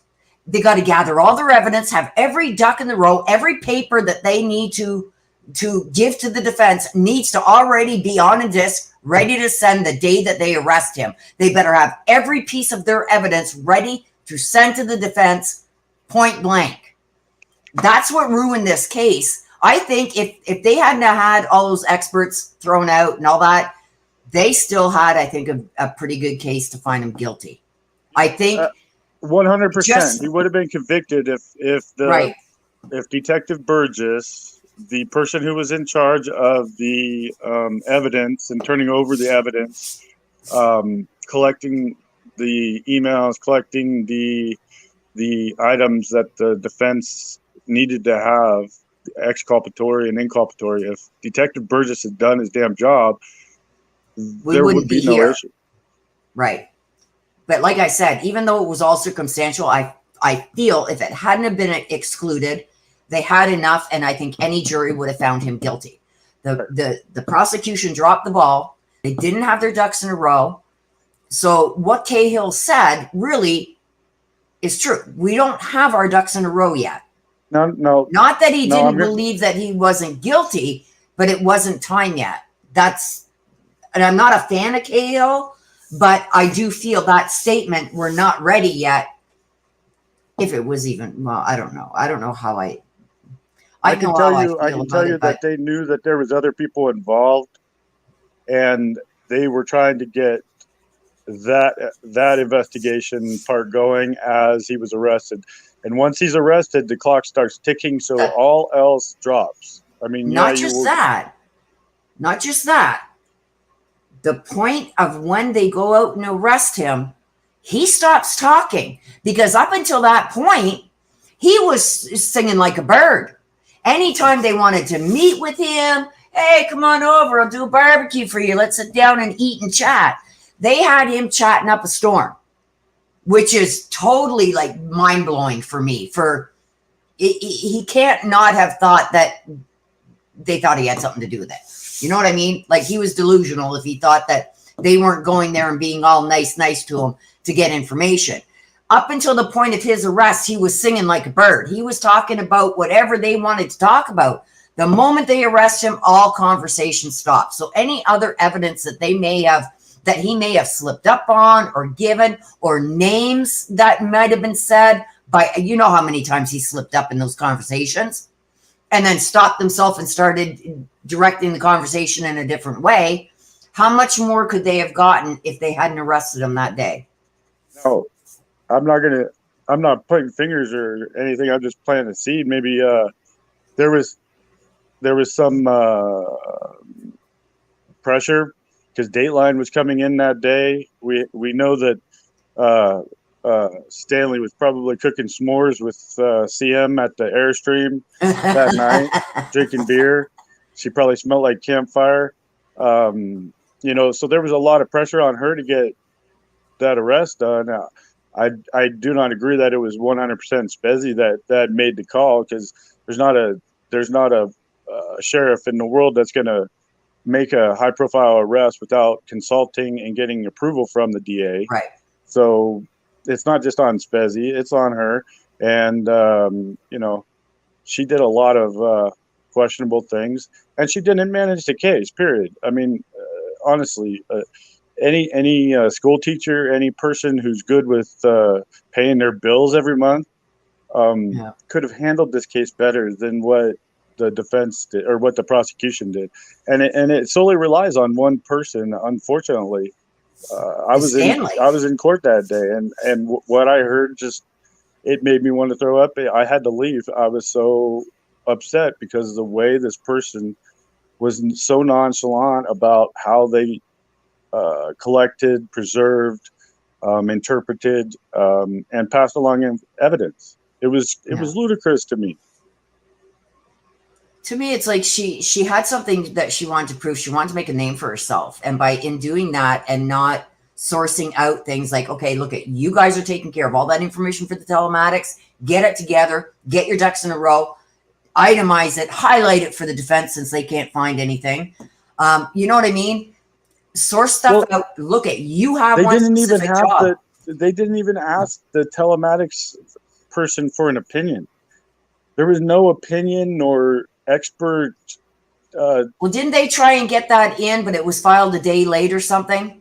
They never, the report that they received about the telematics did not contain their opinion, the actual opinion or the movements, the interpretation from the expert of the movements and what could have taken place. They didn't get that first. Wow. They just got the raw data, and they were trying to interpret it, and you can't. You can't. Yeah. It's like trying to do a recipe without the recipe, you know, like, oh God, it's a cluster, you know what? Yeah. But I think, yes, I agree with your opinion that I was worried when I did that live about a week and a half ago. I was worried that somehow the judge was going to get either from the Supreme Court or something. I thought there was a dismissal coming totally. That's what I was worried about. It's like, okay, if they go to the Supreme Court and the Supreme Court takes the side of the defense, they're screwed. They're screwed. They're screwed not only now, but in the future, because if they said that there's probable cause for a dismissal for the defense, that shuts everything down. Once it's dismissed, that's it. Whereas the prosecution going about this now the way they did and got the dismissal the way they got it, it leaves it open to be able to refile. I think they got by on that by the skin of their teeth. Well, the Supreme Court was doing an overwatch. Yeah, but the Judge Lama himself, could not dismiss the case. He doesn't have the authority to do that on the motions of the defense, but the Supreme Court did. The Supreme Court could have. Yeah. And I mean, any more F-ups, which there was more coming because the defense filed more motions, that could have got it dismissed. And if that would have happened, that would have been game over for the prosecution. They would never have been able to try him again. So the way that it happened, forcibly written this morning or yesterday. I think Linda was forced to write that dismissal up by the Supreme Court. Yeah, I think they said, look, we're ready to vote in the favor of the defense right now unless you do something. And that's why I think this came this morning, because there was going to be a lot more. There was a bunch more filings in the case, motions that the defense filed that there were more rules broken. And it's like, oh my God, what more? You got no more expert witness. Well, you got what, 2? Now they're going for, like, I watched Lauren for about 2 hours, her going through what the defense wanted excluded from the trial. They even had right down to, in their closing arguments, they are not allowed to say Suzanne was a victim. I mean, they were telling the prosecution how they were going to present their case, how they could open, how they could close, what words they do not mention Barry being a hunter. Don't mention that Barry uses toilet paper when he sneezes instead of a Kleenex. You know what I mean? It was unbelievable. So I mean, we don't have what the see. Here's the slant. We have we have the defense leaking information out, getting all their motions out, prejudicial to the jury. But we don't have the answers that were being filed to these motions. The responses. Yeah. So that right there says a lot. Okay. That's we don't know how they were fighting back. We don't know what words were used and how they were handling it. And so we can't really give a good opinion on it, in my opinion. Well, you can't, because you don't got all the information. You got one side. This is what I'm filing. You're not seeing the responses to those filings. And a lot of that, like, I look at the file online now, and there's next to nothing there with these 50, 60 or so motions that have been filed in the last week. They're not there. Now, why do you think a court would allow that? Well, it's one-sided as far as I'm concerned. Why? Because the prosecute to taint the jury. That's what I think. That be allowed? I don't know how it's allowed. It shouldn't be. It shouldn't be allowed. It's prejudicial. It's one-sided, and there's nothing in the motions that the prosecution could have filed that would have been of investigatory work that answered the motions. So it needn't be hidden, but yet it's not up there. But yet all the defense's motions are. Right. So of course that's going to make it look like the defense was winning everything and all this stuff. It's going to look like the prosecution got the wrong guy. That's what it was looking like. Prosecution got the wrong, and I'm not, I believe he did it 100%. But if you just go by what the filings are showing, the defense is making the prosecution look like they got the wrong person. Right. Where is your responses? What are you doing to counteract this? Well, no, the responses were filed with the court. They just weren't posted. Oh, they were filed, but we can't see them. Right. Why? Right. That shows some inequality there. I don't like that. I don't like that either. Like, if I'm going to read what one is saying, I want to hear your response to that. It's like somebody starting a rumor about you and you not being able to defend yourself. Right. So what are people left to believe? The rumor. But all that's said and done now, right? So we know where we are. We know there's nothing right now except for an investigation. And in my opinion, I don't think they have to find some great, they don't have to find Suzanne's body. I believe that they might have to have somebody who speaks to them. Right? We won't say whose blue eyes they should be speaking to, but question here for you. Marie Burks said above and beyond Ancestor, Wakey is saying they're close to finding Suzanne. What do you think?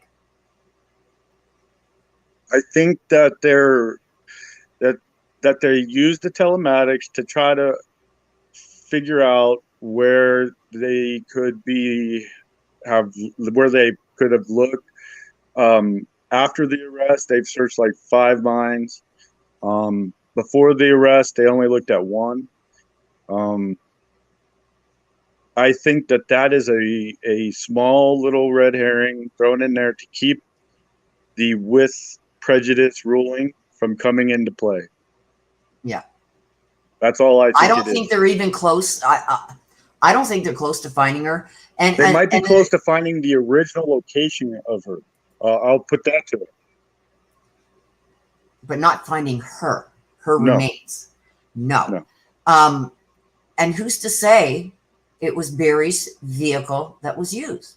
Who's to say he didn't stop after dumping the bike, get out of his truck, go to jump in somebody else's vehicle? And this is just hypothetical because it could have happened. Somebody waiting up the road for him, dumps the bike.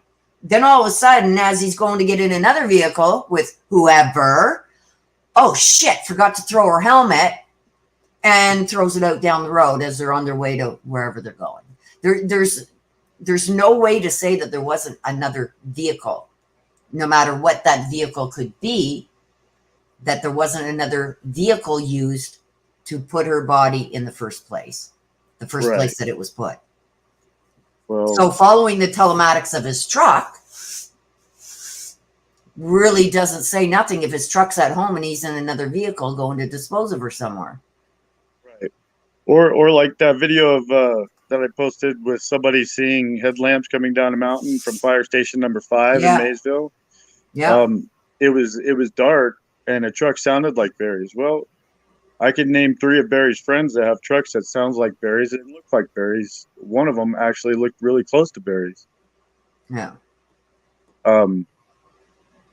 So that's the thing. Like, how are you pinpointing? They've never followed up with that.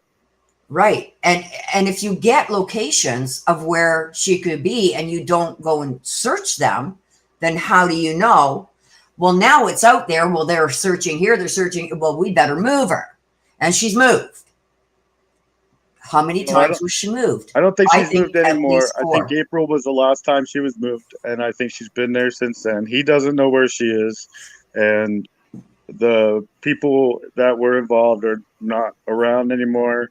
And I believe some persuasive techniques are going to be in play, and it's going to be some stuff that is going to be told. It's a long, complicated story, but I believe somebody's going to talk. That's come out in one of my reads. It has come out that there is somebody that is close to Barry that is going to spill the beans. Well, they won't have the person close to Barry. In my interpretation, that you might have picked up on, might know, but they didn't partake. The people that did partake were not close to Barry in the initial stages of Suzanne's disappearance. There's other people. You know, there's so many things that points the finger at so many different, or points a potential finger at so many other people that were involved. You know, he had a guy that started, who was fired from the Colorado Springs Swiftwater Rescue, go to jail for 3 years. Supposed to be going to jail for 3 years for fraud because he's a house builder. He took all these people's deposits, never built a house. It was like $800,000. Supposed to be in jail for 3 years. Got out after 8 months. Moved straight to Salida. Bought a house that was twice as expensive as the one he had in Colorado Springs.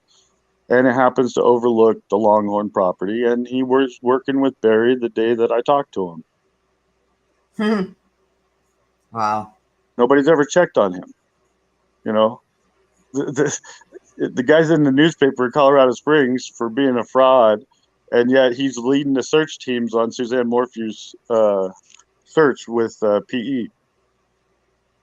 Wow. Yeah. Crazy. I think there's a lot of things that are not what they seem. Yeah. So there's a couple things I don't want to speak on yet, but I know there's a couple things that have come across my desk in the last week or so that are not as they seem. Not as they seem at all. Right. So it's like, what do you do with that? You know what I mean? I'm trying to get something that's what I'm trying to get done. My But thing is, I'm not trying to prove a murderer. That's my beautiful thing. I don't need. no, we're trying to find Uh, Suzanne. I'm trying to find Suzanne. I'm not here to get somebody arrested or to prove a crime or anything else. I want to find Suzanne for her friends, for her family, the community, and for all of us. Yeah. We deserve it. She deserves it. That would make things right. And Yeah. you know, I could point the finger at 30 different people, but that doesn't help me find her. Doesn't find Suzanne. Yeah. I just need to get the person to. I just need to get certain people to motivation to talk, and that's being worked on. Hopefully. Like I said, there's one in particular that I'm trying to get to talk to you, and they're being reluctant. I don't know why. There goes my candle. Thank God we don't need that anymore. Hit me up after the live. I might have already talked to him. Start with an R. First name start with an R. No. And it's a male. Starts with an R. Okay. So yeah, so like there's some stuff there that I want to bring out, but it's like I can't break that trust because then I'm not going to get nothing else. You know, we could research behind the scenes because I pretty much know everything that's happened in that town, from people who live there, people who live close by, people who have had interactions, people who have worked with him. You know, I've spoken to probably 80 different people, 90 different people. I could probably put some pieces of the puzzle together for you if you wanted. Yeah, well, that's what I'm trying to do. It's like there's certain things that he said that it's like made me go, wonder if AK knows that, because your boots on the ground. And it's like, okay, so I want to share this. No, you can't, because it'll come right back to me. It's like, what I'm trying to convince him to do is, how can I present this that it ain't going to come back to you? And I think he is terrified of two other individuals. One just got dismissed today, and the other one, you know, I don't know, he might be tired after his 400 duties or 4,000 duties, but there's two people that this guy's afraid of for probably good reason. Yeah, there's good reason. Huh? There's good reason. Yeah. And he's close, and he has a family, and, you know, he might have even been threatened to shut his mouth already about certain things. And it's like, how do you convince somebody like that that's terrified of something happening to them? I think I just figured it out. Don't say it. I'm not saying it out loud. We'll confirm it offline. But he has some good information, but he's scared to put it out there. Gotcha. Well, the information is it might be good, but is it to prove a murderer, or is it to find Suzanne? No,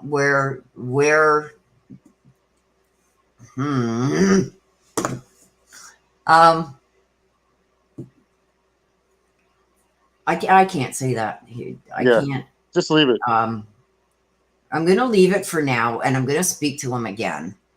I have to wait for, and this is straight up, he'll email me, and his email changes every time. That's how scared he is. Well, not every time. The last two were from the same email, and that's how he starts off. I've changed my email just in case. You know, like the guy is scared of even sending out an email because is he being watched? Can they hack him? And it's like, don't ask me about hacking. Don't even say that word around me. I don't want to hear that word hacking anymore. But I just lost my earpiece. Hang on. That's how scared this guy is that they're going to find out that he's saying something. I got you. So, well, there's a few down there that are similar that I've spoken to, but if it doesn't have to do with the actual movement of Suzanne, it's really out of my wheelhouse. But what I do is I can offer them advice on who to speak to and who not to, and actually where do they want the information to go. You know, I can get it to the right people through other means, because now I'm working with a little bit higher up from. This may tell you who this person is. Do you remember the other name I gave you of somebody that had some run-ins with the Shoshana thing, and Shoshana had made friends with her and then backstabbed her? And do you remember that lady? Don't say her name, but do you remember that lady's name that I gave you? You guys started conversing. She's from Salida. She had to move, and she had an area that she was concerned about. Yeah. Okay. They know each other. This our person and her know each other. So I don't know if that's going to give you an idea of who I'm talking about. I do. Okay. So if he's talking to you, then I don't know why. Not talking to me. He's not talking to me. Okay, I was going to say, I don't know why he would be. No, don't talk. No, I can't meet with him. I can't talk to him yet. No, let me think about this. So it's like, but you know who I'm talking about. Okay. So I'm trying to get him to talk to you directly, because there was some movements in areas at certain times that should not, there's no explanation for it other than something being moved or placed or something along them lines. Was it around April? Yes.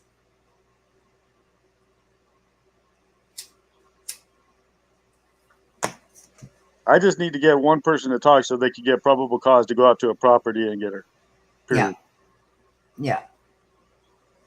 So that's where I'm at with that. I am working on it. And it's like, I know a lot of people that subscribe to me are kind of a little upset. Well, you're supposed to be doing reads. You're not a true crime channel. But we've been on it since day one. So this case is important to me. Not only to find Suzanne, but to find Suzanne for her family and put her in a respectable resting place. Where her family knows exactly where she is. Yeah. And it's hard for me to, like the Daybell stuff and everything that it's going on right now.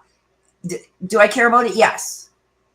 But it didn't, I can't say it didn't hit me. This case, me, you, and others have been on this since day one. And it's just something I can't walk away from. So when something like this happens, it's like, I get pissed off, but I got to take a step back and I got to say, what happened today was for the best. This is the best. The tenacious you that your viewers might not see, I was privileged enough to work with for a long time, right? And the daily stuff, the way that you attack information and you're insatiable. You're a good investigator, and you gotta.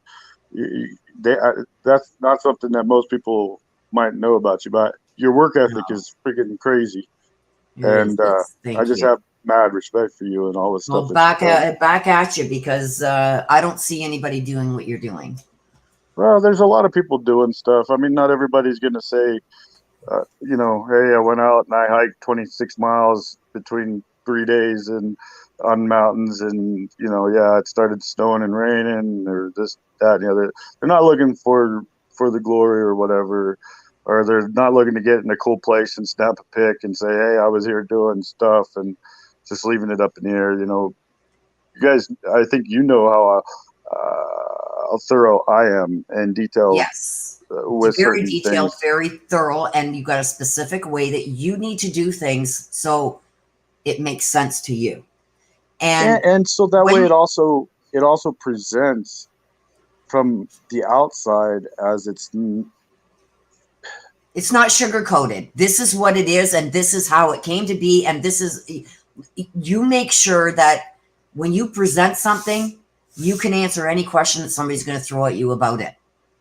And the way that you do certain things, which I love, it's like sometimes I look at some of the things you've posted and it's like, oh God, how many people are going to get that? And it's like, you get people thinking, and it's the thought process that you gotta, You can't think the way that you would normally think if you're trying to think or find out what somebody did. You got to put yourself, what would they do? I wouldn't do it that way, but this mother will. And you got to sometimes go outside of yourself and put all your morals and values aside, because the people that have done shit like this don't have them same morals and values. So for you to be able to investigate something and see something the way it was done, you have to sometimes put your own morals and values in the back seat. And I've had to do it. When I was working for that private investigator, I've had to do it. Believe me, I walked into a gay bar and I'm straight female. But that night I was not, to get what I needed to get. You know what I mean? And that's no disrespect to anybody, but sometimes you got to step out of your comfort zone and you got to put your own morals and values and everything in the back seat to get what you need and to get the job done right. Right. To a point. To a point. I'm not saying you got to go out and lie and spit in people's faces. And I would not have any problems letting everybody know exactly every move or word that I spoke. I would not have any problems. I'm not saying that way of putting the morals, like all morals are out the window. I'm saying in order to think or try and see how somebody would have moved. Okay.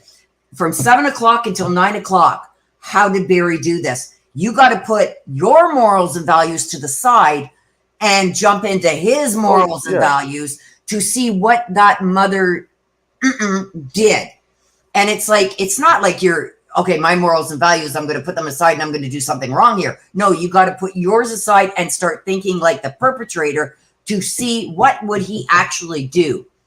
And what you would think as morally wrong may stop you from seeing what he actually did because he doesn't have those morals and values. That's what I meant. I could put myself into those places. I grew up around people that weren't the best people. I mean, I had all these stepdads and did all. I worked in criminal law for 30 years. 30 years of working in criminal law. I don't think there's nothing that I haven't seen and looked at some people like wanting to punch them in the face and have to put a smile on your face saying, okay, I'll have the lawyer contact you on that. You have a great day. Like when you want to just take their face and like sitting down in my Jeep and lowering it down so where Barry had control over the door. He had the power position and looking down on me. It, you know, that was fun. Talking to him for that whole time, but you know, just like you said, you want to throw punch somebody sometimes, but but that's not going to help you get your end goal. The niceness that you had to show to get what you wanted to get and have him in a power position looking down on you shows like it gave him that false security of he was in control when he really that's why wasn't. He gave me permission to put out the truth. He can't sue me. I can say where the hell I want. That's my truth. He wasn't. What this idiot didn't realize, Kurt, is he was not in control of any of that. You controlled that whole narrative without him even knowing it, which was fucking awesome. I said the F word. You guys didn't hear that. The way you did that, I sat there and went, yep. He thought he was in control of that whole conversation when in fact he was not at all. And you did that. So it's like you had to I think I'm saying it wrong. You didn't stoop to his level, but you put your morals on hold for a minute to give him the false hope that he was in control of something he had no control over. And everybody needs something different. So out of all the people that I've spoken with in person, you know, Cassidy and, you know, well, I don't need to go through the list, but with everybody that I've met and spoken to, they've all needed something different, you know, and that as an interrogation person, as an interview person who's done it for a long time, I can do that with relative ease because you find what they need and you give them what they need. And that's the key to getting the information that you want. And that's the only thing I want to do is I want to find a missing woman. I don't care if you were involved. I don't care if you did X, Y, Z. If you helped after the fact, we'll deal with that later. I want to find this missing woman, and you need to understand. I put up a $5,000 reward so you could stay anonymous. Yeah. You know, HOODIES did. You know, when I paid $1,200 out of my pocket for the attorney to represent you, you know, and I was giving people options to come and literally give the location. And I had to, it was pulled down for a reason, but yeah, the thing is it's just about Suzanne. It's not about who did X, Y, or Z for me. I'm going to maintain that position so that way anybody who's watching can feel free to contact me at any time, because they know I'm not going to go straight to the cops and I'm not going to turn them in. I want to find Suzanne. That's the whole thing. And that whatever repercussions happens after that, that's what happens.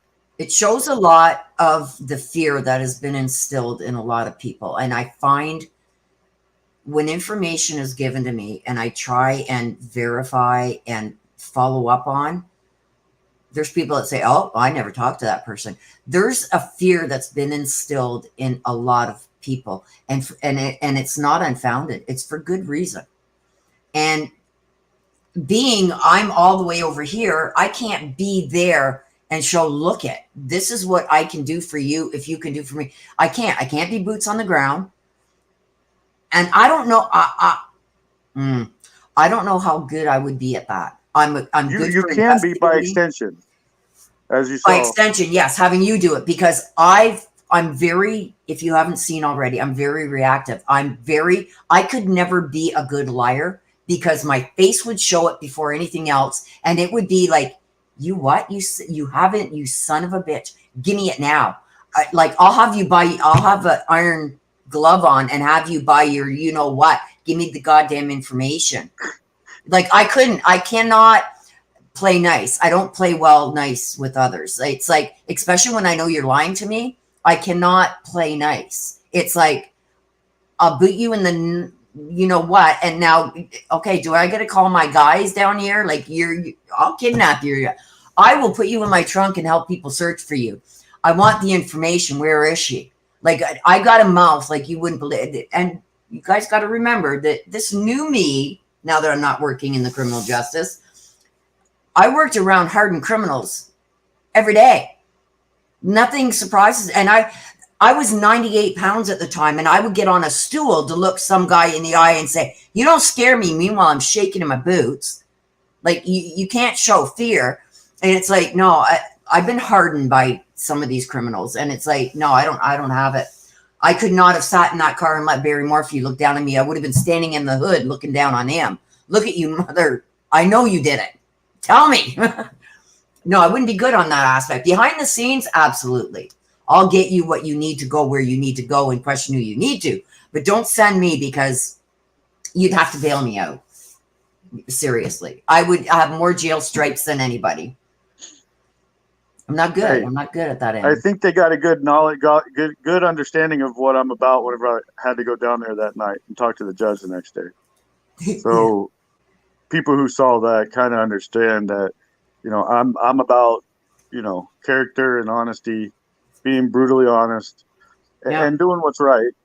And I have a mission. I'm going to stick to that mission.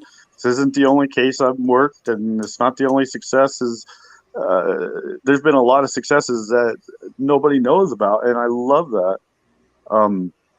The stuff that's been happening, even in the last 3 months, so much good stuff has come, not on Suzanne Morphew's case, on other cases, and I'm so proud of that. And you know, you should be like you go above and beyond for no pun intended with the name of my channel, but you go above and beyond, and you actually care about these people that are missing.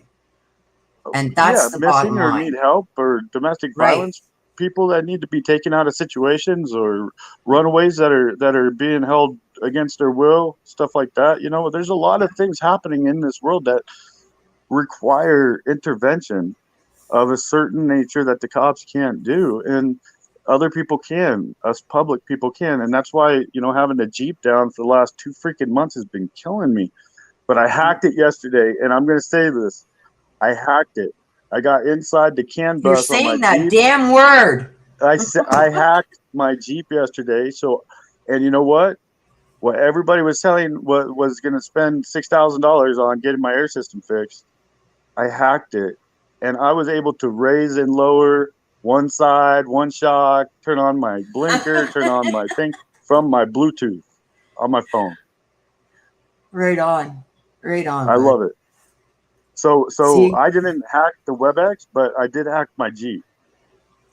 I can't even hack into my own goddamn. I still cannot get in. You know how when you get an email, they say, okay, what's an alternative email in case you forget your password? Well, they send me this password to be able to get into the email that I can't get into, and I can't get it to work. Now they want to send me a code to a phone that I had 10 years ago that I don't have that phone anymore. They're trying to send it to a number I don't have anymore. Okay, I don't have that number. Okay, well, we're going to send you a text message to that number so you can change your password. I can't get to that phone. I don't have that phone number anymore. I've moved 500 miles away from Hamilton to Ottawa. I don't have that phone number anymore. So you can send all the codes and everything to that phone you want. Somebody else is probably in my email by now. I can't. I still cannot get into that original email. I can't. So for somebody to, it was funny because there's things that you didn't put up with when you went to court, and it's like somebody in the north, somebody's sitting in the courtroom transmitting things to somebody in the north. In the great white north. The great white north. And it's like, buddy, if you only knew. I wanted so bad to be able to learn OBS and forget it. I'm on StreamYard. And even here, sometimes I had a hell of a time. And you guys think that I could hack a damn thing or even know how to set something like that up to stream from the courtroom to me to sit still here and be able, come on. Yeah, that was crazy. Ask me something legal in Canada. I'll answer it. So now that this is dropped, the case has been dropped, right? And I didn't want to hamper or harm anything. If the shirt was part of it, or if any of my information was taken and there's evidence collection from it and I had to testify, honestly, I didn't want to mess that up, because if I did what I should have done about the whole hacking thing and the live streaming thing with the judiciary, I would have personal protective orders against both Eaton and the judge, and I wouldn't have been able to testify unless there was a stand-in judge, which would have been freaking crazy, or the defense, Eaton and her defense team couldn't have been there. But now I'm going through with that. So now I'm going to make sure that's published, so that way everybody can see how the judicial system reviews what happened with my specific instance, and hopefully it gives people with issues like domestic violence, where they're scared of the courts, where they're scared of how certain things happen, or child custody or what have you. I hope it gives them a little bit of sense of security and a sense of knowledge, of empowerment, of hey, if he can do this, I can do this. He's a hairless ape with a small brain sack, and if he can do it, I can do this and not be afraid. Then that is a success for me. And so I'm going to make sure that it's published, and it's going to be public, and take away the intimidation factor. Like a lot of people are intimidated. That's the thing. You can't intimidate me.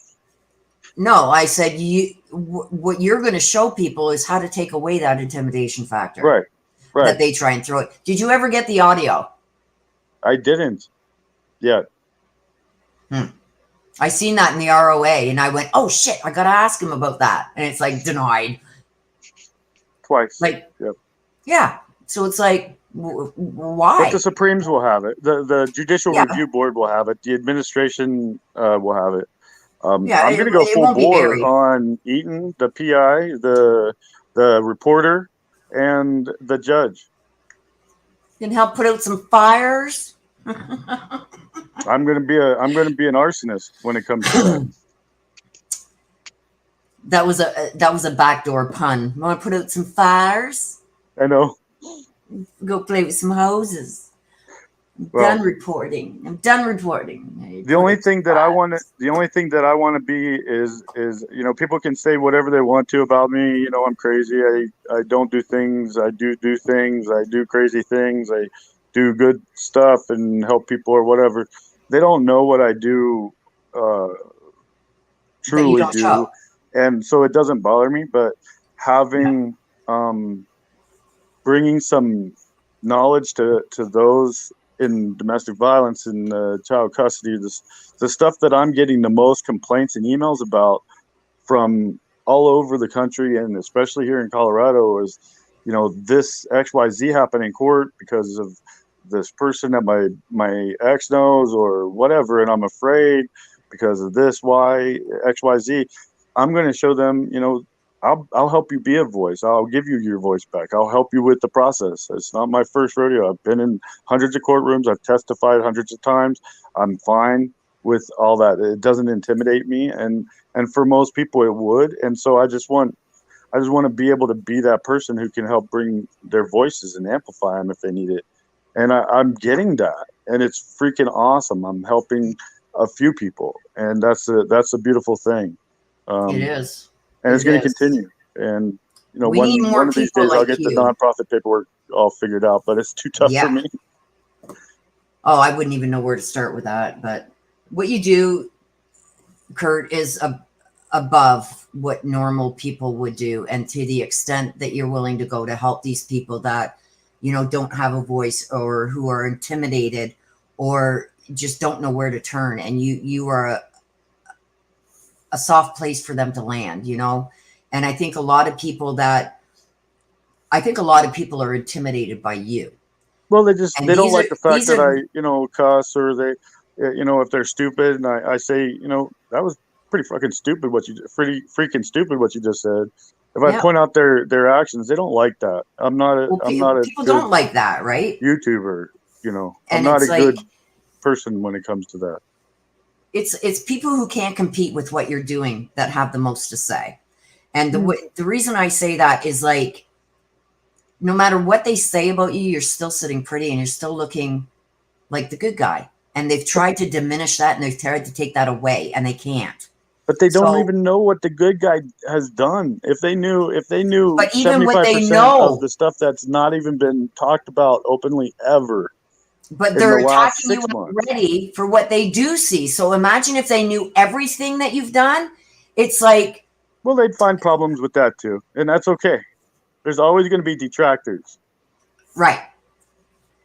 And I can't be swayed. I'm too stubborn and stupid to be swayed by anybody like that.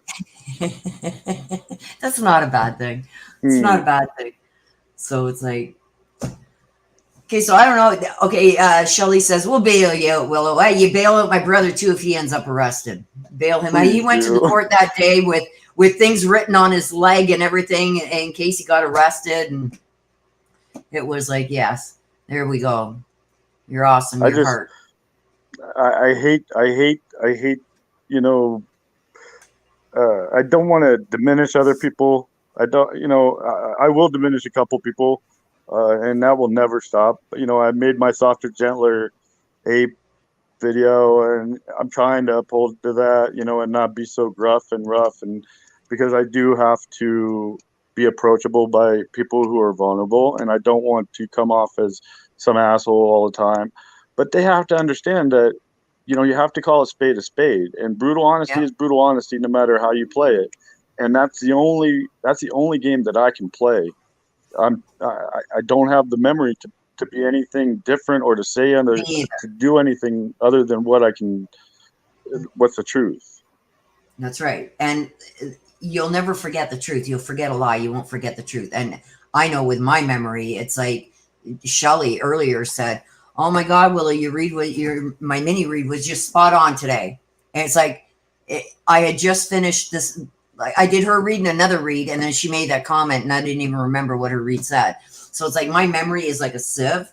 There's always going to be people out there that feel the need to attack somebody else because they're either jealous or can't compete. with who they want to be this person, but they can't be. And so somebody that is being what they want to be, oh, well, I'll just hate on you because it's going to make me feel better about myself. Put in the work, that you've put in with your heart, your soul, your everything, and for the right reasons, and you wouldn't have nothing to complain about. You know what I mean? So people that want to be something that they can't be, either by choice or otherwise, don't attack the people that are being that way. And that's what I feel that they do with a lot. And I'm seeing it so much in the true crime community. It's like, I don't even want to be involved in this community on YouTube anymore, because instead of attacking what you guys should be attacking and finding out, you're attacking each other, which does nothing. Right. You know what I mean? So it's like, when it comes to cases like this, and like I said, me and you have been on this since day one and with others.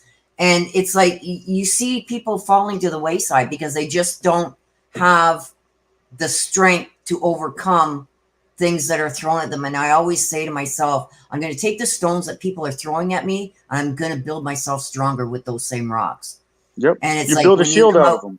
Right. And so when you come out with Hope Rocks, and it's like, it's so fitting, you know, like, take them stones that people are throwing at you and build yourself bigger and stronger and better because of it. Because unfortunately, there's always going to be people out there that don't want to see people like yourself doing the good that they wish they could do. And they don't see that. That's the other part, is they see here and there, or they think that I'm only working on, Suzanne's case, and that's the only thing that I've worked on. And, who am I? And I don't have the experience, leave it to the professionals and stuff. Nobody knows my background. I mean, that's right. And who are they to speak when they're sitting there in a chair condemning somebody else when you're doing nothing?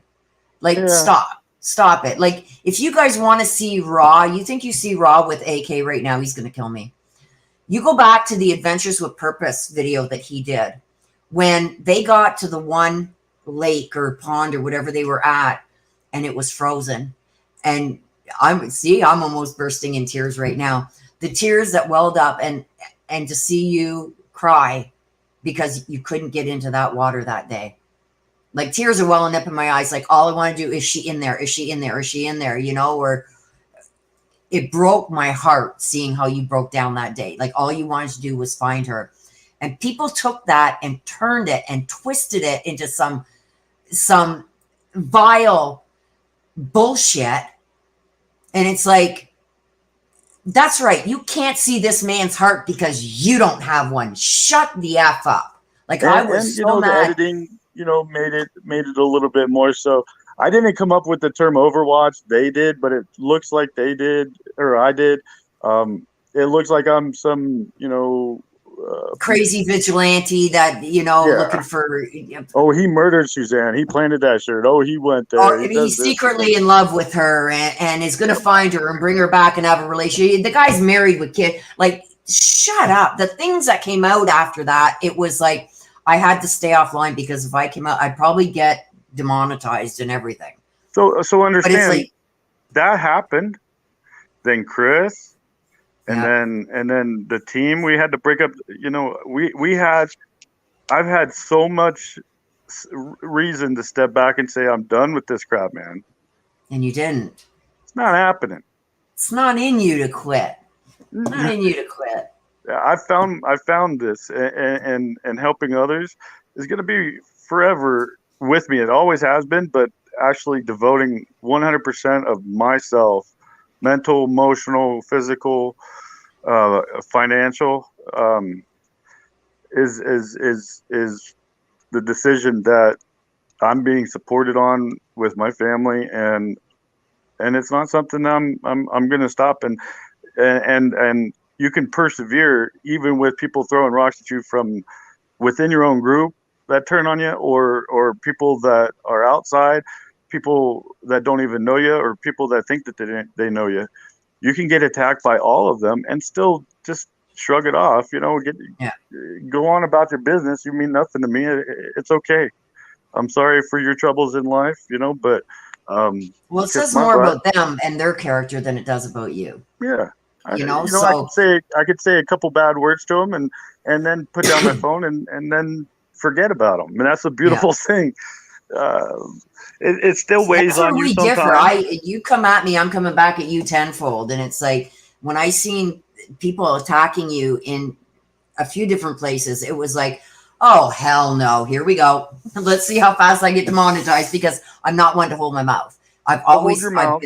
I've got been this. loved for it and I've been hated for it.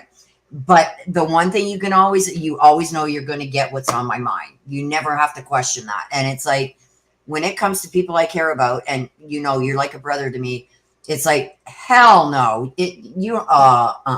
No, I can't. Yeah. I can't sit down and shut up. Where you can say blah and it's done. It's like, oh no, you want to keep coming back? Okay, let's go. It's on. I'm coming back tenfold. And it's like, I don't know if it's the old part of the old me is sleeping, but it's not dead. Right. Put it that way. The best thing to do is block. The best thing to do is block. But then you get attacked for, it must be true because she blocked you now. Good. Think it. Do they pay your bills? Do they put their head on your pillow at night? No. That's it. I know. So, I know that all in my head. I know that in my head. I know you do. It's my mouth that doesn't cooperate. Hey, I've had to struggle to be a nice, gentler, kindler ape too. I know. I've seen it a couple times, and it's like, oh, no. Okay, he's good. I'm making strides. I'm trying to become a better person, and make it to where it's more appropriate. But I'm never going to be a YouTuber. I'm not going to be the face of HOODIES. I hope as we grow, it's going to become where it's somebody better than me, and I can do what I'm good at, which is investigate and help. Your face has always got to be there because this is where it started. And I'll be there, but I want it to be perpetual. I want it to run without me. If something happens to me next year, if I'm not around, I want it to continue. And that's why I'm starting. That's why this nonprofit is essential. That's why funding it has been my goal. That's why getting sponsorships from. I went trying to get a sponsorship from an off-road vehicle rental place for side-by-sides and four-wheelers and stuff. I've got them, but they could help with other people. They could help on other searches. So if I need to go to Arizona, if I need to have somebody go to Missouri or whatever, they would have the right equipment to go search. I've given out 3 metal detectors in Salida on specific areas, so that way certain things can be checked as the snow melts this year. I'm going hardcore this year. We need to get Hummer behind us so we can get you a Hummer. Right? To go on your search. I'm telling you, you go up in some of the mountains and I'm watching a video and I'm telling you, you would howl if you'd see me. And it's like, I'm like trying to get in the other seat as if I'm the driver. And it's like, what are you doing? It's like, no, don't do. Oh God, here we go. And it's like, green light. I was going to jump on the floorboard one time when we were going up above the fire training camp. Oh God. It was like, but I was the first one up I was that trail scared. that year, and we went up there. And, it's just a matter of you have to know your vehicle, you have to know the capabilities. It's got to be capable, and you got to have the experience. And that's where as we grow, like with the drones and underwater drones and the training of the police forces, I'm actually helping local search and rescue groups, and what is going to change in the small part of my world could eventually change into the larger portion, and that's where these little seeds I'm planting everywhere hopefully this is will how come big to fruition. things start. This is how big things start, and it's a lot of work. Not going to be. I can't manage that whole thing. No, I know. I wish I was there because I'd be in 100%. Oh, I'd be in. I can't even go and see my sister right now because my passport's expired. So I got to get on that. I'm a procrastinator like you wouldn't believe, you guys. So much about me is coming out right now. It's all AK's fault. But I am such a procrastinator when it comes to stuff like that.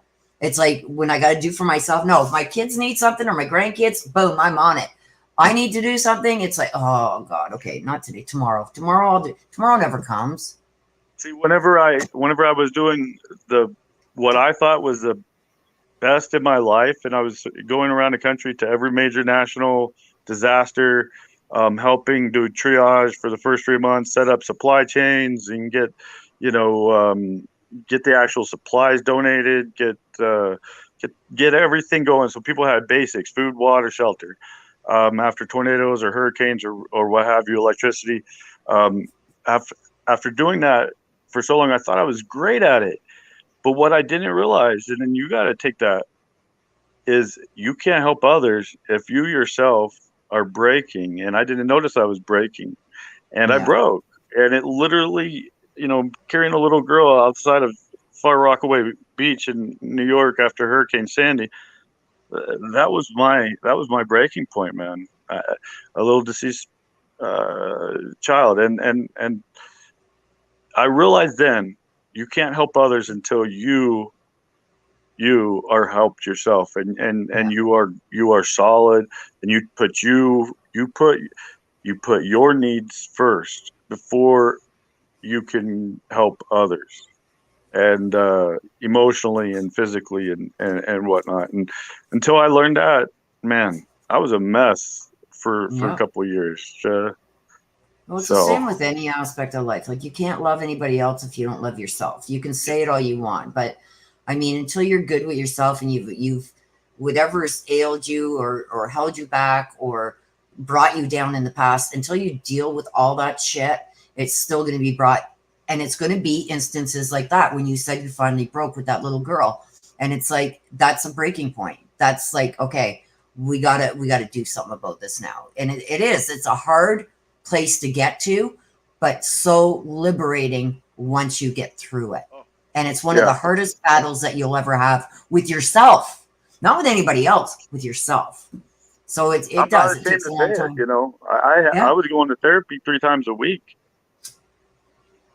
I had to find what was actually driving me to want to help other people and why I pushed myself so far and all that.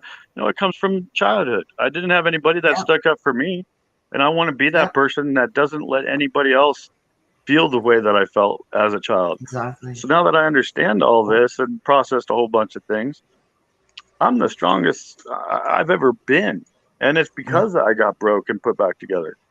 So you can't stop me. And with my stubbornness, it's just you can't. There's no quit. As long as you're stubborn about the right things. Right. But you also have to maintain yourself. Yep. That's right. And that's where getting, if you really want a passport so you can come down and see your brother every once in a while, that'd be cool. It would. I would love to get out there. And there's so much that I know I could help in doing, and not even on the reading a card side and everything else, but just the knowledge I've learned over the last 30 years working in the field that I worked in. There's so many other things that people sometimes say to me, like they'll come to me with a legal issue and I'll go, well, all you got to do is this. Yeah. Shit, I never thought of that. And sometimes it's the most simplest things because they're trying to make it, not that they're trying to make it bigger than what it is, but they're going for complex fixes when there's something this simple that can fix it all. And sometimes it needs somebody on the outside to come to that person with that, like, okay, look at, you've tried all these complexities. They haven't done shit for you. Try this. And it works. Sometimes it works. But everybody's saying about this nonprofit in my paperwork thing. I'm like, I'm doing everything but diving into the paperwork part because I used to be great. I had a $1.5 billion division of a company in the United States that I was in charge of, and I had 150,000 employees. I had all this stuff, and I was in charge of every single aspect of it. I could do anything with paperwork wise, but now it's like, oh God, it's tax season already. Not only that, but the nonprofit stuff. I'm like, what? I just can't get into it. But if you tell me, hey, there's somebody down the street that or in the next town over that's missing, I'm there in 10 minutes. Yeah. And it's just like what you said. It just takes that outside. No, it's not that hard. Don't make it that hard. It's really not. Think simple. Yeah. And because that's what it's I've got. usually a pretty simple person that's done something wrong. They're very simple. So you got to think simple. You know, so, and I've seen it. Oh, stop it. You're not a simple man by any means. But what I'm saying is in that aspect, it's like, now I forget. See, I lost my train of thought. I was going to say something. Now I forget. Memory issue hurts. It's bad. I love you. Why? I love you too, but my ear, okay, wait a minute. I lost my pod in my ear again. And I don't want to touch. There's a button somewhere on it that sometimes anyway, the struggle's real. I'm telling you, keep doing what you're doing. Did you freeze up? And I wish I could read the comments. I can't. I hopefully they're sticking around for you. I've kept you on long enough. I just wanted to jump on with that map, and I didn't realize that I'd be looking at it on a tiny screen here in my garage. I wasn't expecting to pull up. Well, I was going to pull up the map. I shouldn't say that because I just wanted to find out where they are thinking Suzanne is. So is that where you're thinking that they think she is at this Garfield mine area? Is that what you think they're saying? Not the one that you saw. Not the one that's marked on your map. The one that's marked on. Or do you think? Yeah. Or do you think it was just a red herring? No, I do think that they're probably looking, but there is a small chance that it's listen, I think that they know that she's been moved. I think they know who was involved because of the witness list. Yeah, that's I think so. And in saying that, I think that they might have a location on the initial spot. They might have some idea, but that doesn't help bring Suzanne home, and that's what the end goal is for me. Yep. They could maybe find some residual, evidence at the site or something. I don't know. There's going to be if they get to a site where she was, there's going to be some kind of DNA, unless they've dug up all the ground around her and brought that with them too. You know what I mean? Because don't forget. A tarp. I don't know that the shirt was in play. If the shirt was in play, then there's bodily fluids. There's blood. That's right. And being that she was deceased, there would be some kind of bodily fluid, even if she was in a tarp, that could leak out. There's, you know what I mean? Like there's so much that's a whole different topic. Right. But I mean, we could talk about that for hours. Me too. But but here's the thing. So that was a little taste of what they might be doing now, but it was thrown in there and it was mentioned several times. So the consistent messaging to the judge was, we think we're getting close to a body. So that's going to make the judge think, hey, I'm not going to. Without prejudice. Yeah, I'm going to get the prejudice out of there. And that's a smart move. Maybe this first smart move that Stanley did it. And I don't believe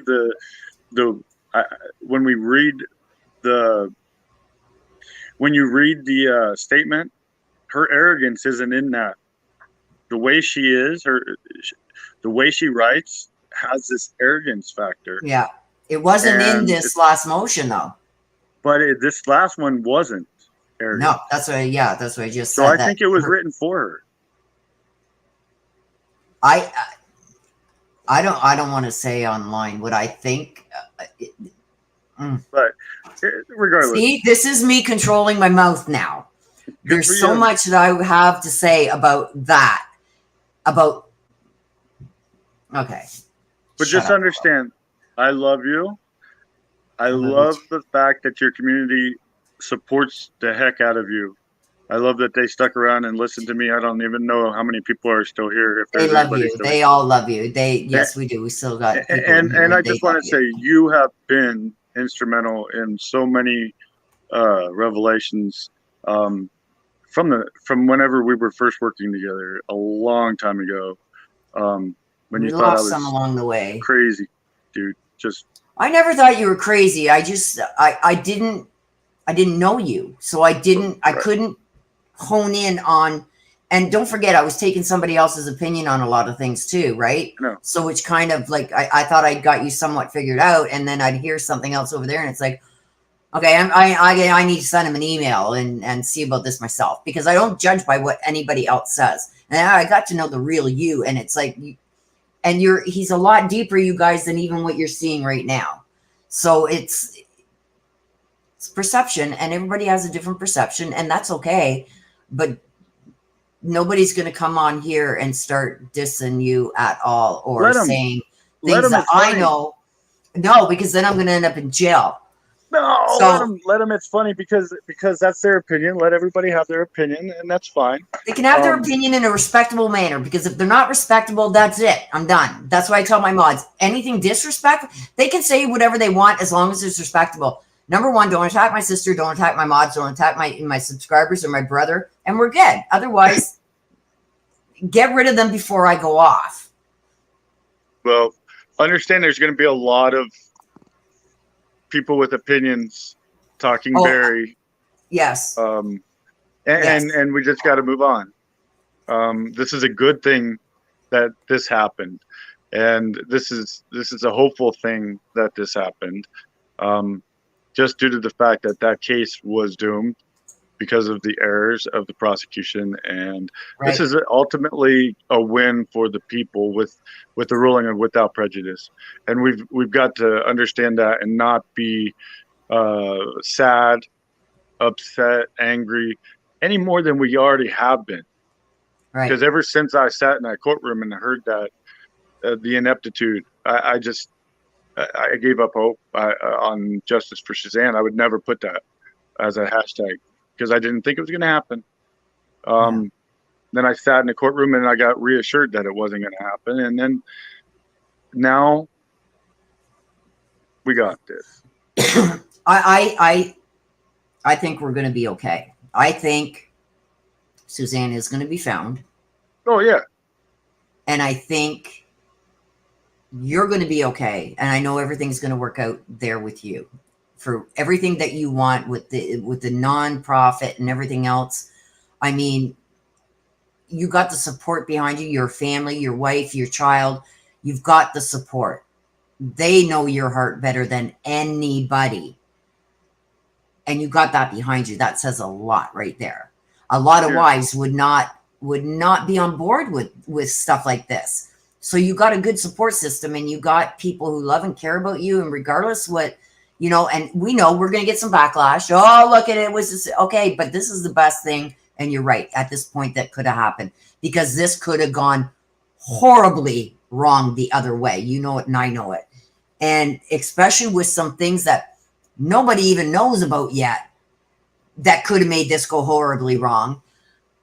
I think if they get their shit together and cross every T and dot every I before they bring charges again, we're sitting pretty, and Suzanne is going to be found.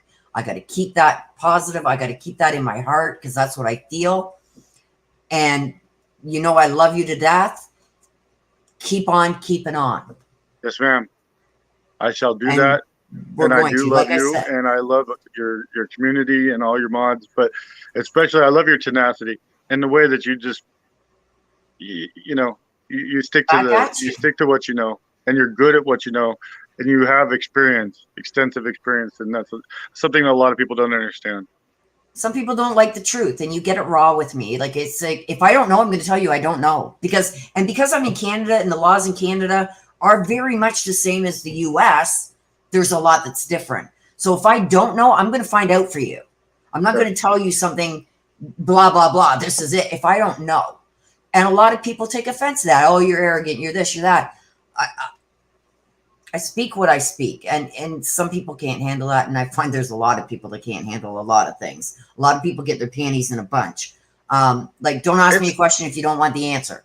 It's not easy putting yourself out there for people. No, it's not. And like, even like, especially on something like this, YouTube, where you can get attacked from many different angles for speaking the truth, because a lot of people don't want the truth out there. We know that for many reasons. For many different reasons. And it's like, that's why I've always said with my channel, I will never go out to personally attack anybody. But if you come at me, be prepared to get it back tenfold, because I will shut that shit down as fast as you. There's your 5 minutes of fame. because I don't roll like that. I don't roll like that. Like that we had an incident where I said, AK, this bitch is still saying, don't worry, sis, I got it. All right, because I'm ready to go off. Like, how dare you? You don't know who I am. If you did, you would know that I didn't do what they're accusing me of doing, or you do what they're accusing you of doing in that frigging courtroom. And who the hell are you to sit there and judge anybody and yap your mouth for your 2 minutes of fame to try and get attention? That, go ahead, you got it, 2 minutes, there you go. Okay, goodbye. Bitch, no.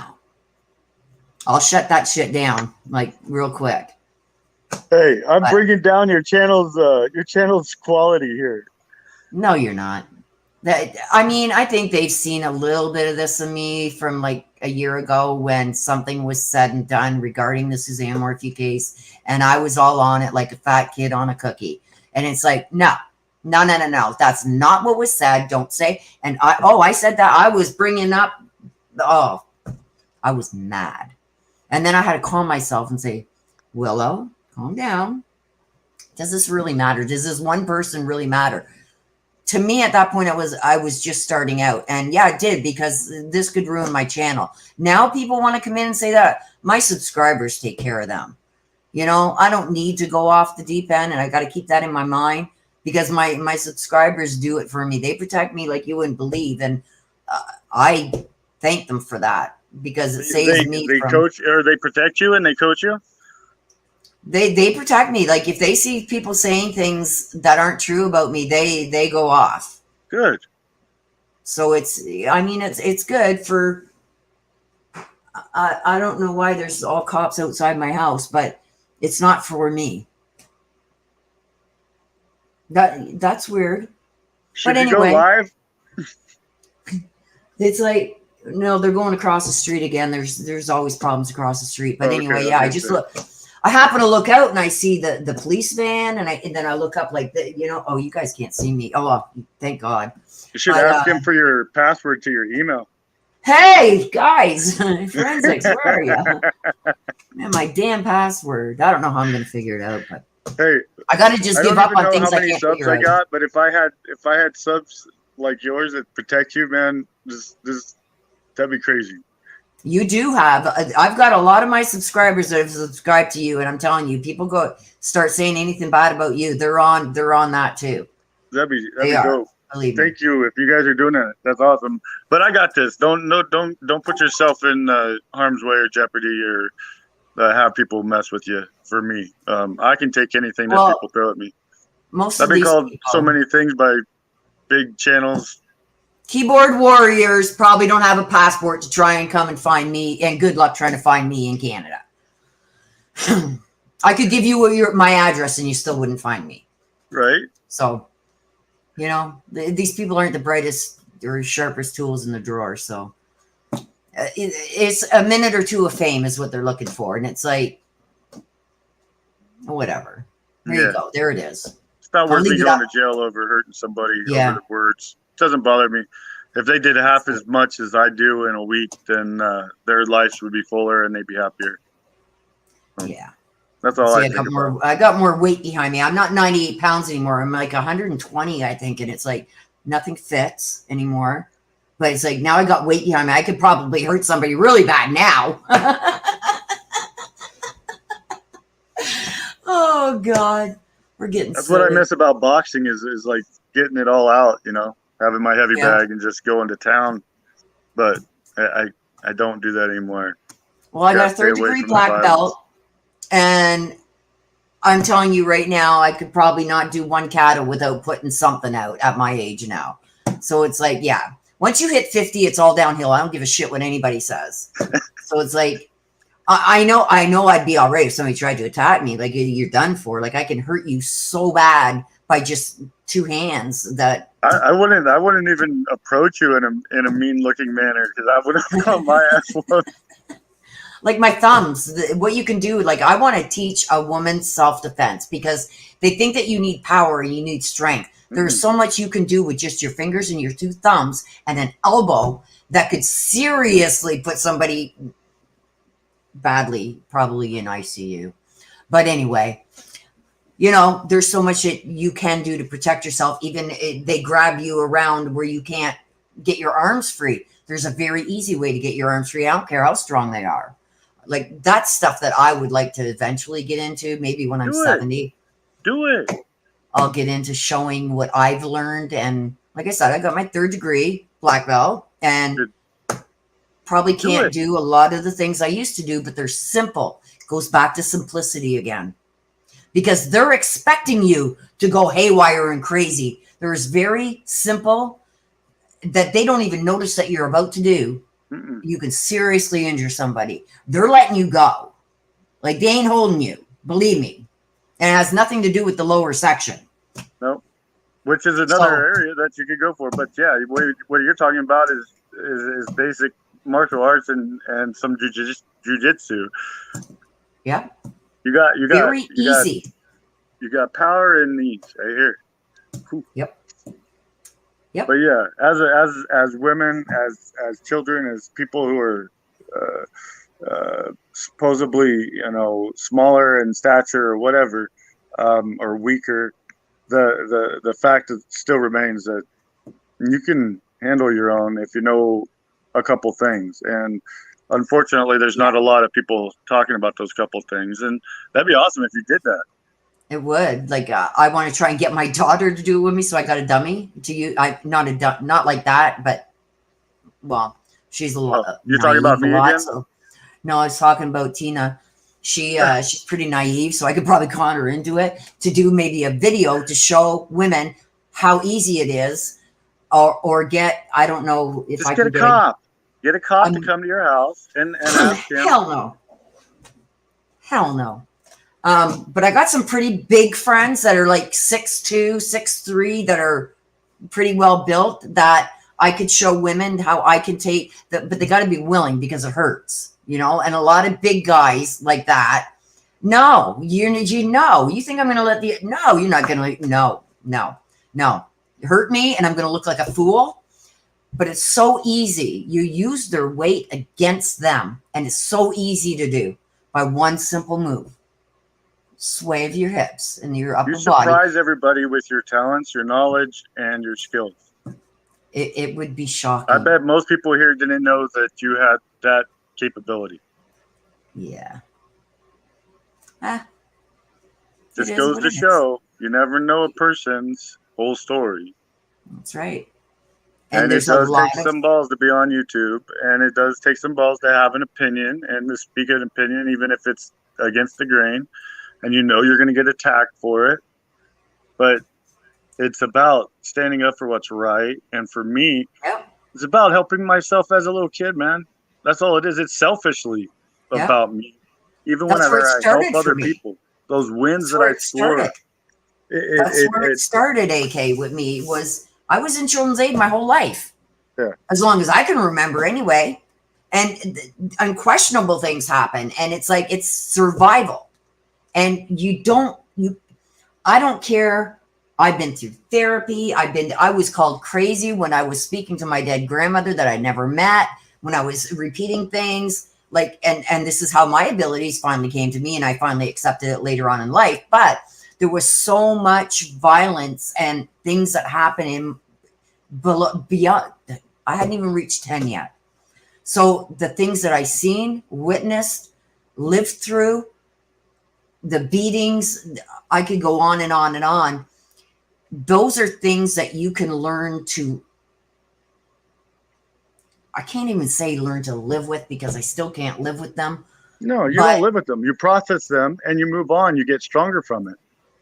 Yeah, but they're always every still time there. I got a girl back that was a runaway from a dude that was way older than her, and she was underage. The police weren't following up on it, but I flew her back to her residence. That was me sticking up for me back when nobody else was there for me. And you didn't have that help. Yeah, I take that as you know, you're saving yourself. You're saving your old self. So it's selfish. I'm selfishly selfless. Yeah, because to me, in an instant like that, it's me saving my younger self that couldn't be saved back then. I'm saving myself through her. I know, bro, been there. So it's like, I get you. It took a while to get to know the real Kurt, but the more I did and the more I hear things that you don't say. So to get to know that side of you and to understand when you say certain things, where it's coming from, where other people just, oh yeah, he said that. But why did he say that? Why would those words come to his mind? And I look backwards. So I know I don't want to get too deep into it, but I get you. I'm a pretty simple dude, man. Yeah. But we're getting way off topic here. But yeah, I'll shut up. I'll get off of here. But I just wanted to say thank you for caring for me after, you know, all this crap that people put up and said and done, and all the stupid shit that I might have said and done and all that stuff, and the stuff that I'm gonna be saying that's stupid and dumb in the future. I know that I can always just count on you to be that 100%. Hey, 100%. Yeah. There ain't nothing anybody can say or do that would ever change my opinion of you. The only one, I just see why. I don't got big ears or something. What's going on with these things? Look at, why won't that stay in my ear? I think my ears are too small for these things. But anyway, now I forget what I was saying. There's nothing that somebody could say. The only one that could ever change my opinion of you, for me, is you. And I don't see it. The heart and where you're coming from, I get. I'm the realest some bitch you'd ever meet. I can't be anybody else but me. And some people can't handle real. You know what I mean? I can't handle it. Some people can't handle real. I don't like it sometimes. There's days I can't handle myself, and I don't even like myself. But I mean, it's like, I know I'm coming from my heart, and I know I'm coming from a good place. Yeah, there's like, bitch, go back to sleep because I'm not dealing with you today. Like, I talk to myself in the morning, like, nope, today's not your day. But you know what I mean? So it's like, I get where you're coming from, and I know why you say certain things without you saying it, where other people may not get it. And that's okay. Just be you. And that's why I say to you, keep on keeping on. Because as long as you don't give up on yourself, nobody else is going to give up on you. Love that. And it's hard to do. That's it's hard to do sometimes. Yeah. You're inspiring people. Look at the people. Look at, you can't see chat. I wish you could see chat. Okay, look at this. No, I don't want that. You know, I don't want to see that. I don't want to see that. They love you. I don't need that. I don't need that. You do need to see this. No. Stop it. You know why? I don't, because then I feel like I have to live up to something for other people. I'm not doing it to try to impress people. I don't want them to think that. That's your own insecurities talking right now, my brother. You're right. Stop it. Stop it. You're right. You are worthy of people thinking the way they think about you in this chat room right now. You're worthy of it, and stop thinking that you're not. I get that. No, I am worthy of it. I'm a badass dude who's done a lot of badass great stuff for the people in this world that 99% of the people don't even know. And that's the beauty of it, is I can say that and be happy with myself. But seeing other people say good things about me, it's tough. It's hard to take. You know what? And that stems back from childhood too. Is you were never given that positive reinforcement when you were young, and you can't take compliments. And I have a hard time dealing, believe it or not, with death. Hey, look what I do. Know, the hug that I get, I ask for a smile and a hug. That's the only payment. What can I do to pay you back for what you did? They can't reach out and hug you, so these are their hugs for you. Accept them. See this? Accept them. Okay. Okay. Stay positive. We love you. We got your back. Even whenever I'm negative, I'm still positive. Yeah. So. Yep. Keep on keeping on, my brother. I can't stop. Good. And we don't want you to. Just be safe.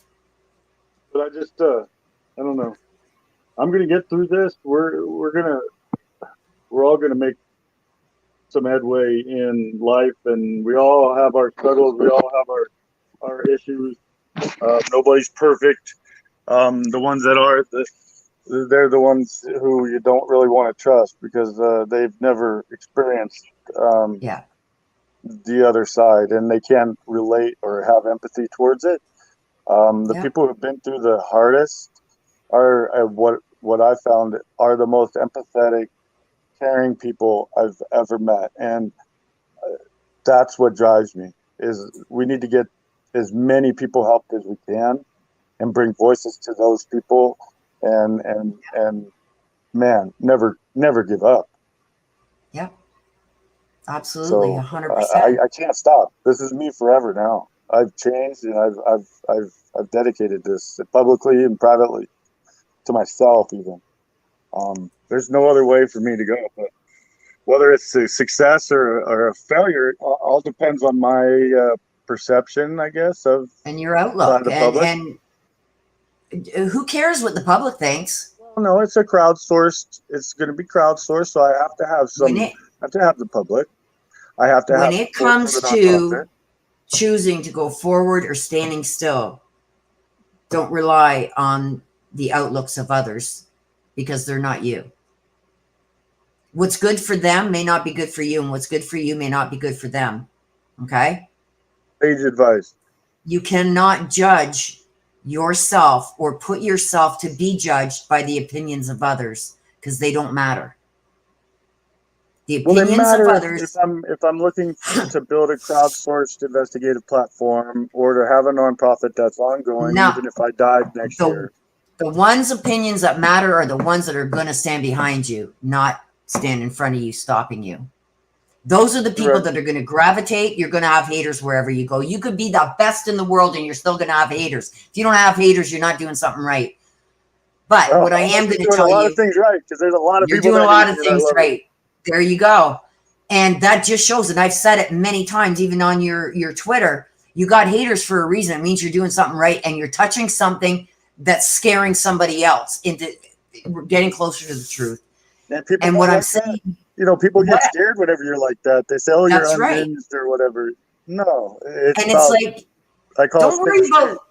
don't worry about the haters, because for every hater, you got 10 others that are standing behind you, and if they're going to fight you on what you're trying to do, what is right, then they don't matter. They're a problem. If you're not part of the solution, you're part of the problem. Point blank. So those know their opinions don't matter. That's more of a reflection of them than it is you. I love this counseling session. You're a smart woman. I've been through a lot, bud. And I mean, if it helps one person, I'm happy. And the person right now that I'm looking at is the one that I don't want to give up, because what you're doing is far beyond the scope of what any normal person can even comprehend. And the way that you do it, the meticulous ways that you do things, help you to better understand the direction and keep you going in the direction that you need to be going in. Regardless of what anybody else says, their opinion doesn't matter. If they are not part of the problem, or they're not part of the solution, they're part of the problem. Screw them. Final last words before we get off on this. Somebody's going to take that the wrong way. I love you, my brother. What you're doing is phenomenal. Keep on keeping on. You got the final words, and then we're getting off here. I'm going to say I love your advice. I love this counseling session, and I love being open and honest and vulnerable and letting it out. I've been through shit. We've all been through shit. I don't have to hide it. I'm stronger for it.